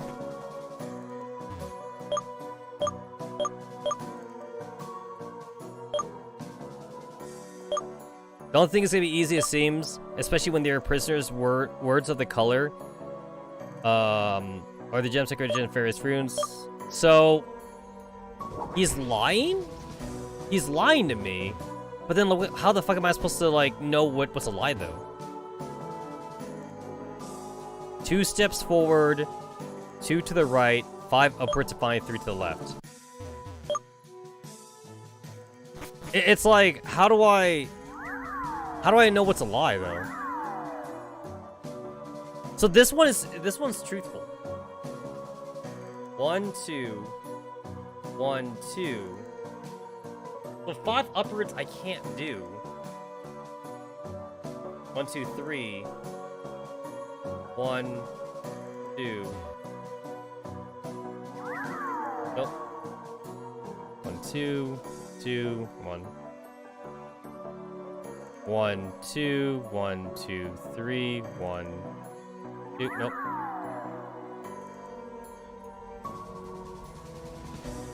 One, two, 1, 2, 3, 1, 2, 1, 2, 3. 1, 2, 1, 2, 1.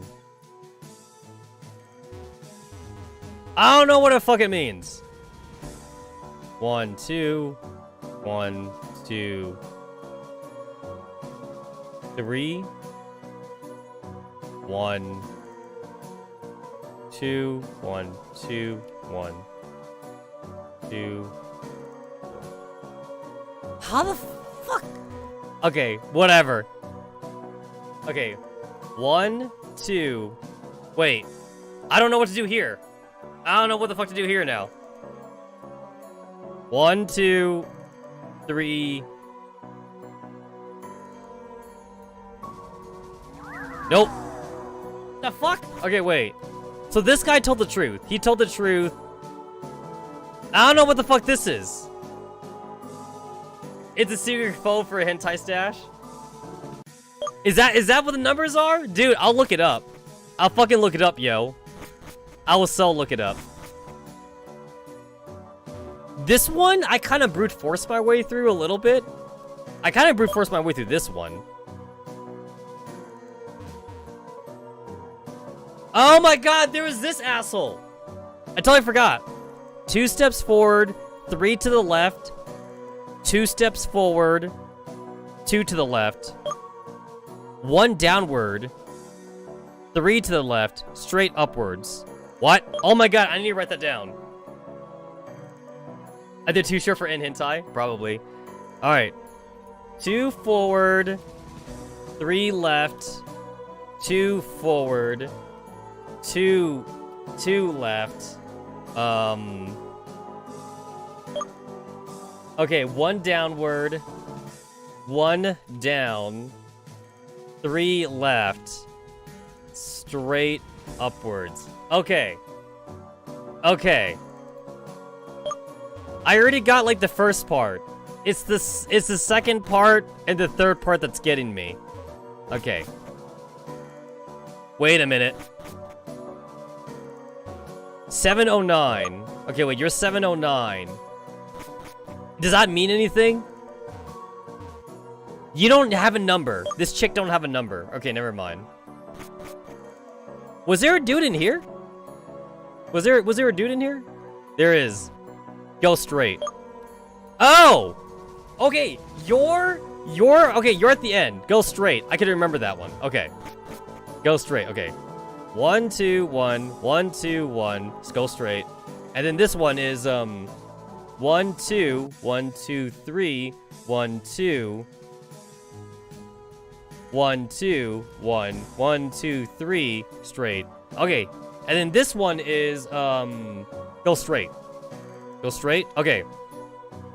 This one 1, 2, 1, 2, 1, 2, 3, 4, 5, 1, 2, 3. Got it. So the prisoners are in a random order, and you gotta figure that shit out. Fucking got it. Looks like Liquid has something for you. Got it. Son of a whore. Okay. That took a while to figure out. Oh god, you gotta be kidding me. I gotta read all this shit? The safe is open. Wait, what? Wait, what?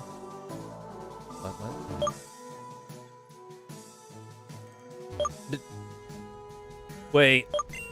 What? I checked everything in this damn room. I have found no solution to the puzzle.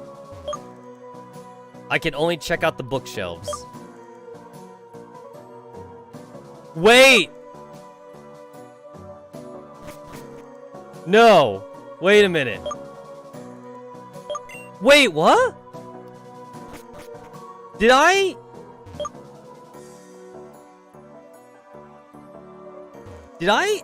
accidentally do it right? Wait, what? 2 steps forward, 1 step... What? Wait, what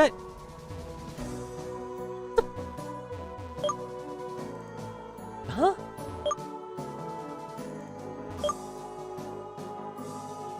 The ball's on the right. Holy secret passage. What?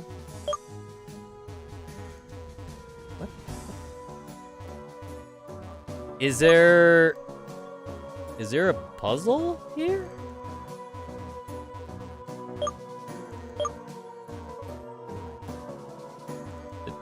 What? Is this hints for the next room?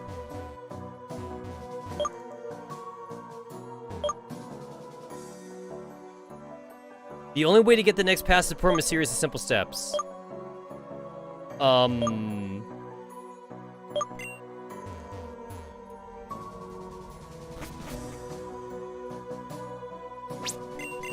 I opened the safe and I got the 4th pass.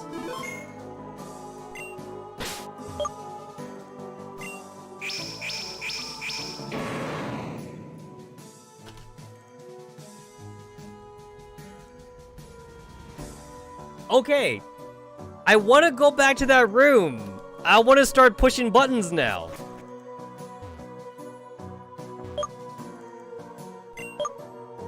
Nothing happened.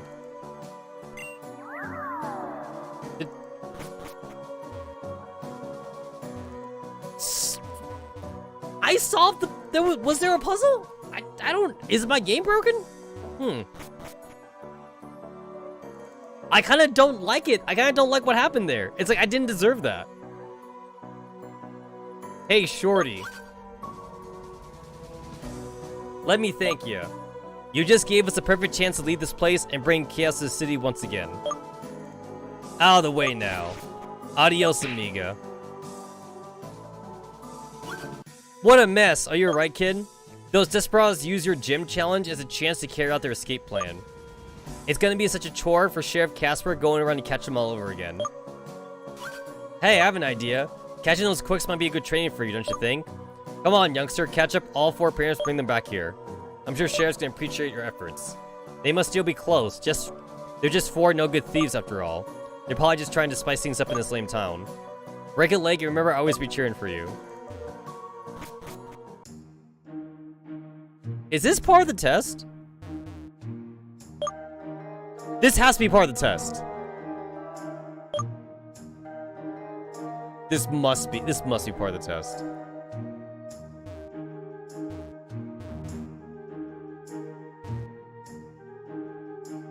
So how am I going about this? They're probably not criminals. They were probably not criminals. They're probably just they're probably just trainers. Why would he not have them locked? If they were actually criminals, why would he not have them locked up?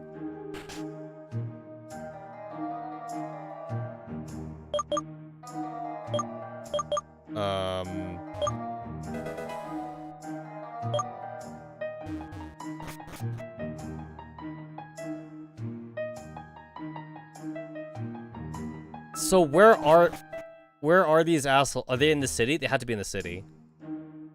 They had to be in the city. Oh, there's one. Oh shit, there's 2. How did you get us? Alright, I had to deal with my sisters, Maria and Safrina. To be fair, it wasn't that hard of a costume. They were in a Miltank costume, but their heads are outside.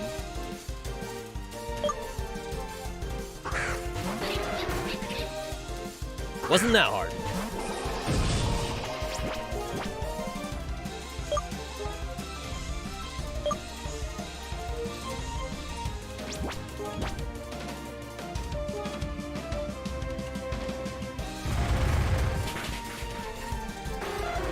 I gotta replace my my Pokemon team. I gotta reorder them.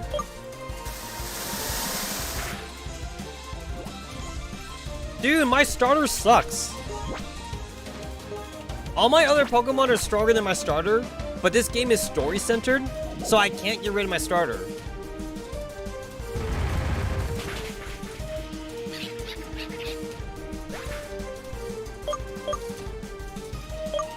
In a way, in this game, your starter is kind of an HM slave. Because your starter is required for the story, and HM slaves are required for the story. In all Pokemon games.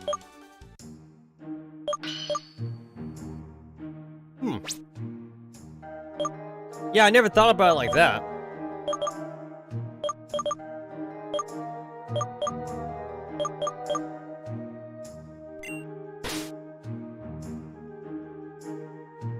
Okay, so they are in the city.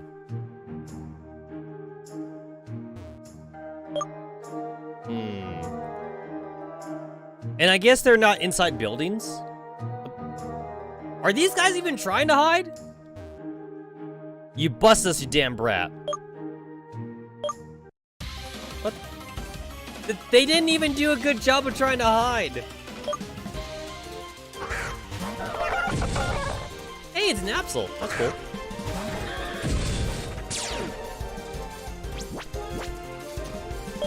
Oh, cool. I got low kick for Absol.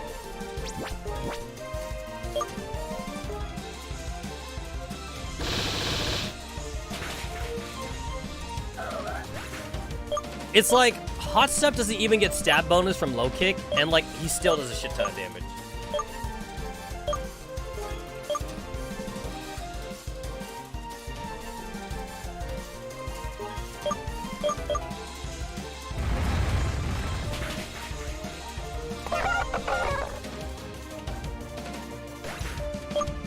Nice.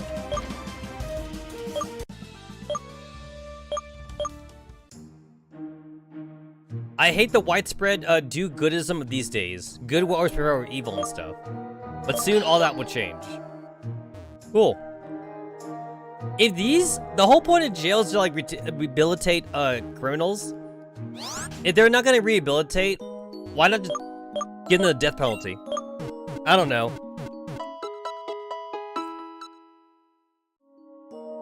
I feel like it's kind of like Gotham City logic with Batman, because they don't kill criminals. But then they keep going back, and like they keep killing more people.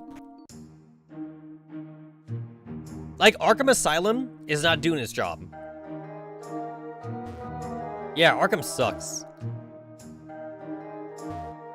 Hey there, Green Train. Seems like no more futures around, huh? Good work.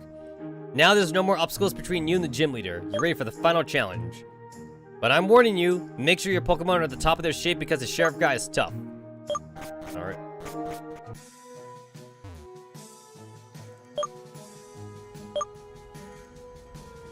They're only weak to dark types.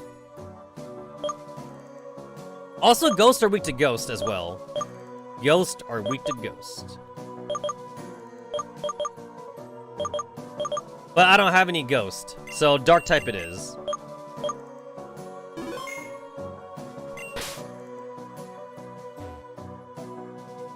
So, did you manage to capture other fugitives? You think I didn't know about that? I'm aware of everything that happens in this penitentiary, including the escape of those desperados. Actually, I'm the one who let that happen, so that way I could test your abilities. Observation, courage, and spirit of initiative. These are the characters that define a trainer more than anything else. I must say, you haven't betrayed my expectations in the slightest. You're probably thinking that it was irresponsible of me to let those crooks run amok, right?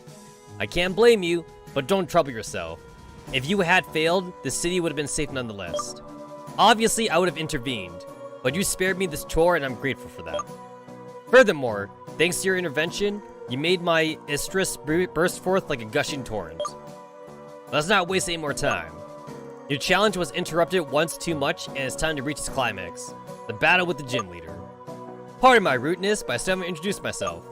That's right, I'm Casper, Sheriff and Gym Leader of Westar City's County. Prepare to face the might of my murky ghost-type Pokemon. And guard.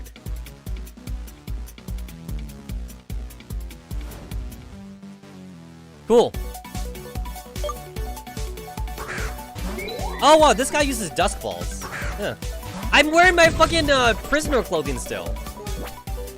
I haven't escaped prison.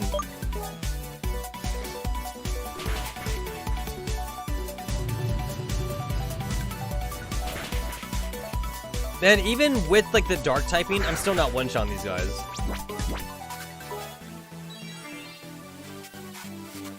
Oh! He used a potion. I'll take it. A potion, like, on his first Pokemon means, like, it's a potion. He's not using on his final Pokemon.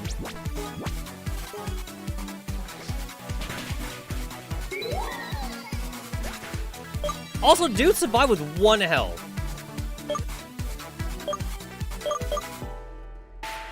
Cacturn. Wait, Cacturn, that's not a ghost Pokemon. Bro. That's not a ghost Pokemon. Oh, wait, is it a regional? Is it a regional Cacturn? Oh my god, it's a regional. It's a regional Cacturn. Hey, guess what? You're still grass. So it's grass ghost then. Palossand, what is that? Oh! That's grass ground. Oh shit, that's actually bad for me.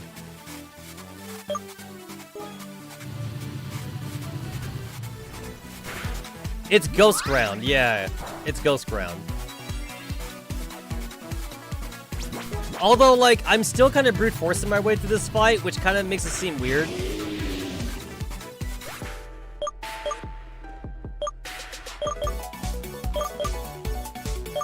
Basically, a lot of his Pokemon are dual typing, and I'm kind of like using those weaknesses to like beat his Pokemon with. Scarface mode. Okay, I'm pretty sure this one was like Ghost Psychic, so that means it's gonna be like double weak. Yeah, this one's gonna be like double weak to darkness. Yeah.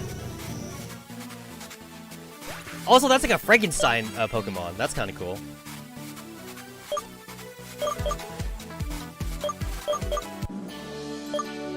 Such an interesting turn of events. Bravo, young one. Bravo. You'd be a perfect protagonist for a novel, you know? You have my most heartfelt gratitude for the emotions that you forced me to feel in this tough battle. Undoubtedly, I'll turn them into a source of inspiration for my next novels. As a gym leader of this country, I hereby pledge you with the emblem of my status as sheriff. It's a symbol of order and discipline. 2 facets I saw in the way you battle. Here, the Dispel badge is now yours. His badge is literally a sheriff badge, which is kind of cool. The stars always enjoyed an important role in the history of our region, and they are its symbol as well. With their everlasting light, they make even the darkest of nights clear as day. Yet, the brightest the light, the thickest and darkest is the shadow it casts. Therefore, the more your courage fuels the soul of your Pokemon, the more effective this TM is going to be. Take it and consider it a gift from yours truly. Wait, is he going to give me return?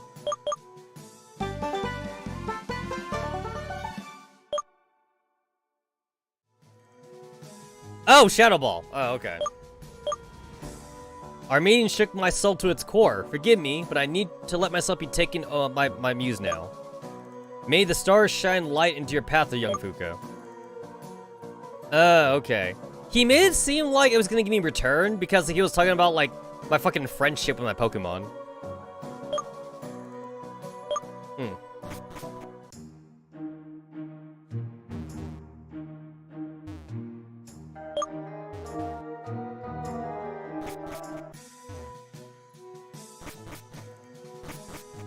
Hey, I got my prison clothes back. That's cool.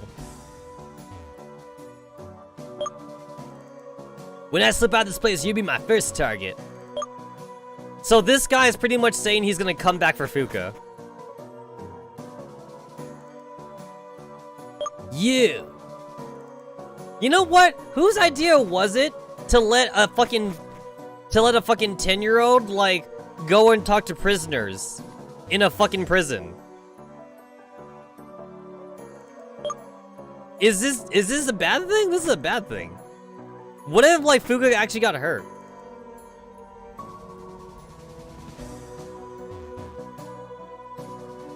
I mean, would you let your 6-year-old kid run around in a prison? I wouldn't.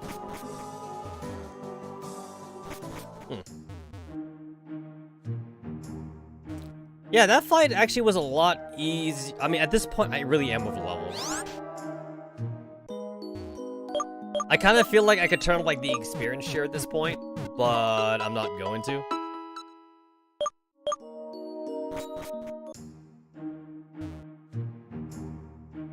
Oh, Team Dimension's not there no more. Oh wait, I want to talk back to like the Team Geist or whatever, because they like took a robot dude.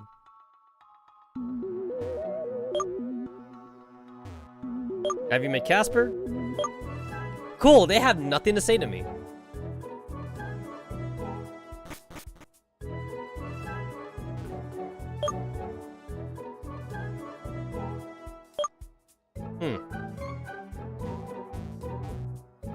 He mentions that they have a truck. But like I don't see where their truck is.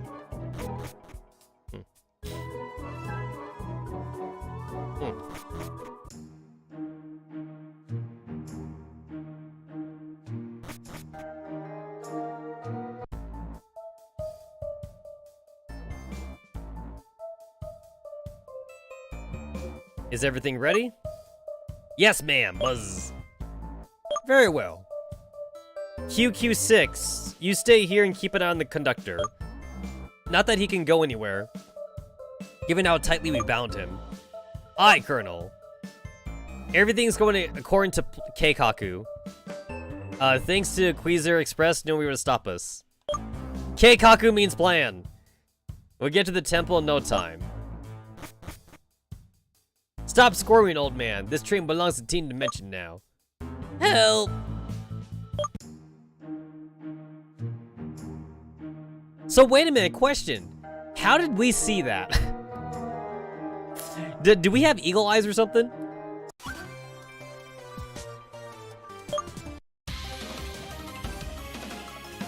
It's like we kind of zoomed in on that cutscene. Yo! You got a fucking level 36 Gengar. That's pretty sus.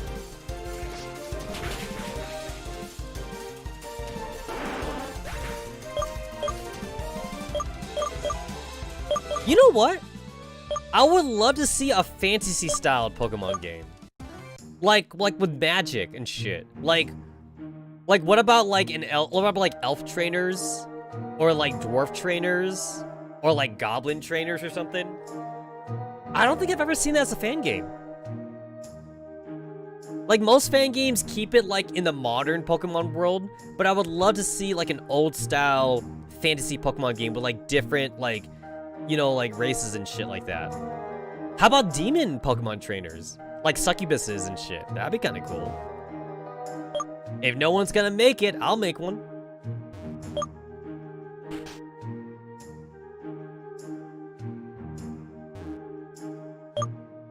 They postponed the departure. The cemetery town makes me creepy music when I was a child.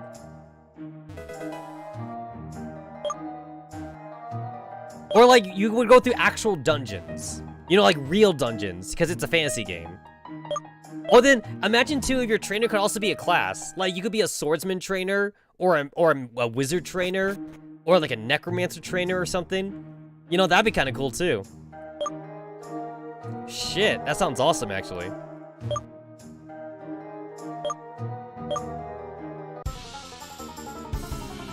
In that case, I guess Pokemon would become secondary. Well, rather than secondary, they could just be together. They could just be together or something. So like the class of the trainer could like help out the Pokemon too. Like maybe the trainer could cast Flamethrower, and the Pokemon could cast like Razor Leaf or some shit. I don't fucking know. I'm spitballing here. Or if the trainer's a knight, if you choose knight class, then the trainer's got like takedown or something. Like the trainer can do like takedown attack or like double edge or some shit like that.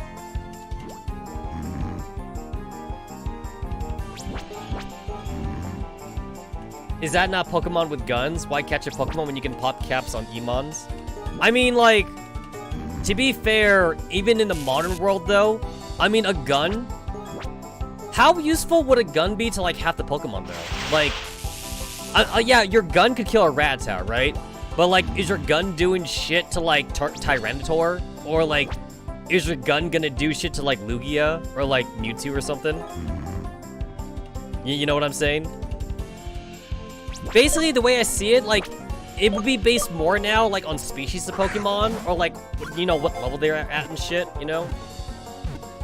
Okay, like, if it's in the modern world, you got, like, machine guns, you got handguns, you got sniper rifles. So it's like, basically, let's think about it like you're a detective, right? You start with a handgun. So it's like your handgun is only good against, like, small Pokemon, like Rattaz and Pidgeys and shit. But then, like, you won't be able to use a handgun, though, like, at the end game, though. You know, when you're at end game, you're fighting, like, Dragon-type Pokemon and shit. Like, good luck, right? Like, good fucking luck.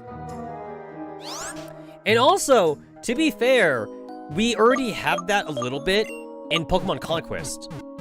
So Pokemon Conquest is Meiji-era Pokemon. It's a war. And everyone's like a samurai. Everyone's like a samurai and a ninja. And everyone only has one Pokemon. So, like, when you think about it in that context, if people are samurais and ninjas, it's like, they could fight Pokemon too. But, like, they still have Pokemon, because Pokemon have magic. That's the thing about Pokemon, though. Pokemon are magical creatures. Like, they got, like, hyper... Like, listen. Is your handgun doing shit to a Gyarados that, like, has Hyper Beam? Is your sword? If you're a samurai, I assume that your sword ain't doing shit to a Gyarados that's gonna Hyper Beam you. But, the Gyarados... I mean, the Rattata, right? You could probably sword a Rattata. Low-level Pokemon you could fight as a human, but then, like, high-level Pokemon you can't fight. Endgame be 20mm rifle with AP incendiary? Wait a minute! Dude, we have Pokemon Legend Arceus, though. That's basically what I'm talking about. So, like, people can fight Pokemon, and they do, in Legend Arceus. But then, like, Cleaver killed a bunch of soldiers because they weren't strong enough to fight Cleaver. Because Cleaver is like a super badass Pokemon and shit. So yeah. Because they got spears. Like, they're not using that spears on other humans. They're using their spears on Pokemon. That means they be killing Bidoof and shit. You know what I'm saying? They're totally killing off like Bidoof and like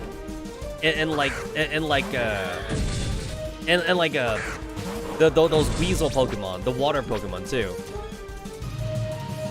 So, and it's canon now, too. That's the funny thing, too. It's now canon that people fight Pokemon, at least in the past. Back when people and Pokemon were not friends with each other.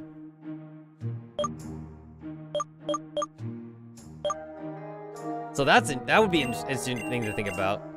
So, like, in a world of magic, where there's elves, and, like, there's goblins and shit, like, I assume Pokemon would still have it will still be a thing. Pokemon would still be useful. Even in a world of magic, basically. No, wait, actually, in a world of magic, you know what Pokemon would be? They would basically be familiars, right? Like, I mean, familiars is already a thing in regular, like, magical games, too.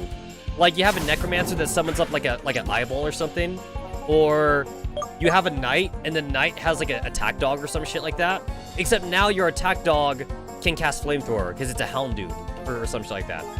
So if we're talking about a fantasy world where like people have magic, then Pokemon just become familiars, and you make a contract with the Pokemon, so that way you provide a place to sleep and eat, and the Pokemon helps you in battle. So you would just fight alongside your Pokemon. Which is what I've been asking for a long time. And Pokemon Conquest kind of gave me halfway that. Pokemon Conquest was kind of that. And then, like, Pokemon Legend Arceus kind of, like, inferred. It kind of inferred that a little bit, because people fight Pokemon in Legend Arceus. They also inferred it, too, in Pokemon Conquest as well, but you still never actually saw people fight Pokemon. And I highly doubt that Game Freak and Nintendo want to ever show off people fighting Pokemon. That'll be a thing that you only see in indie games. To be fair, there are some indie games where you do fight Pokemon, though. What was my first shiny Pokemon? Well, not including, like, the red Gyarados, like, which, you know, definitely doesn't count. Unfortunately, I didn't get my first legit shiny Pokemon until Gen 5, which is Black and White. And unfortunately, it was shiny Arduino, And, you know, there's Arduino farming in Black and White. So, like, it's kind of an easy shiny to get to. But yeah, I legit never saw a shiny in Gens 1 through 4 at all. It wasn't until Gen 5 that I got my first shiny. Yeah.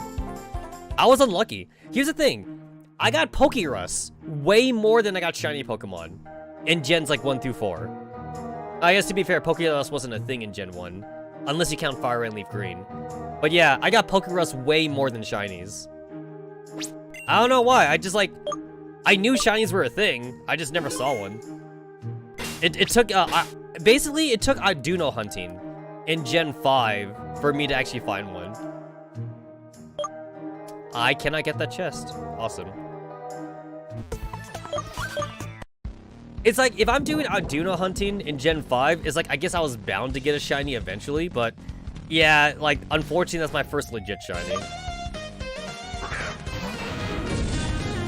I guess the one nice thing, though, is that, like, Game Freak realized that people do shiny hunting, so they did make shiny hunting easier in future games.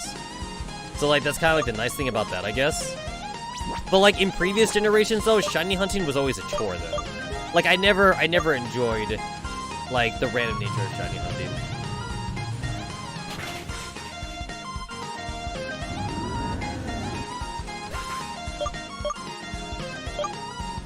It's definitely easier to find shiny Pokemon Legend Arceus, just because that game is also more about catching Pokemon as well. Oh, that would also explain too, actually, why, like, I normally don't find shiny Pokemon in regular Pokemon games, because, like, usually, once you get to endgame anyway, you're kind of just using repels, so you don't get into a fight, like, every 2 fucking seconds. So, like, that would also be a reason why, like, I had less encounters as well. Because, like, you know, like, you get most of your experience with Pokemon through trainer battles, so, like, you're usually not grinding on random Pokemon battles in the old Pokemon games.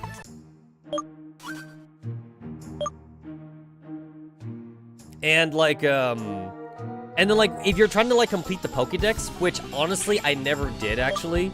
I only ever did for Gen 1. After Gen 1, I stopped caring about trying to complete the Pokédex. So, basically, I would just look up what the full Pokédex is, and I would only catch Pokemon that I actually liked. Like, if I like a Pokemon, I'm like, cool, I'm getting that Pokemon, I'm gonna put on my team. Which, unfortunately, for the way Pokemon's kind of built, it's like... assuming that you actually rotate your Pokemon, then maybe you'll catch like 10 Pokemon you'd actually use. But if you're not rotating it, as soon as you get your 6 Pokemon, catching Pokemon doesn't really mean anything anymore. Like, you're completing the Pokedex, but like if you don't care about catching Pokedex in the end, then like, why bother catching Pokemon? You know what, like...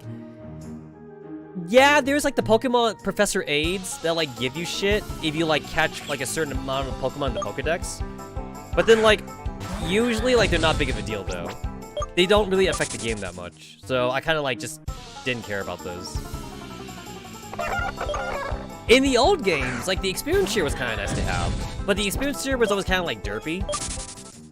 To me, like it wouldn't be a real experience share until X and Y. The experience share usually wasn't really worth it for me in the older games, other than like for evolving specifically Magikarp, and that was about it. Alright, cool, let's go and save the train conductor.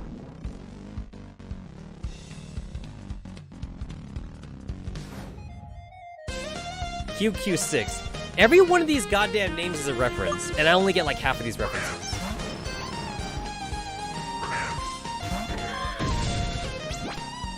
Funny enough, I think the first shiny I got in Sword and Shield was a legit shiny Magikarp. And I got the rare shiny too. I got the one that's like, I believe the square and triangle sparkle one is more rare than the star one, I think. I think I got the more rare one, I think. But anyway, it was a legit shiny Magikarp. It kind of made me sad that that was my first shiny in Sword and Shield because it was going to become a red Gyarados. And like, I don't like red Gyarados because I think red doesn't look good on Gyarados.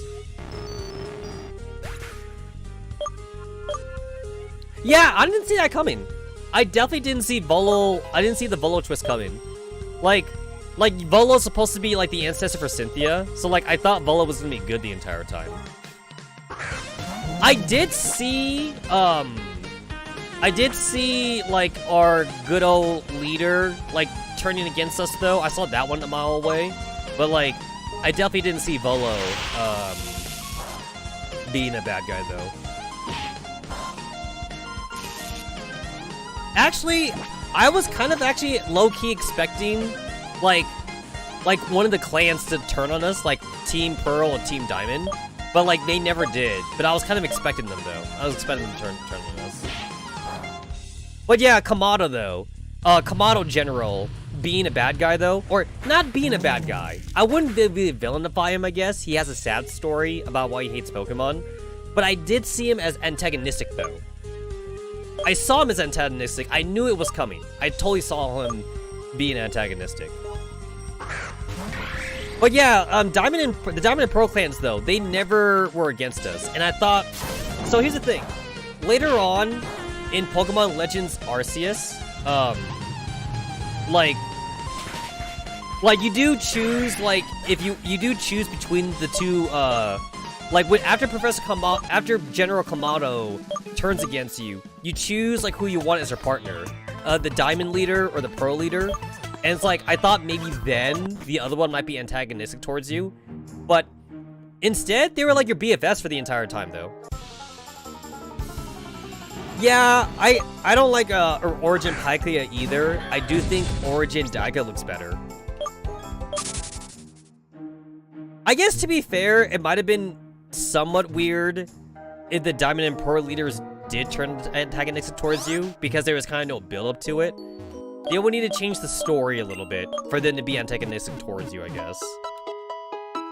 Because, like, Adaman, for example, Adaman, like, he liked you from the very start, actually. Adaman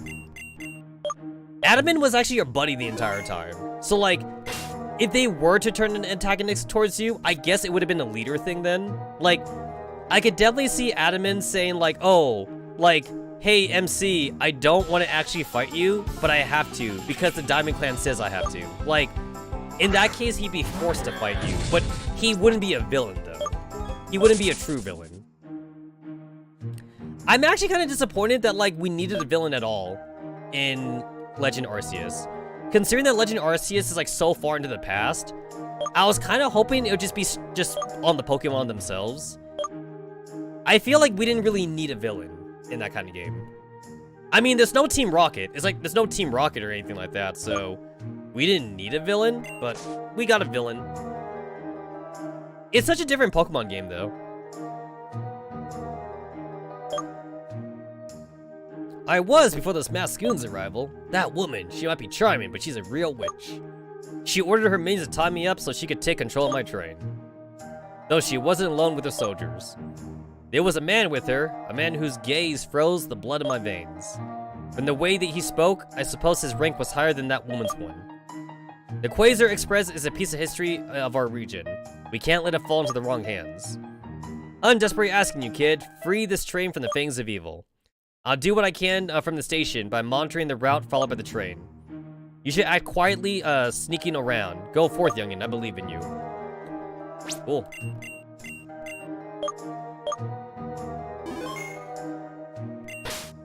No, I did. Yeah, no, like, I totally thought that, Melly was a chick. The thing is that, like, okay, so, like, the girls and boys do wear different uniforms, but, like, I kind of didn't really pay attention to it that much, though. So, like, Melly is wearing a dude's uniform, but I didn't really notice it, so, like, I just thought it was a chick at first. But you know what? You know what really gets me? Is that, like, we're this far into the Pokemon franchise, and there's still no voice acting. It's like, voice acting would have helped so much, you know, like, in that regard. But we still have no voice acting, so, meh. I'm still salty about, like, I'm still salty about, like, how in Sword and Shield, we literally have, like, a musician gym leader, but, you know, no voice actors. So, like, I can't judge the fucking singing gym leader when, like, there's no voices in the game. I mean, Digimon has voice acting, and Digimon's like considered like the opposite of Pokemon, but whatever. Melly would still be a higher pitched voice to Betas. Yeah, I could see that. I could see that. Oh my god, this fucking asshole. You know what? He has no role in this game. He's supposed to be like the male counterpart to the player character, but like, he kind of just shows up out of fucking nowhere. He really has no role in this game. Thank the heavens I managed to jump on the train before it departed. I mean, why though? Why would you? Once I heard the Quasar Express was being hijacked, I immediately ran here without thinking. I was sure I would have met you here, right, Pikachu? Let's not waste any more of our precious time. We must do something before those damn criminals try carrying out one of their usual schemes. Oh, you're not gonna follow me? You're fucking useless to me! Why are you even here? He's not even gonna follow me. So he's not gonna be like a free heal or anything. He's just guarding the door, I guess.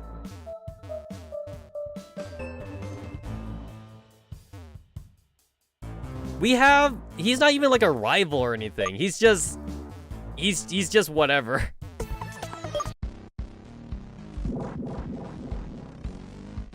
Yeah, Sword and Shield was too much of a disappointment for me. It's definitely a Black and White and Black and White 2, just because like how plot-centric it is. I'm not gonna say that Black and White and Black and White 2 like had any like eye-opening plot twists for me or anything, but I just generally like the story.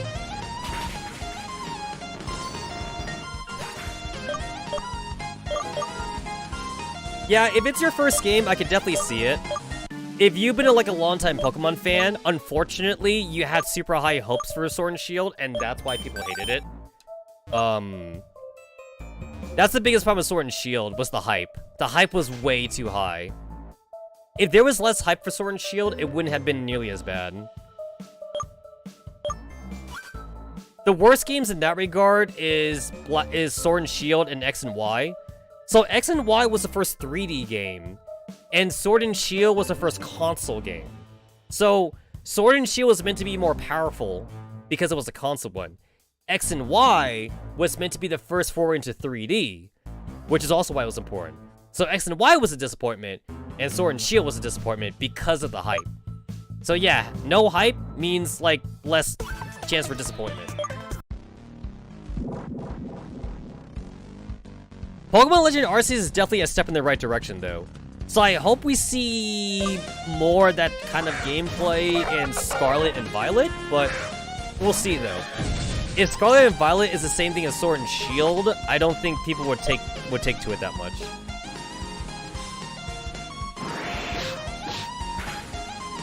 You know what, Kitsune, I think you're not the first person to mention Daft Punk when fighting these dudes. I think someone else also mentioned Daft Punk in the first stream. But yeah, we're fighting like robots though. And like, that's not a metaphor. Like, they're literally robots. Here's the thing about graphics in Pokemon. I stopped caring about graphics in Pokemon a long time ago. Like, Pokemon has always been more about the adventure and more about the Pokemon themselves.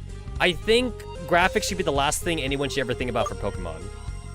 There's other games you can play and like for graphics, but Pokemon's definitely not one of them. I will say this though. Game Freak and Nintendo, they use the excuse that like Pokemon's highly stylistic as like for why it's not super high graphic fidelity, which to me is not a good excuse. That's not a good excuse for why they shouldn't go high graphics, but that also means we shouldn't expect high graphics from Pokemon, if that makes any sense. Like, at this point, I gave up on the dream of a high graphical fidelity game from Pokemon. So for me, that's the way I see it, but like, it's okay to actually hope for a high graphical game, but I'm just not gonna hope for it anymore.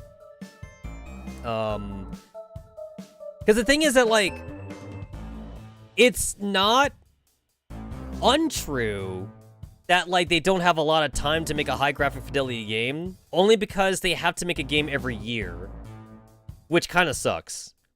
Because they do that to themselves, basically. They kind of shoot themselves in the foot, that they had to do something every year, basically. But they also can't say the lie that, like, they can't make a high graphic fidelity game on their own consoles, because that's been proven time and time again wrong with third-party games making high graphical games on their consoles. Like, when they made Pokemon X and Y on the 3DS, they said back then, they're like, oh, like, we can't do better than that. Which was a lie, because we saw third-party games do better graphics on the 3DS. When it came to Sword and Shield, they kind of said the same thing, too, about the Nintendo Switch. They were like, oh, the Switch isn't as powerful as the PS4 and the Xbox One or something.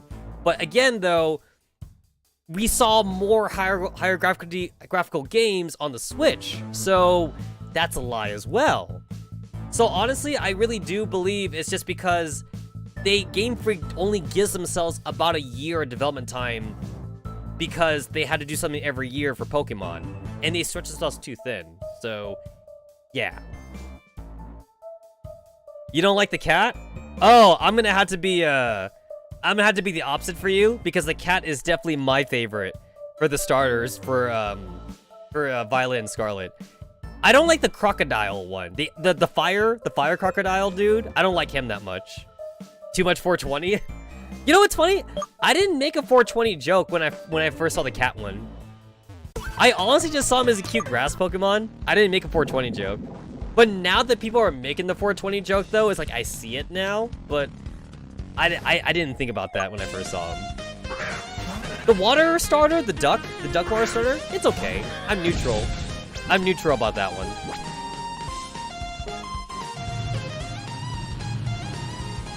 So for me, it's definitely a choice between the cat and the duck. The cat and the duck is between those two. I'm not gonna go for the fire one.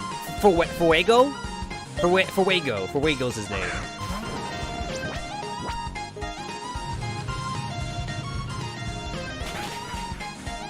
So far, we haven't seen much of the region. I can't wait to see more of it, though. Oh, I will say this, though. I don't like the trainers. I feel like I don't like their... I feel like I don't like their default style. Now, hopefully they do bring back costume changes, though. Not having costume changes, in, the Diamond and Pearl remake kind of sucked. But, like, we got costume changes in Pokemon Legend Arceus, at least. So, as long as we get costume changes, I'll be okay with it, though. But yeah, I don't like the default style for the trainers, though. Oh no! The cat has a very... I think the cat has a very effeminate, style. The cat seems very female-centered, so I definitely saw it being looted. Kind of like the water starter in Sun and Moon. The water starter in Sun and Moon literally evolves into like a fucking seal mermaid. That's very effeminate. So I already knew they were gonna loot the Sun and Moon one, for example. It's like, you know, like I feel like Game Freak has to know like who's gonna get looted or not, and they kind of had to live with that. Basically, Pokemon developers, they can't make any effeminate, design unless they are sure that they're okay with people making it into a waifu. They know the waifu effect is gonna happen. They gotta make that choice. Oh! Sword Shield Hatterene. They had to have known, right? Hatterene was gonna be the Gardevoir rival. Somebody in the development team was like, okay guys, are we sure? Are we sure about Hatterene? They must have been like a talk. They must have had like a little like meeting about that. It's like, this is the most effeminate version, this is the most effeminate design we have in the Gen 7 Pokemon. So we had to make sure we're gonna double down on Hatterene. In the end, they decided on Hatterene though. I do like Hatterene's design though. I do like it.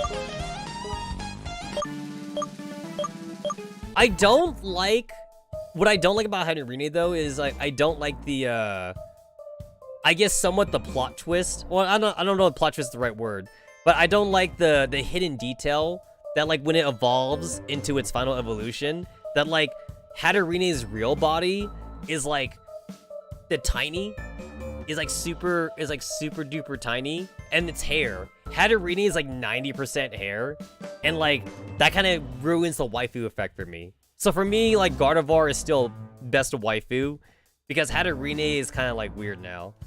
If you ignore the tiny body for Hatterene, then it's fine, but Hatterene is like all hair though. So I hope you have a hair fetish. You better have it. Oh, this guy speaks sleep, by the way. Darn! Overheated myself. That takes me back to my fucking middle school days. Fucking speak leap.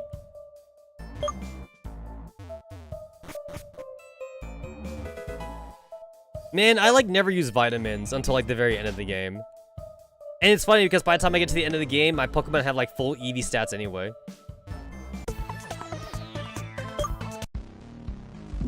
Man, do I want to fight all these guys? I'm over leveled.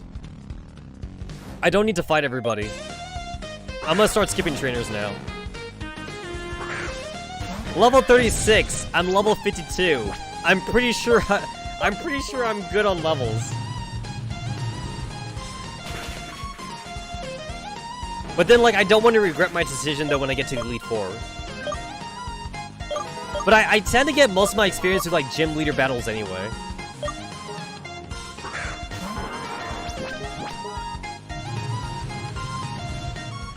I've never done a baby Pokemon only run before, or like a first evolution run only. Because like for Pokemon design, I tend to only like first evolutions. I tend to not like third evolutions because to me, a lot of third evolutions are too edgy or they get ugly or something. I like cute Pokemon. But like I've never done a first evolved form only run before, and I feel like I kind of want to do that for Scarlet and Violet maybe. Maybe I'll try that, like a first evolution only run. What's my favorite Pokemon game? So Black and White is definitely my favorite story, but I wouldn't say it's my favorite game though. Honestly, it's definitely Legend Arceus. I would definitely say it's Legend Arceus. If I'm allowed to use fan games though, then like, definitely Pokemon Insurgents. I actually think Pokemon Insurgents is better than literally all the mainstream Pokemon games. Like, it's better than Sword and Shield, it's better than Black and White, it's better than Sun and Moon, it's better than Diamond and Pearl. I honestly do think Pokemon Insurgents is the best Pokemon mainstream game. Pokemon Legend Arceus, I feel like it's not really a mainline game. It feels more of a side game because it's so different. Like, for me, Pokemon Legend Arceus is like in the same vein as like Pokemon Mystery Dungeon. Or like the Pokemon Ranger games. Like it's a Pokemon game, but like it's not the same Pokemon games that we're used to. So I'm not sure if I want to consider Legend Arceus in that kind of vein. You know what, actually, like, I found that Nuzlocke runs have been hard to do in mainstream games because, like, it almost feels like the mainstream games are, like, very anti-Nuzlocke in design. It's easier to do it in older Pokemon games, or, like, in indie-made Pokemon games, than it is to do in the new Pokemon games. They kind of made it so that way they don't want people to go too hardcore, unless, like, you stop using items or something. I don't know. I mean, at this point, I really think they should just employ, like, an actual difficulty level in their games, but I guess they're afraid that kids will automatically default to hard mode, and they complain that the game is too hard, because, you know, kids are dumb. That's what's gonna happen, too. I could see that happening. Wow, the game is too hard. Just go to easy mode. No, I'll be a fucking chump if I go to easy mode. Oh, okay then. Alright, so yeah. Honestly, like, if you do, like, the basic Pokemon Nuzlocke rules with, like, Legend Arceus, I don't think it'll work at all. Like, you would need to drastically alter the basic Nuzlocke rules to make it workable. One thing, too, about Legend Arceus is that, like, you literally have to catch Pokemon, and Nuzlocke rules says you only catch one Pokemon. So right out the window, you gotta change that rule. You gotta change that rule right away. But yeah.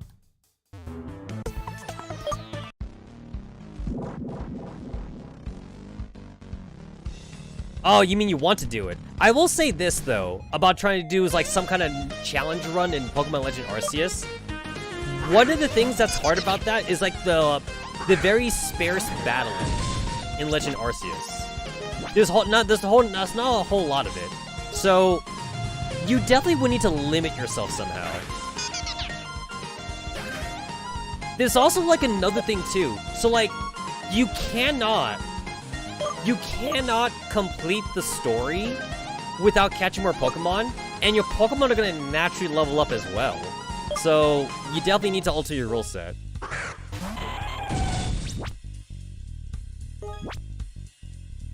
Hayako, you're saying that your Pokemon get KO'd very easily, but like, I'm about to counter that by saying just never get into a fight then. Like, here's the thing. You literally never have to get into any fight. Like, just throw Pokeballs. That's all you gotta do. There's only like maybe like 20 or so like actual forced battles in Pokemon Legend Arceus. And that's kind of like how I played the game. Like, I was massively over-leveled when I played Pokemon Legend Arceus. I mean, you guys already saw my stream. I was like fucking 20 levels over-leveled. The only hard fight I had in that game was Dialga and Palkia. That was like my only hard fight. The thing is that Pokemon Legend Arceus, it really incentivizes you to catch Pokemon and not fight battles. So, there really is no reason why you should be fighting battles in Pokemon Legend Arceus.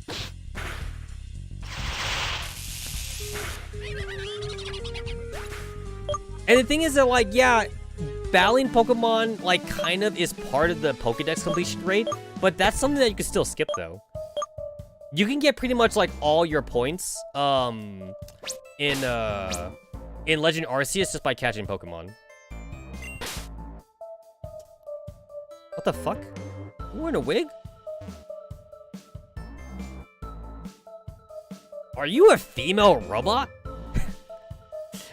Are you a girl robot? Can't you see him out with my man? You're a girl robot.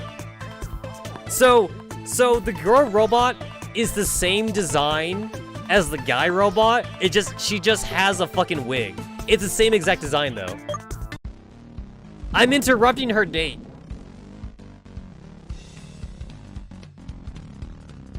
Dude, there's no boobs. If you're gonna make a girl robot, at least give the girl robot boobs.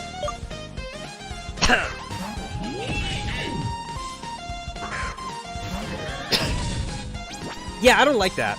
I definitely agree with you. I hate that you need to essentially catch all the Pokemon just to get to Arceus. Yeah, that kind of sucks. I do find it funny though when you try to go to like Arceus, when you try to go to like the temple and you try to play the flute, and then Arceus is like, yo, come back here. Arceus fucking calls you on the phone, and he's like, yo, come back here after you catch all the Pokemon.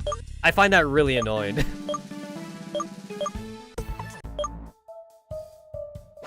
I get it. No. Here's the thing. I get it. It's the story that like you're completing the Pokédex. I get it. But they still should have made that optional though. It should have been optional for Arceus. You're gonna force me to actually literally catch every Pokemon. Oh god, I gotta fight everybody.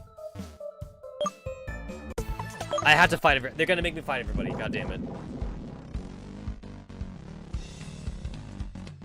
Might as well outsource the fembots to IOP or SF.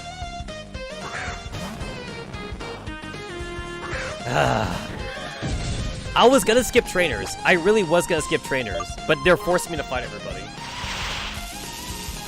It's kind of like Legend of Zelda, where like you get into a room in Legend of Zelda, and then you're forced to fight every monster because like the door is locked or something. That's what this is. Super annoying.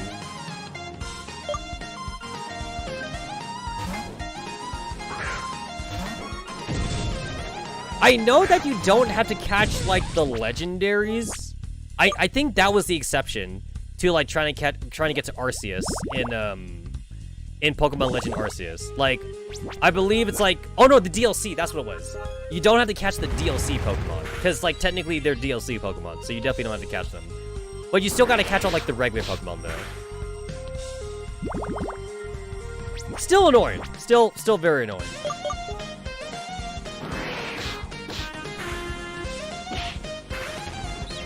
I hate priority moves. I hate priority moves. This guy did way more damage to me, even though I'm over leveled.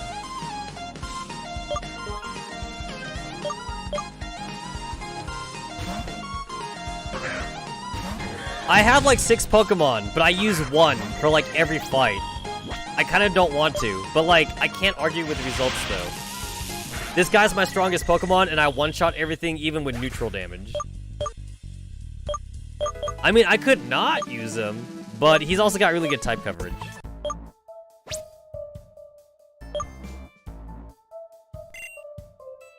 I guess I might as well use my potions. I'm too much of a hoarder. I keep telling myself not to be a hoarder in like RPG games, but like, I'm still a hoarder though. It's like, no, I have like 90 potions. I can't use one. It's like, I know that sounds stupid too. Like, I had to tell myself, yo, bro, you just said you had 90 potions. Like, just use one already. Mando.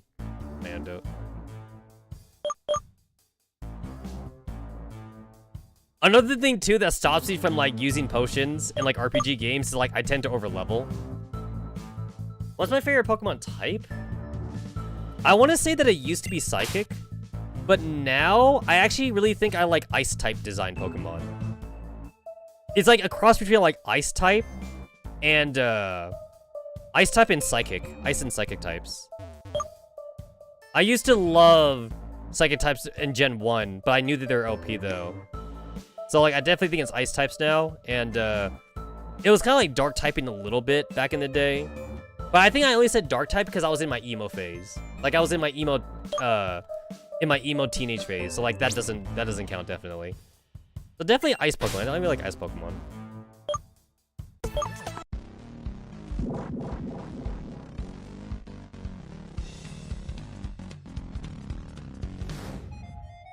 One thing that I would love to see in Pokemon games, that's the evolved version of the fucking Psychic Meowth. Dude, he looks malnourished. Can somebody give this Meowth like a fucking hamburger or something? Guy looks like he hasn't fucking eaten in like a month. You okay, bro? I'm kind of like, I kind of feel bad about fighting it now.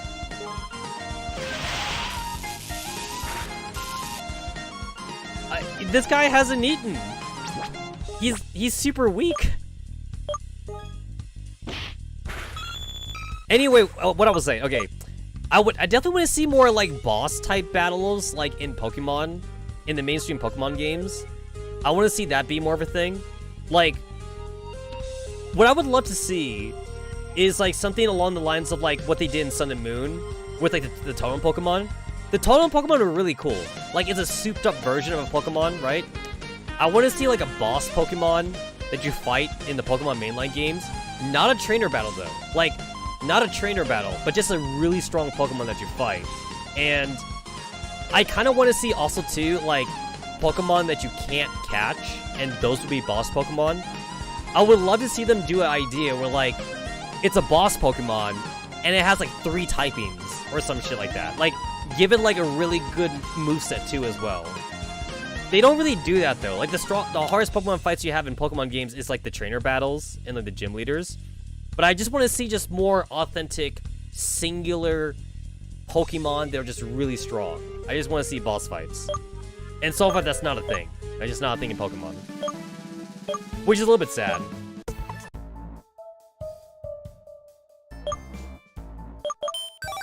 Finally. Jesus. Ugh, are they really gonna make me fight everybody?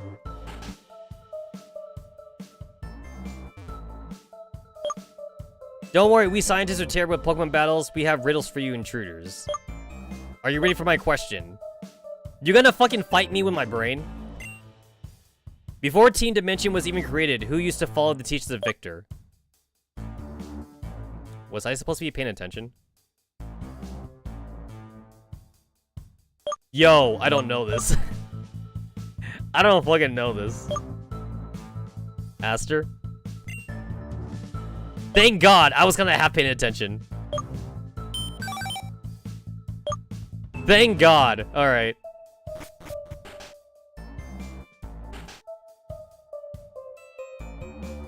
Yo, you're just gonna ask me questions? Thank God. Give me a fight. What?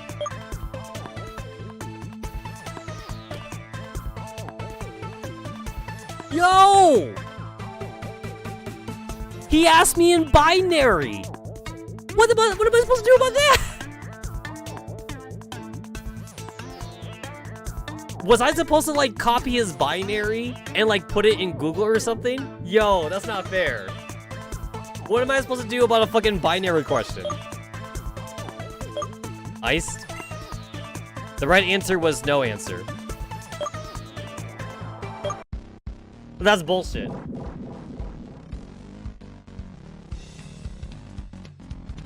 He just wanted to fight me. Alright.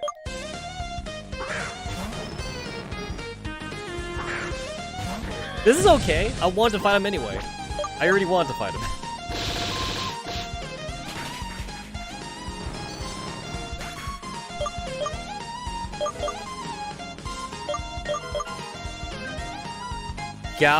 Galavantula. Okay, wait. You're a bug.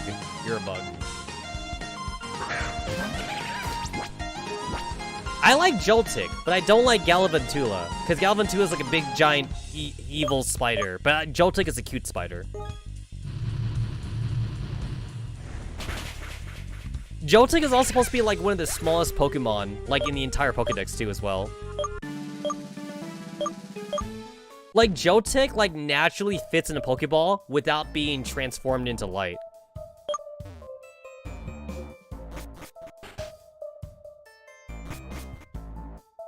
Oh my god. It's another scientist. Alright, what are you gonna ask me? I know I'm not supposed to help intruders, but I also have an honor code to maintain. If you need rest, use the bed over there. Oh, thank god! It's a healing spot. Awesome. Thanks for your fucking code of honor. I'll start to run out of PowerPoints.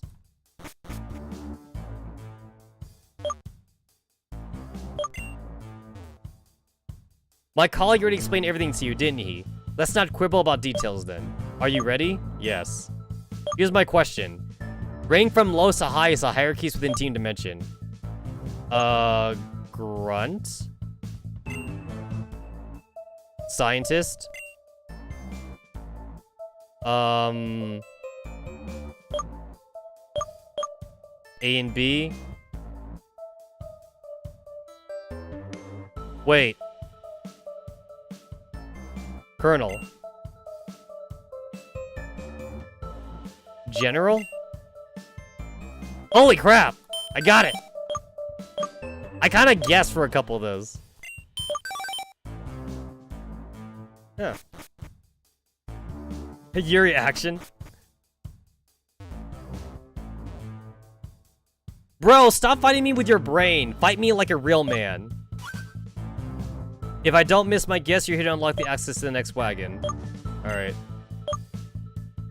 So tell me, what's her favorite drink?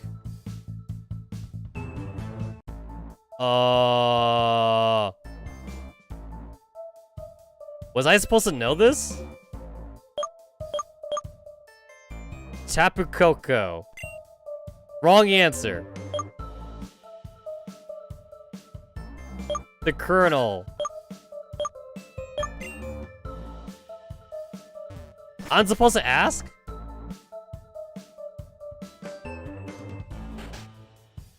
Wait, what's your favorite drink? I don't know what her favorite drink is. Screw this. I'm just gonna brute force my way through. There's no downside. There's literally no downside to just guessing.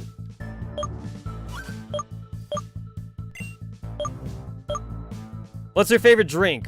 Frappuccino. Wrong answer. Are you ready? No. Chamomile tank. Wrong answer. Alright, cool. I know the answer now. Mental herb tea. What does she love? Purple Masquerade. Wrong answer. The fuck?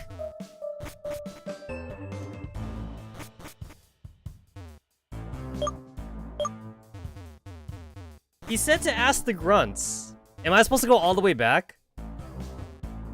Leave us alone. I'm not telling you squat. Master of Shuppet. Oh. I am supposed to ask the grunt.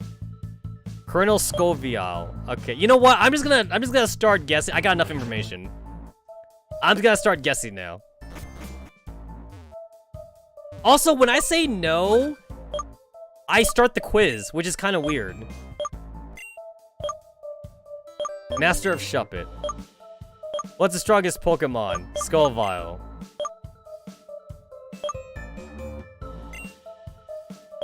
What? Fucking bullshit. Alright. Mental Herb Tea. Master of Shuppet. Scovial. No. You know what? I feel like if these guys have like the key to the door, why are they even letting me in the first place? Couldn't they just leave it locked or something? I mean, what am I gonna do? Use my Pokemon to Hyper Beam the door? Why do bad guys in these kind of RPG games have like an honor code system? If they're real bad guys, they wouldn't have an honor code system. Oh shit, she beat us. I guess we have to let her through now. It'll be more like, oh, you beat us. Guess what? I'm not opening the door for you.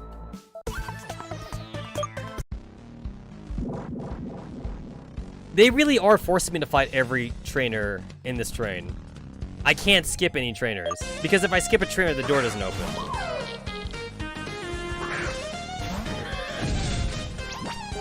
Dude, forced fights like this, like, give me fucking cancer.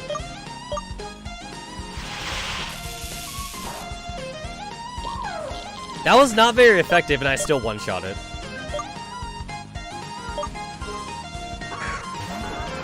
You know what? There's not enough Steel-type Pokemon. I feel like when Game Freak made Steel typing, they were just trying to make a typing for the sake of being a typing.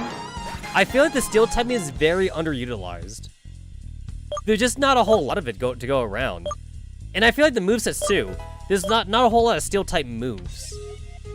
Like we need like a generation where they introduce like, I don't know, like 15 more Steel type Pokemon. I don't know.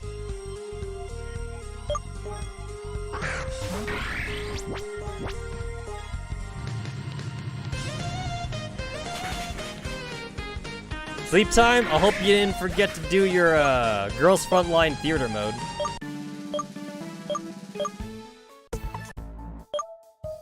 I can't escape this battle. I have to fight him. Yo, that guy's already being gangbanged by the other characters. Why am I here? Wait, so those guys are the good guys? They don't need me.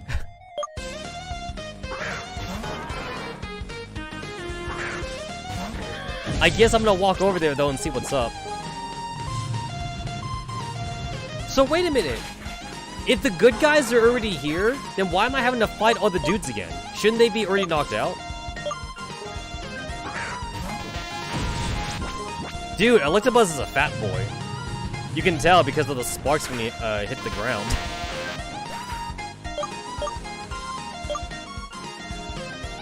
Blingrim. That's one of like those. That's one of the weird Pokemon in this game.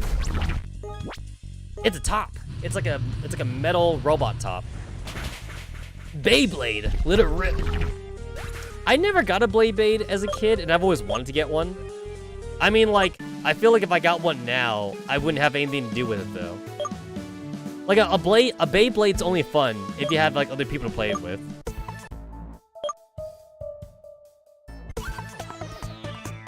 You're done for, you piece of scrap. Oh, Fuka, there you are.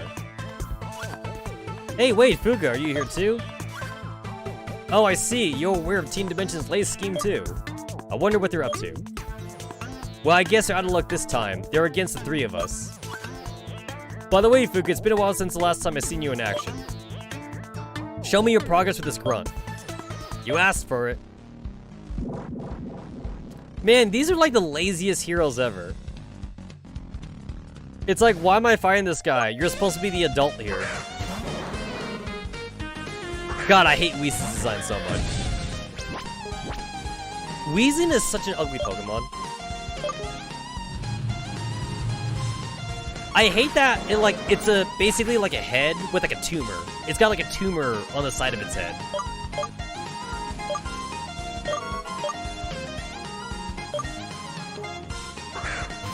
Makes you want to kill it faster.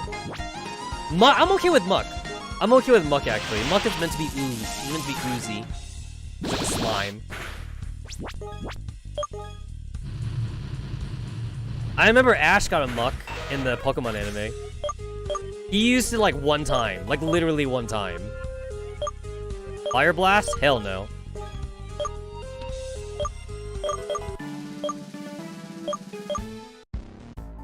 Yikes, better run!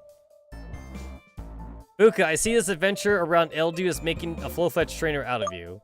I really hope we can measure our strength someday. I totally agree with you, Aster. What about you, Pikachu? You're not gonna evolve your Pikachu, are you? I mean, usually you don't, right? Because everyone knows that Pikachu is better than Raichu. So he's never going to evolve his regional specific Pikachu. No time for celebrations just yet, kids. We don't know what the next wagon has in store for us. We've got a bad feeling about this. My Pokemon are terrified by some kind of overwhelming power. Fuka, you're undoubtedly about to meet the one behind your father's disappearance. Take all the time you need to reach me inside. Come on, Fuka, we can pull this off together. I'm going to help Aster. Okay, cool. I'm about to get, like, story progression here. Am I ready? That's how you know the game wants you to save.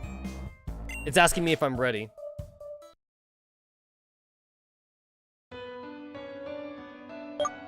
Buzz. Buzz. Dude, this is some serious-ass music.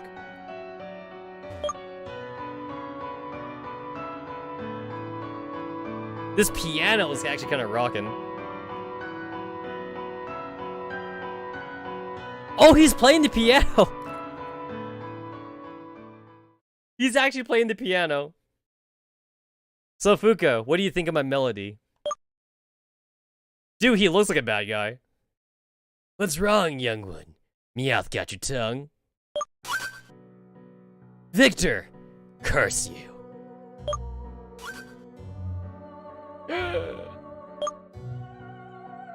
Oh, I see you're not short on surprises. It looks like little Aster has come to visit as well. But what surprised me the most is seeing Versal's daughter here. What a nice family reunion! Ha ha ha ha. What are you doing here on Quasar Express? You should know it's one of the region's treasures. You're absolutely right, dear Aster. But you know, some things are more important than a trifle one like this. I needed to lift to Dorado Village, and this train speed was just what I needed. You see, there's something over there that piqued my interest. Of course, it's thanks to good old Versal studies if this information reached my ears. And not just that. Putting my hands on an X-specimen like this Gengar was a nice bonus for my plans. I have to say that Lady Fortune's on my side, now more than ever. What I ask of you now is to kindly leave and stop being a hindrance to us. Still, I need Versal's help.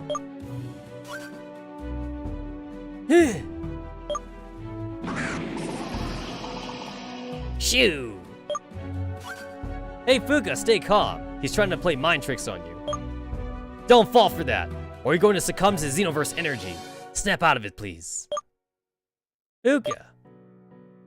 What a sight to behold. Fuka, I bet you're itching to knock the stars out of me, right? Well, so be it. On guard. Tyranitar, it's your turn. Is it okay to have third-tier evolutions fight on a small, cramped train? I don't think this is a good idea. Oh no, flashbacks.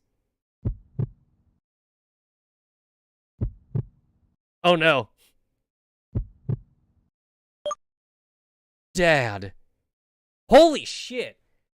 That is literally the first line of dialogue spoken by the main character in this entire game. Because the main character hasn't said shit. The main character's only said ...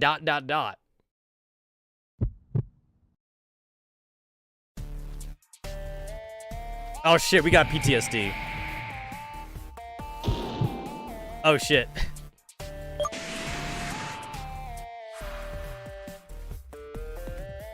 Oh shit, we turn into Nega. We turn into our Nega form.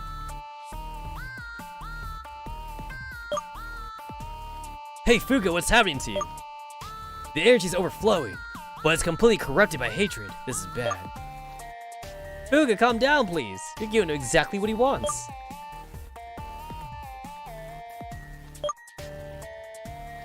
You think this was a mere excuse of power? Will be enough to bring me down? Kid, you got much to learn. Now that I'm seeing with my own eyes, I can't help but believe Trey's words.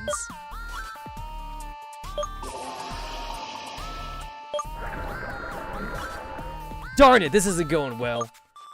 Even Shulong has been engulfed by the darkness of Xenoverse energy. Hey Fuka, stop! You're going to make the train explode! It can't end like this. Suiken. Mega. Dude, Suiken can Mega Evolve. Yo! Yo, we killed them all. We killed them all. I see a dead robot down there. Oh, what a mess. Guys, you're right. Luckily for us, yes. Thank you for saving us, Aster. Dude, if Aster didn't use Suiken, they'd be dead. Don't mention it. It was the least I could do, okay? Fuka, how are you feeling now? It looks like she's still being influenced by that dark power. Hey, where did that Victor go? Has he mentioned flee before the explosion? Bad. Hey, what do you think you're doing? Victor left. What's all this ruckus over here, Raja? Hey, brother, I think this mess is being caused by them, Roger. B. Yes, brother? How many times did I tell you that I'm the one who talks first here? Sorry. Now back on track. B. I think this mess has been caused by them, Roger. But brother, that's exactly what I said before. Will you shut up for once? You badly assembled piece of scrap. I'm the one who makes the rules here. I'd rather not interrupt you in a pivotal moment like this, but are you two supposed to be here? Here we go again. Another one who doesn't have a clue about who we are. My robotic heart has been broken once again. Roger. There's some troublemakers called A and B, the Dimension Sergeants who invaded the campus a while ago. Oh goody, it looks like someone here does remember our mugs. What do you want? An autograph, runt? Roger. I didn't ask for one, thank you very much. Part EXE has stopped working. Enough with the nonsense, clowns. What do you want from us? You see, your shenanigans here are gonna cost our stop to Hyperion City, and you know what that means. It means that me and my partner here are gonna miss the presentation of our idol's latest song. Dude, A and B are fucking idol simps. And who's gonna put up with Cry Baby B's complaints? I'm gonna, of course, Roger. Actually, I'm still angry. Fuka, I know I shouldn't give you this kind of idea, but if you do think of following Victor is the right thing to do, then go. Let me and Kay handle these two clowns over here, don't worry. It's gonna be a pleasure, Aster. But please, Fuka, be careful.